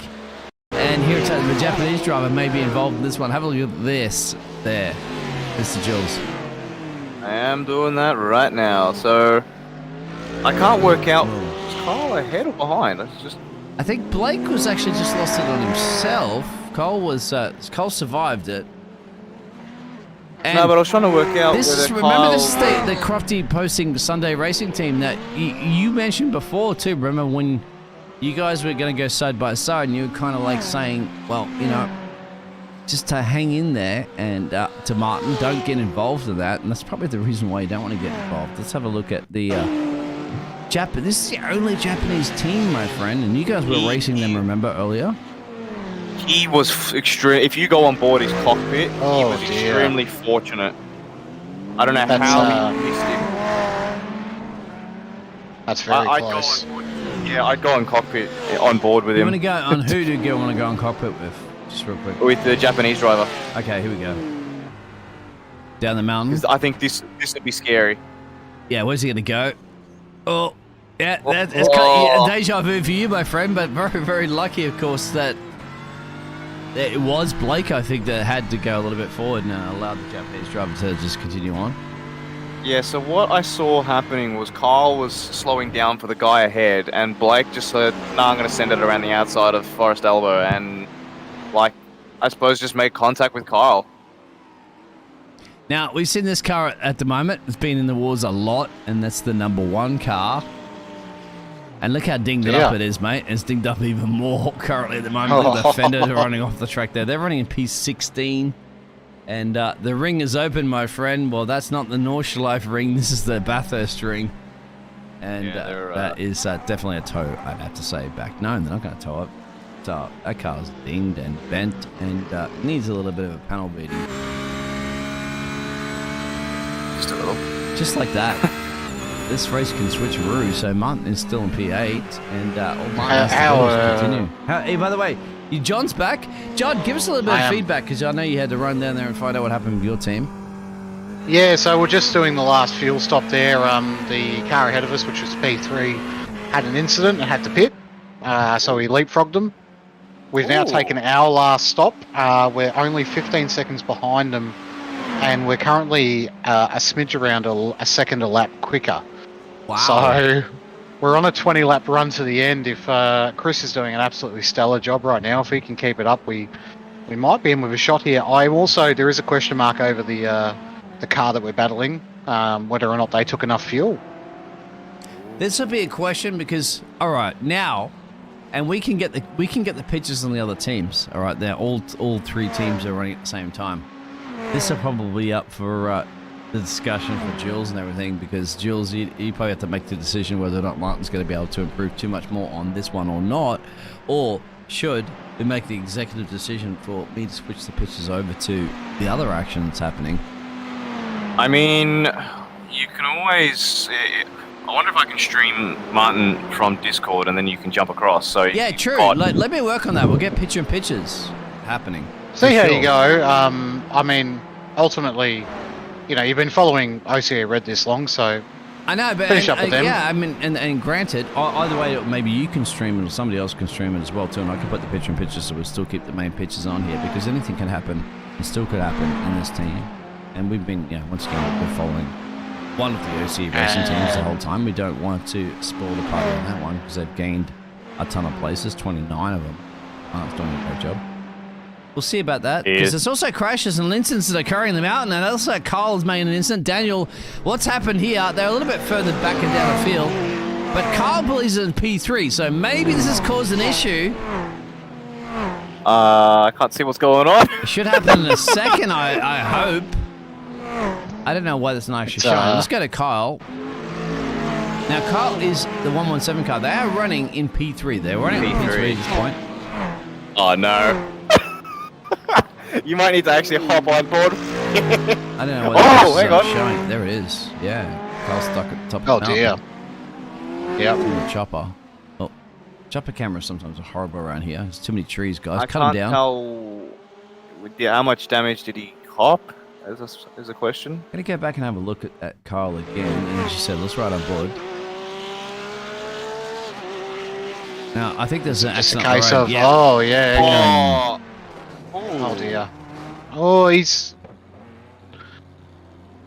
I wonder how much again, damage aren't they, to get away from it? Now, he is in P3. They have a bit of a gap, but every single... Just in the last couple of laps right now, that the driver in the Porsche machine, a 117 car, is just consistently not having the best of luck. The driver ahead of us is currently being held up by a back marker. Is there any way you can share it there, John, to me, like in Discord, and I'll pull it up in a picture soon? Oh, yeah, I can... yeah, I'll sort that out while we're live. That's not a problem, mate. I do enough of this. 34 minutes to go. That shouldn't be a problem for me to figure out that one as well. There you go. You should be able to watch John's stream now. Yeah, I will get that up in a second. No doubt. Don't worry about that one. I've done this a few times there, John. Just throw those overlays off and give us a... yeah. I'll leave the relative up because I am... That's fine. If it's okay with you. Yeah, no, it's not a problem, mate. You're spotting in part of your team. I'll get those pictures up in the corner in a minute. I think Kyle's just... Yeah, he's gone off the track again. Yeah, you're right, mate. I'll pull that up in a second. He's at the wall. Oh, that's heavy. That's heavy. That's massive. He's still on track, so that's not a tow, but hey, a P3 may not be up for grabs right now for the Porsche. Whew. Just like that. Just like that, Jules. Things can change. You guys were saying we pretty much have a P8. I have a P7 if this rampage is occurring up the road from you guys. Let's see if he needs to pit or he's just going to carry on. He's got 2 laps to the guys behind, so I feel like they'll try and carry on at just a crawling pace. But he might get mugged. To be honest, he's not boxing. Can't be damage. I'll get those pictures in a second because I'm just trying to pull up whether or not I can get John's pictures. How does it be a question mark if the car's not too bad, whether you would bother boxing at this point in time? It's true. Look, he's definitely a lot slower. What was his last lap? 2:32, but that was also because of an incident. But we'll now see what I reckon he might become a potential block, which then might put him in more danger. So, never know. Never know. You never know in the mountain, my friend. Absolutely. Especially with a bit of aero damage, your braking becomes a lot different. You turn into the corners, so he could even just make a mistake just from that. For us, if he's going to have an accident, we kind of need it in the next 10 minutes. I think when he gets past that sort of 10-minute mark to go, I think it's probably game over. But you know, never know what happens. You never kinda do just- know, do you? He's kind of just trundling around. So yeah, they're going for it towards the end. No box. The guys behind are closing him, and I feel like he's just going to be a bit of a roadblock and just get out of the way of people. Move. Get out the way. Get out the way. Exactly. That tends to happen. But you don't have to, of course, in a motor racing. Get these pictures coming up soon. I'm just going to saw there's a camera work out that John will be providing in a second. Christian Gillia, P4. He's doing a stellar job. He's doing great at the moment.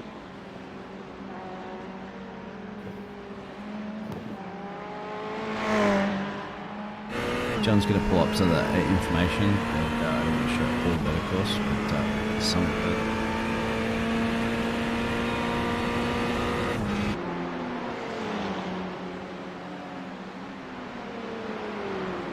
Little picture-in-picture live action you have. It's very stretched there, John. I'll try to give. Very bottom corner. In a second. Yeah, because you got these little overlays and all sorts of jazz that are happening. John's also spotting, showing the relative thing. And I think it'll be probably time to show that information up there. So look at it for your bottom right-hand corner. And John, you can explain to us exactly what it is that you're showing and where your team currently is at the moment. So we've got Chris in the car currently. He's sitting P4, and he's about 13 seconds off of P3 right now. We've taken our last stop. We believe P3 has taken their last stop as well. And we were lapping around about a second a lap quicker than them. So with the run to the line, it could get very, very close at this point in time. We do have some back markers ahead, but hopefully we can clear them nice and quick. Quackle will hopefully be on comms right now, telling people to get the hell out of the way, and we'll try and press up. The guy ahead of us was stuck behind another car, so it's going to be one of those situations. Any small incident here could make a massive difference. Yeah, you don't mess with Quackle, my friend. He'll be time to get out of the way. That's for sure. There's been some choice words already. I would have loved to have been in there.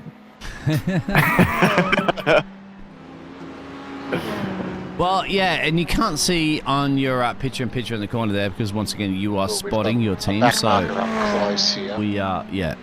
But to let you know, your position currently at the moment is P4. P4. There it is. So that's your Yep. picture-in-picture in the inside, and you are the team. Just to keep the eye on livery, that's green for sure, right? Team green. Yeah, team green at the moment. Good to see that. That's definitely heated up there. Boy, he's super close behind Chris. Yeah, he is. I might have to love you and leave you and get back over to do a little bit of management here, but I'll leave the stream up if that's all right. Easy. Well, if you leave the Discord, you will. But I'll pull it back up, lad. Don't worry about it, mate. If you pull it back up in a bit, we'll just shut that down. No and worries. John will come back and give us some information later. Certainly will. Thanks, boys. Catch you in a few minutes. Thank you, mate. Good luck in your team for sure. Definitely give him a bit of management. Cheers. Catch you, John. Well then. Yeah, it's exactly that, Jules. So you're doing a pretty good job. But you've done your essentially 4 stints, right? Yes, I have. My stints are all done. Or Oliver's stints are all done. Martin's got 27 minutes left of his last stint. So it's looking good. Looking good. Martin's pulling 204s, 0.9s. The leaders are doing 204 point flats or 204 mids, which isn't too bad. And believe it or not, the other drivers up the road, my friend, are doing 205s, 207s. So John's a bit quicker than everybody else currently at the moment. Yeah, Martin's kind of picked up the pace a little bit. I think he smells Kyle. Should we go on board right now? And it's about time for you to give us a bit of a hot lap around Bathurst. There's certainly a hot lap around Bathurst in the car that's been doing Bathurst in 11 hours and 33 minutes. Jules, Crazy. hot lap. Well, coming into turn 1, you kind of want to brake just after the 100-meter board, sort of towards where the one of the light poles are. So stay right off the curb as much as you can, because if you're going to accelerate out of there, you kind of want to be at least full facing forward, not any deviation. Otherwise, you're going to the wall. Coming into turn 2, mind you, I don't know all the names of this track, but braking just before the 50-meter board, sort of hugging the inside of turn 2. And then you kind of want to make a little sweep through turn 3, and then hug the corner. Actually, I think this is actually considered turn 3. So you're hugging the corner in there. Don't go too close to the curb, otherwise that will unsteady the car crazily, because the car just tends to sort of bounce and then throws you around. Into turn 6, you kind of want to stay as wide as you can to open up the next corner. Here, you don't want to really be touching the curb, because that can send you flying. Braking just before the flag at the top, sort of guiding close into the inside of the dipper, and then sort of accelerating straight through, heading into Forest Elbow, where you want to be hugging the right as much as you can, and then sort of light braking before a heavy brake into the Forest Elbow. On the power as fast as you can. You maximize the amount of top speed you can get, minimizing time loss. So effectively, you're just flat out all the way down Conrod, holding it into the little kink section here before you get into, it's called the Chase, isn't it, down here? Yes, you're correct. Go ahead. Yes, 272, braking the Chase right now. Yep. Right after the 150-meter board, sort of around 125 meters, sort of hugging the inside, then coming into the very last corner where you want to be braking right around where these sort of red, white, and curbs are. And then that is Bathurst. It is a lap around Bathurst. Thank you very much for a driver that's been driving many laps around Bathurst this evening here, Mr. Jules. It's running these, one of the administrators here at the OC Racing League. And of course, if you are tuning in here on the JP Broadcasting Network, the Discord link is there, so if you want to be in there and chat out to the Aussie guys and Kiwi guys and everybody else is from the land of Down Under, they're here, they're friendly, they're welcome. And Jules, once again, you don't run a regular racing league, but you blokes kind of get together for the endurance, like these events, right? Which I find that you guys kind of plan for, right? Hang out and say, this is kind of been the new thing. Not started by me, actually. I started the racing league with Chris, and we've been obviously owners of this community for a good part of, what was the end of 2020? It's got to be a few years now, because I remember hanging back with you guys back in the day as a set of the F1 game, and now, of course, thankfully you guys had moved on to real racing sims. And Chris, of course, is Chris Mania. Christian Gilia, as you can say, he's the one in the car currently. So, yeah, good old Chris. Yeah, we started this back at the end of 2020, and still going strong in different ways. We obviously were running the F1 league, but with Codemasters, and at the end of the day, found that they just couldn't provide us with the professionality that we needed. Let's not even talk about that. That's just getting me a little bit of a foul taste in my mouth, even thinking about that right now. And I'm so glad that you blokes did move on from that into iRacing. And once again, so you're not doing regular racing leagues. So if you are wanting to hang up the OC lads right now and inside the Discord, like, you're not going to be expecting weekly league races, but what you are going to expect is that you guys just hanging out and just racing for fun, right? Just chilling, having social social laps around any track and whatever. And perhaps what you said, I think, is more of a trend right now, is that it seems to be the OC are a massive, great endurance racing teams, isn't it? Because as you see, all three cars that you have, and this is probably the first time ever you've had all three cars at the same time racing with 9 drivers, not mistaken. Yeah, I mean, this is probably the second time we've had 3 teams, but probably the first time we've had 3 teams in the top 10, and definitely one fighting for a podium. So I think the last time we had 3 teams was Le Mans last year. So we had 3 teams. 2 it didn't go very well for, mine included, and 1 it went pretty decent. I remember, mate, I was casting for another team for a broadcast. Actually, here on James' network. It wasn't actually on James' network or not, but it was with James. And I remember seeing your team out there, OC, is like, I know these blokes. I know the Thunder from Down Under. And you're, believe it or not, racing against the team that we were broadcasting as well, too. So it was fantastic. And it was good to see. That's kind of like spiked up the reason why I wanted to hang out with you guys for more of these endurance races. And I hope you can continue to do that for sure. As I said, it's kind of been a Kickstarter on accident, to be honest, because I only started doing endurance races last year, with Bathurst being my first endurance race, whereas Gwackle, Jacob, and Chris were sort of doing it with Oreo as well. We're sort of doing it a little bit before that, and they sort of kicked it off, and they were doing it here and there, and then all of a sudden we just like, we'll just hit Bathurst up and see how it goes, and we entered 2 teams, and I think for our first official sort of race that we all ran in OCE, colours and everything, it was okay. It definitely could have been better, but it was our very first endurance race as OCE, and it's kind of just kickstarted like that, really. We just made up, I think, P6s in the pits. Did we just make a spot? No, you're P7. So that's Victor in the pit road right now. We'll have a look at that. Yeah, we just made up a spot. We went from P8 to P7. Oh, you did? You were correct. Oh, sweet. So, yeah, like They're just doing started a driver on accident. swap, I believe, as well, too. That's the reason why the camera went to scenic and have a look at Ben going off a little bit of venturing. So that's why there was a bit of a gaggle at the top. So, yeah, it started kind of an accident, and in the end, we've just decided to go, hey, you know what? We're gonna regularly run some teams, and it's not going to just be endurance races. We're also going to do like normal sprint racing, normal racing at the end of the day, having some teams. I participate in the F3A. I'm not sure if you've heard of it. It's a Formula racing group where they run Formula 3 cars, the Dallara F3. Okay. So I may participate be in that. sleepy at that point if you're doing it at different time zones, but yeah, I know, I'm well aware of those iRacing game you're talking about. Yeah. So the next thing will be once they've got their season 12 kicking off right now, but I can't do it because I've got training on Tuesday nights when they run their races.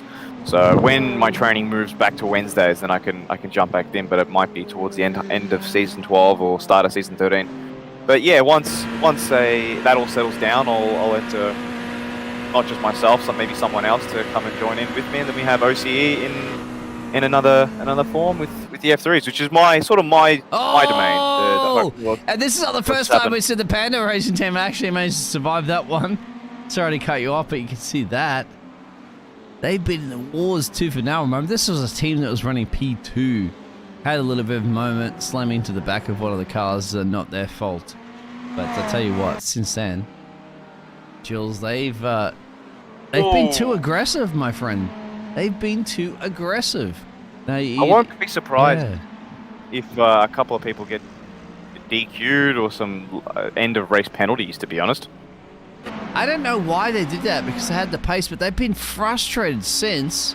And this is the good thing about OCE, and this is probably the reason why you need to be joining the OCE team, because one thing that you guys can teach people is the patience, isn't it? Just relax, calm, be chill, be cool. Remember, endurance racing, take your time. I think the one thing that we do quite nicely is when someone's driving, we will always try and make sure someone's spotting. So there's at least two drivers per team at least, or one driver, one co-driver in a sense. So it kind of helps with a bit of morale, and it keeps you in the right headspace as long as possible. So that having Oliver and Martin in my ear while I'm driving in my stint definitely makes a big difference. So I just have to focus on making the corners, keeping within a certain time frame, and delta, and looking after my right rear tire, which is the one that was heating up the most here. And I'm sure the right front for a lot of people heat up, but for me specifically it's right rear. So having them in my ear, just looking after the tires and the car and whatnot, is always a big plus. And on top of it, I think they're keeping a cool head. So this is something, I guess, if anybody's going to slap that Discord button and join the session there, it's probably a great thing for them to be able to just to chill and ask you guys when you are generally doing your social races and stuff To come in definitely. And you know, you guys will be awoke. I hate you Aussies, all right? So, you know, arms are always open. You know, g'day, mate. Welcome to Down Under. Yeah. We're always friendly. And Definitely help out perhaps some new drivers that are looking at doing things like this for endurance races or other races and kind of need that, hey, why are you guys so consistently good at doing this? And asking those questions. I mean, look, the more drivers we have, the more opportunities it gives for us running teams in all these different areas, because it's not just endurance races that we want to look at. So, as I said, I participate in the F3 league, so if there's drivers that are interested in driving F3... Blake Holden, of course, he has a very Australian name there, but bang into the fence, and they have not had a great day, have they? At all. No, they really haven't. I'm surprised they're still running in P13 at the moment, only losing 3 positions. I'll tell you what, they've not brought any flowers to the mountain here this evening. And somehow I think I've seen them spin more than going in a straight line, to be honest. How they're still here? How are they still in P12? If I'm not mistaken, P13. Sometimes it's not about it's not about where you are at the time. It's about where you end up if you keep going. So. And they are keep going somehow. It's amazing. Yeah, but continue as you said. Like, yeah, it's not you don't just do endurance racing. You do all sorts of racing, of course. OCE. We'll definitely be getting into it. I know Oliver and Cole. Which Cole is one of the drivers in the OCE Blue team. Or Kiwi, as you know him on stream. They both do a Supercars iRacing league where they participate in, and they run OCE in that, which is really good. So we've branched out from endurance so we've got endurance, we've got Supercars, and I mean just the lonely me running in the F3. So eventually we'll hop into some more stuff, but you know, for the meantime, this is pretty good. So at the end of the day, these things take time. Don't have the luxury of casting any. So far, James' broadcasting network as well does not cast any V8 Supercar leagues. So maybe if you want to reach out that one to Julesy and say, hey, if you want to put a great production on, we can certainly do that one for any of those 100%. Leagues. I'll definitely let you know. I'll ask Oliver and Kiwi when they're doing their next one. I mean, John has a lot of opinions. I have a lot of opinions on the V8 Supercars and iRacing. John specifically is very displeased with it, with the handling and acceleration. And John knows, my friend, because if you didn't catch that little mini podcast that I had with John earlier, he was he as an engineer and hands-on with real-world racing, not simulators, but real. Look, I didn't get that. No, trust me. 11 hours and 46 minutes, real-world racing experience. That's the word I was looking for. He knows his stuff. He definitely does. And look, at the end of the day, it's the one thing that he's got on all of us. So he's got more experience than any of us. So, and not just that, he's actually got a lot more experience than most people have in racing. So he's really great to listen to. And at the end of the day, like he agrees with what I was saying when I was driving it. Because at the end of the day, like it just feels like there's probably a little bit too much delivery of the power system, and like it kind of feels like F1 2021. I think it is where don't go to that game. You are correct, my friend, because I spoke to Will in a racing league at the moment. Martin's just let that car through at the moment, saying, "Hey, I'm here for another 12 minutes and change to go, and I don't want to be risking it for the biscuit." And this is a lucky thing I've had as a racing experience, not as a racing driver, as you know, but just only as a racing broadcaster and caster, that getting to reach out and experience chatting to different drivers around the world that are actually a part of real-world racing and esports sims. And Will actually is an engineer of IndyCar. It's talked so much about IndyCar racing, where I know, did know quite little about it, and I learned a lot over the past year or so.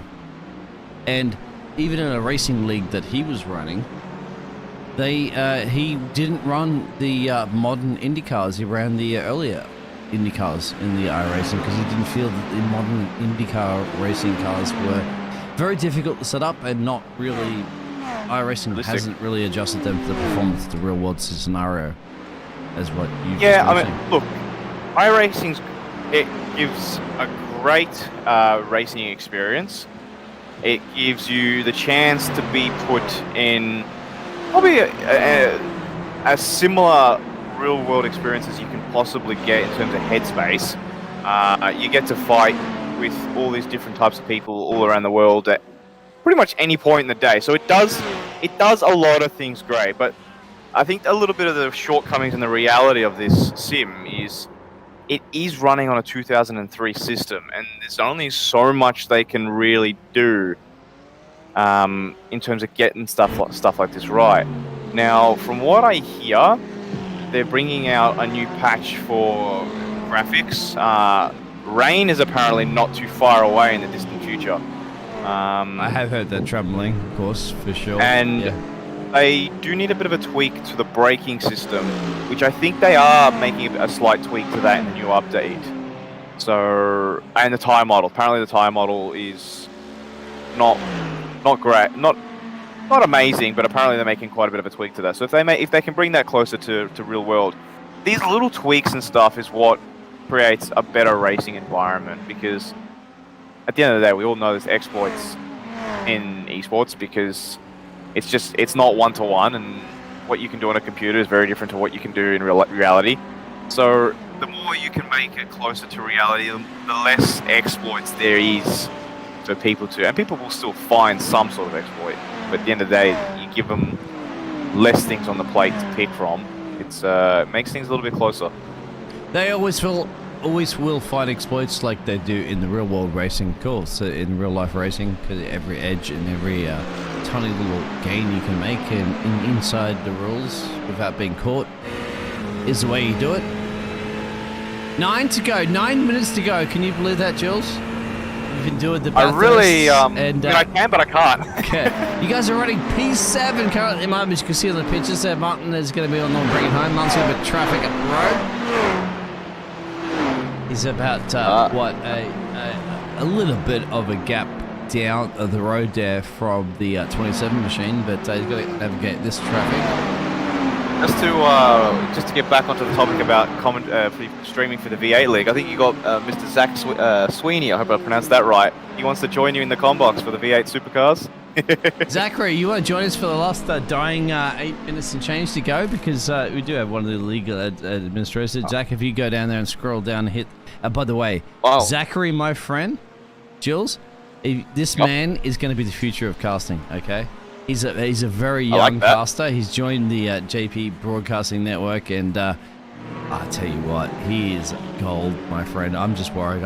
He's going to send myself and James into retirement anytime soon.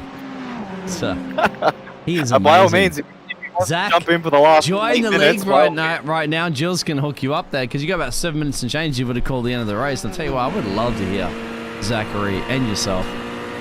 Anybody else called the end of this race, because now I can't believe it. 7 minutes to change to go, mate. 7 minutes, just like that. I think about it.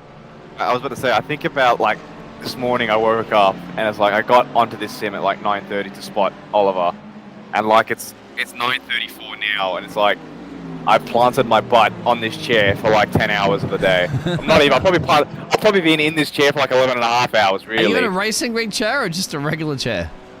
My racing rig. Oh, you're in the I haven't really left it.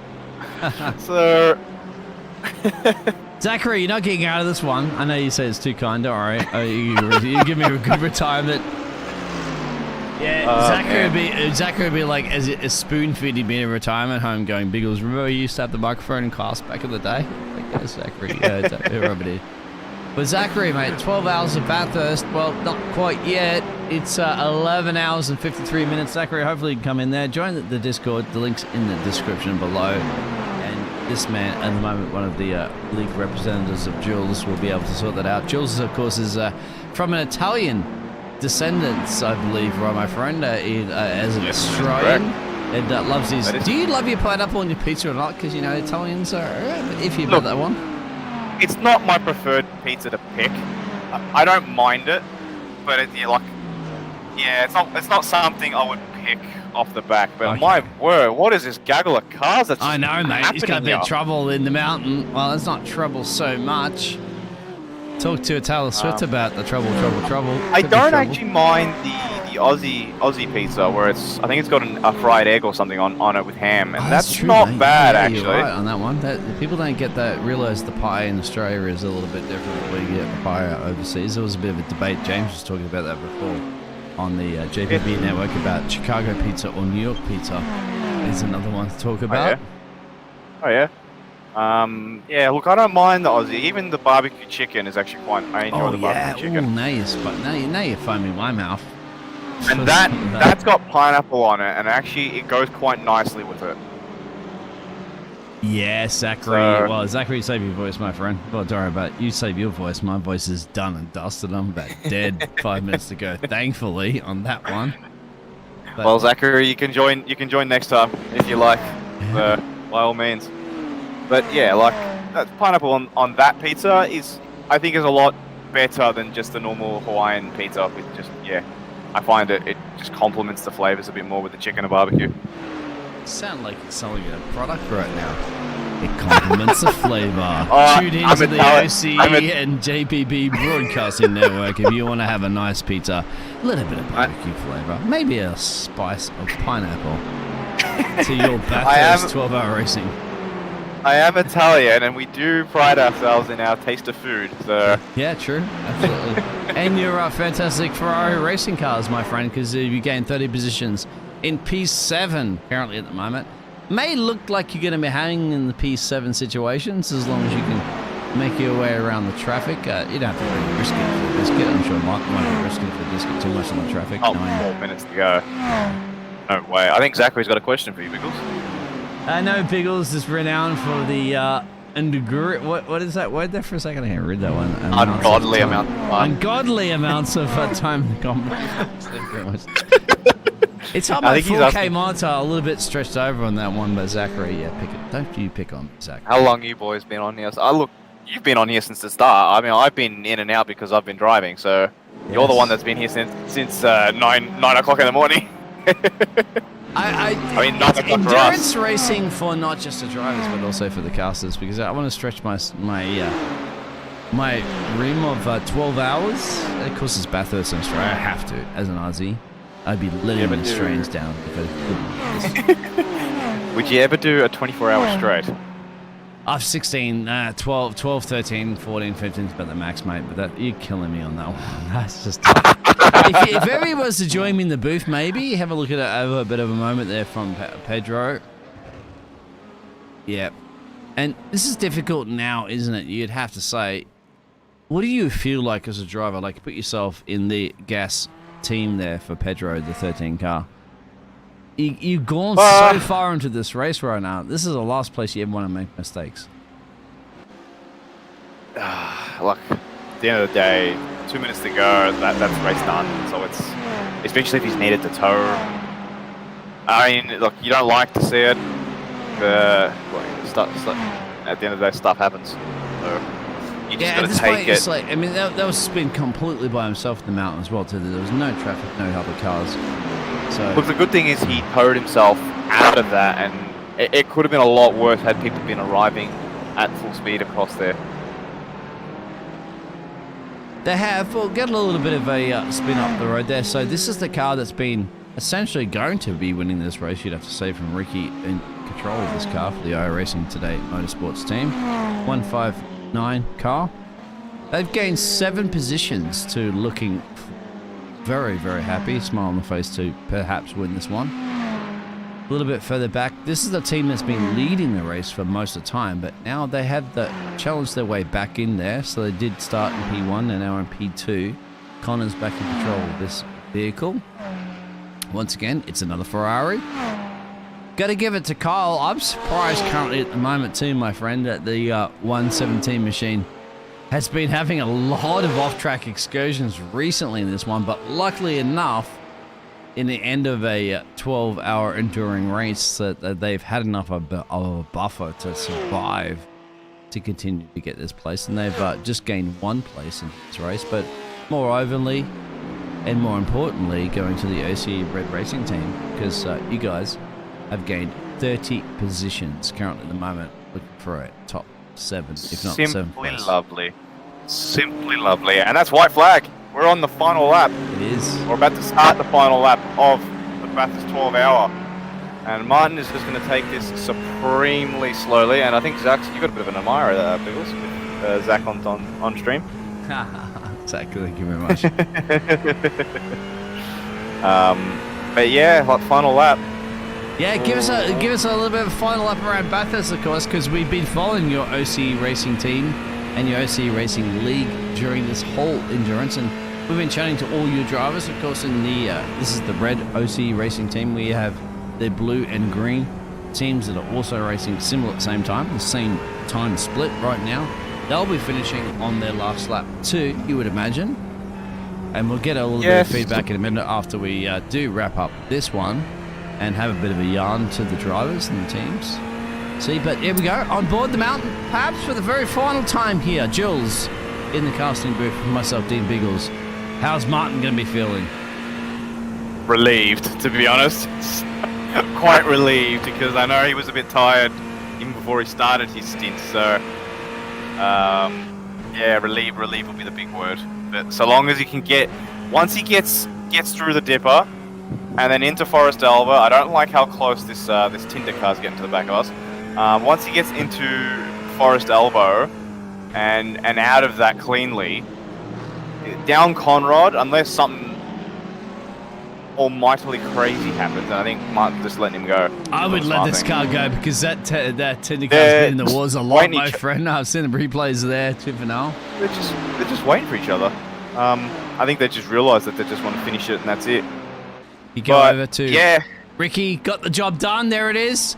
So Ricky gets it there, Connor, and Kyle a little bit further back, but of course we'll have to definitely go back and focus on Martin. Martin's only got a couple more corners to go, my friend, right now. The OCE Racing Team. How'd you go, John? Well done. P4, 5 seconds off. Oh, no. P4. We'll get that in a second there, John, because Martin's going to cross the line right now. Here we go. Well the done. OCE Racing Red Roo Squad. It's the Red Roo Squad in the outback of Australia, of course, in the Blue Mountains, of New South Wales, Australia.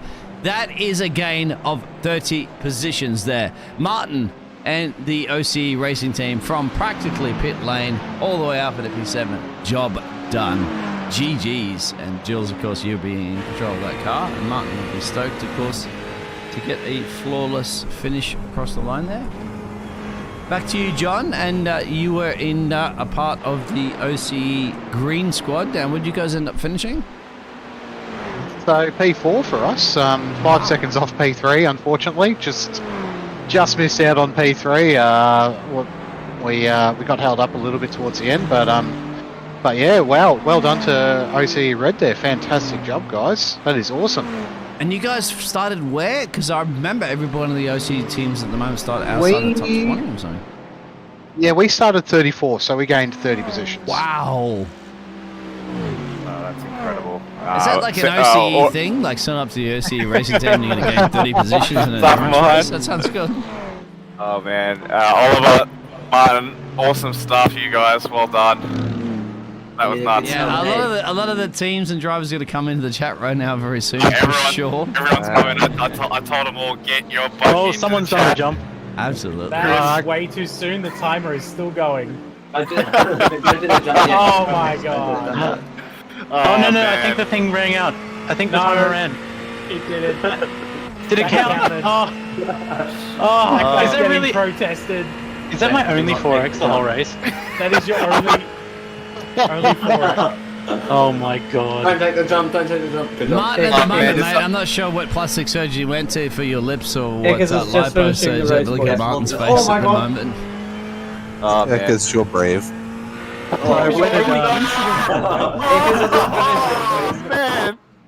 Ickers hasn't even finished it. Oh my god. Where's Blue ending up? We're finishing right now in P9. Let me just P9, fantastic. Well, everyone, this is OCE. We're all in here. All the drivers. Alright, by the time you get to the jump, the time is out, okay, Echoes? By the time I get to the jump, okay. Yeah, we won't If be I don't able to meet pull all up that- you guys going through the jump at the moment, but we are seeing currently at the moment Martin just be happy camper around here. The results should come that up bloody on the screen helmet. in a minute. Yeah, that How'd you helmet, go? of course. If you want to see that helmet at the moment, that just throws me off. We can look at it right now. It's got a smile on his face. Yes, he does. Why not? Man, I think may as well first start, first go as one of the admins OCE. Well done, everybody. Hold your brakes. Well done, everybody. The timer's out anyway. Ah, Oh my god. Just everyone extremely well done. That's 3 cars. That's crossed this line. Two are definitely in the top 10. When did you guys finish in OC Blue? careful. Pardon? Oh no. I don't think we're making P9. the jump. P9. Hey, nice. That's three cars in the top 10. It's crabbed. Am I going for the jump? Quack John? Send it anyway, Zekers. You damn well better be come on. going for the jump. It was the crabbing car because he just spun it. The You cutting. guys you aren't was aware ready? the jump is just before the chase down there, so you can get up above that tire wall. was- and you're airborne. For You guys- speed. You guys ready? Can't even drive in a Yeah, straight line let's right go. now. Let's go, Martin. Still got. Yeah, Martin, you Jason's have to done it show with it us, I because think. you're the only one right now on the broadcast, so it's up to you, Martin. Let's go. Here we go, Martin. Here we go, Martin. For the final time around the Bathurst 12 hours. Guess what?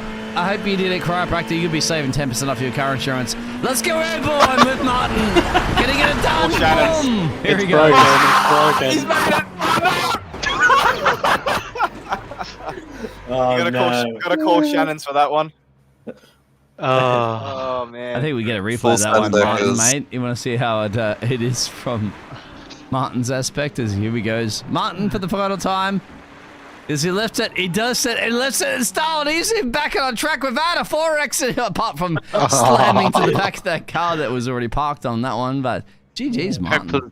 hopefully the crab can stay. Oh, is that a 0x? Yeah, you I got hope so. zero. Way I hope so. Holy shit! Oh, well done, guys. That was so. Oh, Zekers man. just hit somebody so hard the car got deleted. We should didn't have see those that. race results up in a second as everybody like mounts that little jump, of course, in a second. As Zachary in the chat has said he's done it exactly. And We finished. Wait, We finished 6 seconds behind P3, Yeah, who John. had help from another car to stay ahead of us for the last 30 minutes. Oh, boys, yeah. Jules and Look Sex, at we this. maxed out our I ratings. Everyone, OC Red, we all maxed our I rating. Safety rating, sorry, not I rating. Thank God. Oh, beautiful. Hey, wait, is anyone in my stream right now? Like, Yeah. I needed. the J. I nearly the lost JP my, podcasting. Okay. I'm just watching a replay. Just do. You nearly lost your bleep, and then we'll I understand. nearly lost my my 0x well, from this. Josie, mate, as you join us here for the OCE, we'd like to go through those race results here for the Bathurst 12-hour, 4-hour split that we'll be watching, of course, which is the Team that was a Red. contact, dude. Oh, that's good. Let's do it. Let's do it, Nichols. Let's do it. You can go ahead, mate. Go through those teams. What am I saying? Let's see. I gotta bring this up actually because I can't see this properly. Oh, All All right. you don't know that off by you get it in heart? a second, mate. It's up there. All right. We have in P1. That's a little bit blurry for me. So racing today, iRacing today, motorsports in first with Scuderia Littell in second, Moon Corp Endurance Team in third. So that runs up to the podium places. Virtual Racing Peru in P4. Damn you guys, we were in front of you. CBRX Prime Motorsport in fifth. Flying Farts in sixth. OCE Racing League Red in seventh. Red Mist Racing eighth. Bauer Racing Ferrari in ninth. Purple Sector Motorsports 37 in 10th. That's the top 10 with Purple Sector, Twisted Racing GT3. I think that's the one that had multiple trips into the wall, if that's the team there. And they finished where? P10? They had P11. They had Not bad. I think they at one point ripped off the entire front bumper at one point, if that's the team I'm thinking of. Yeah, Visamondo Grip Racing White in 12th. Crofty Posting Sunday Road in 13th. What on earth? Jatich Race On's GT3 in 14th. I've got no idea how to pronounce that. Epic Fails Motorsport in 15th. 7 Esport 16th. JD Sim Racing 17th. And Samsoid SimSport Delta in 18th. Yeah, I think we'll leave it at that. Yeah. Yeah. I think we'll definitely leave it at that one, for sure. So, Man, my pronunciation, oh my word. all right, who wants to see it all unfold for the blue team? Go Yes. on. That'd be great. This is how I ruin it.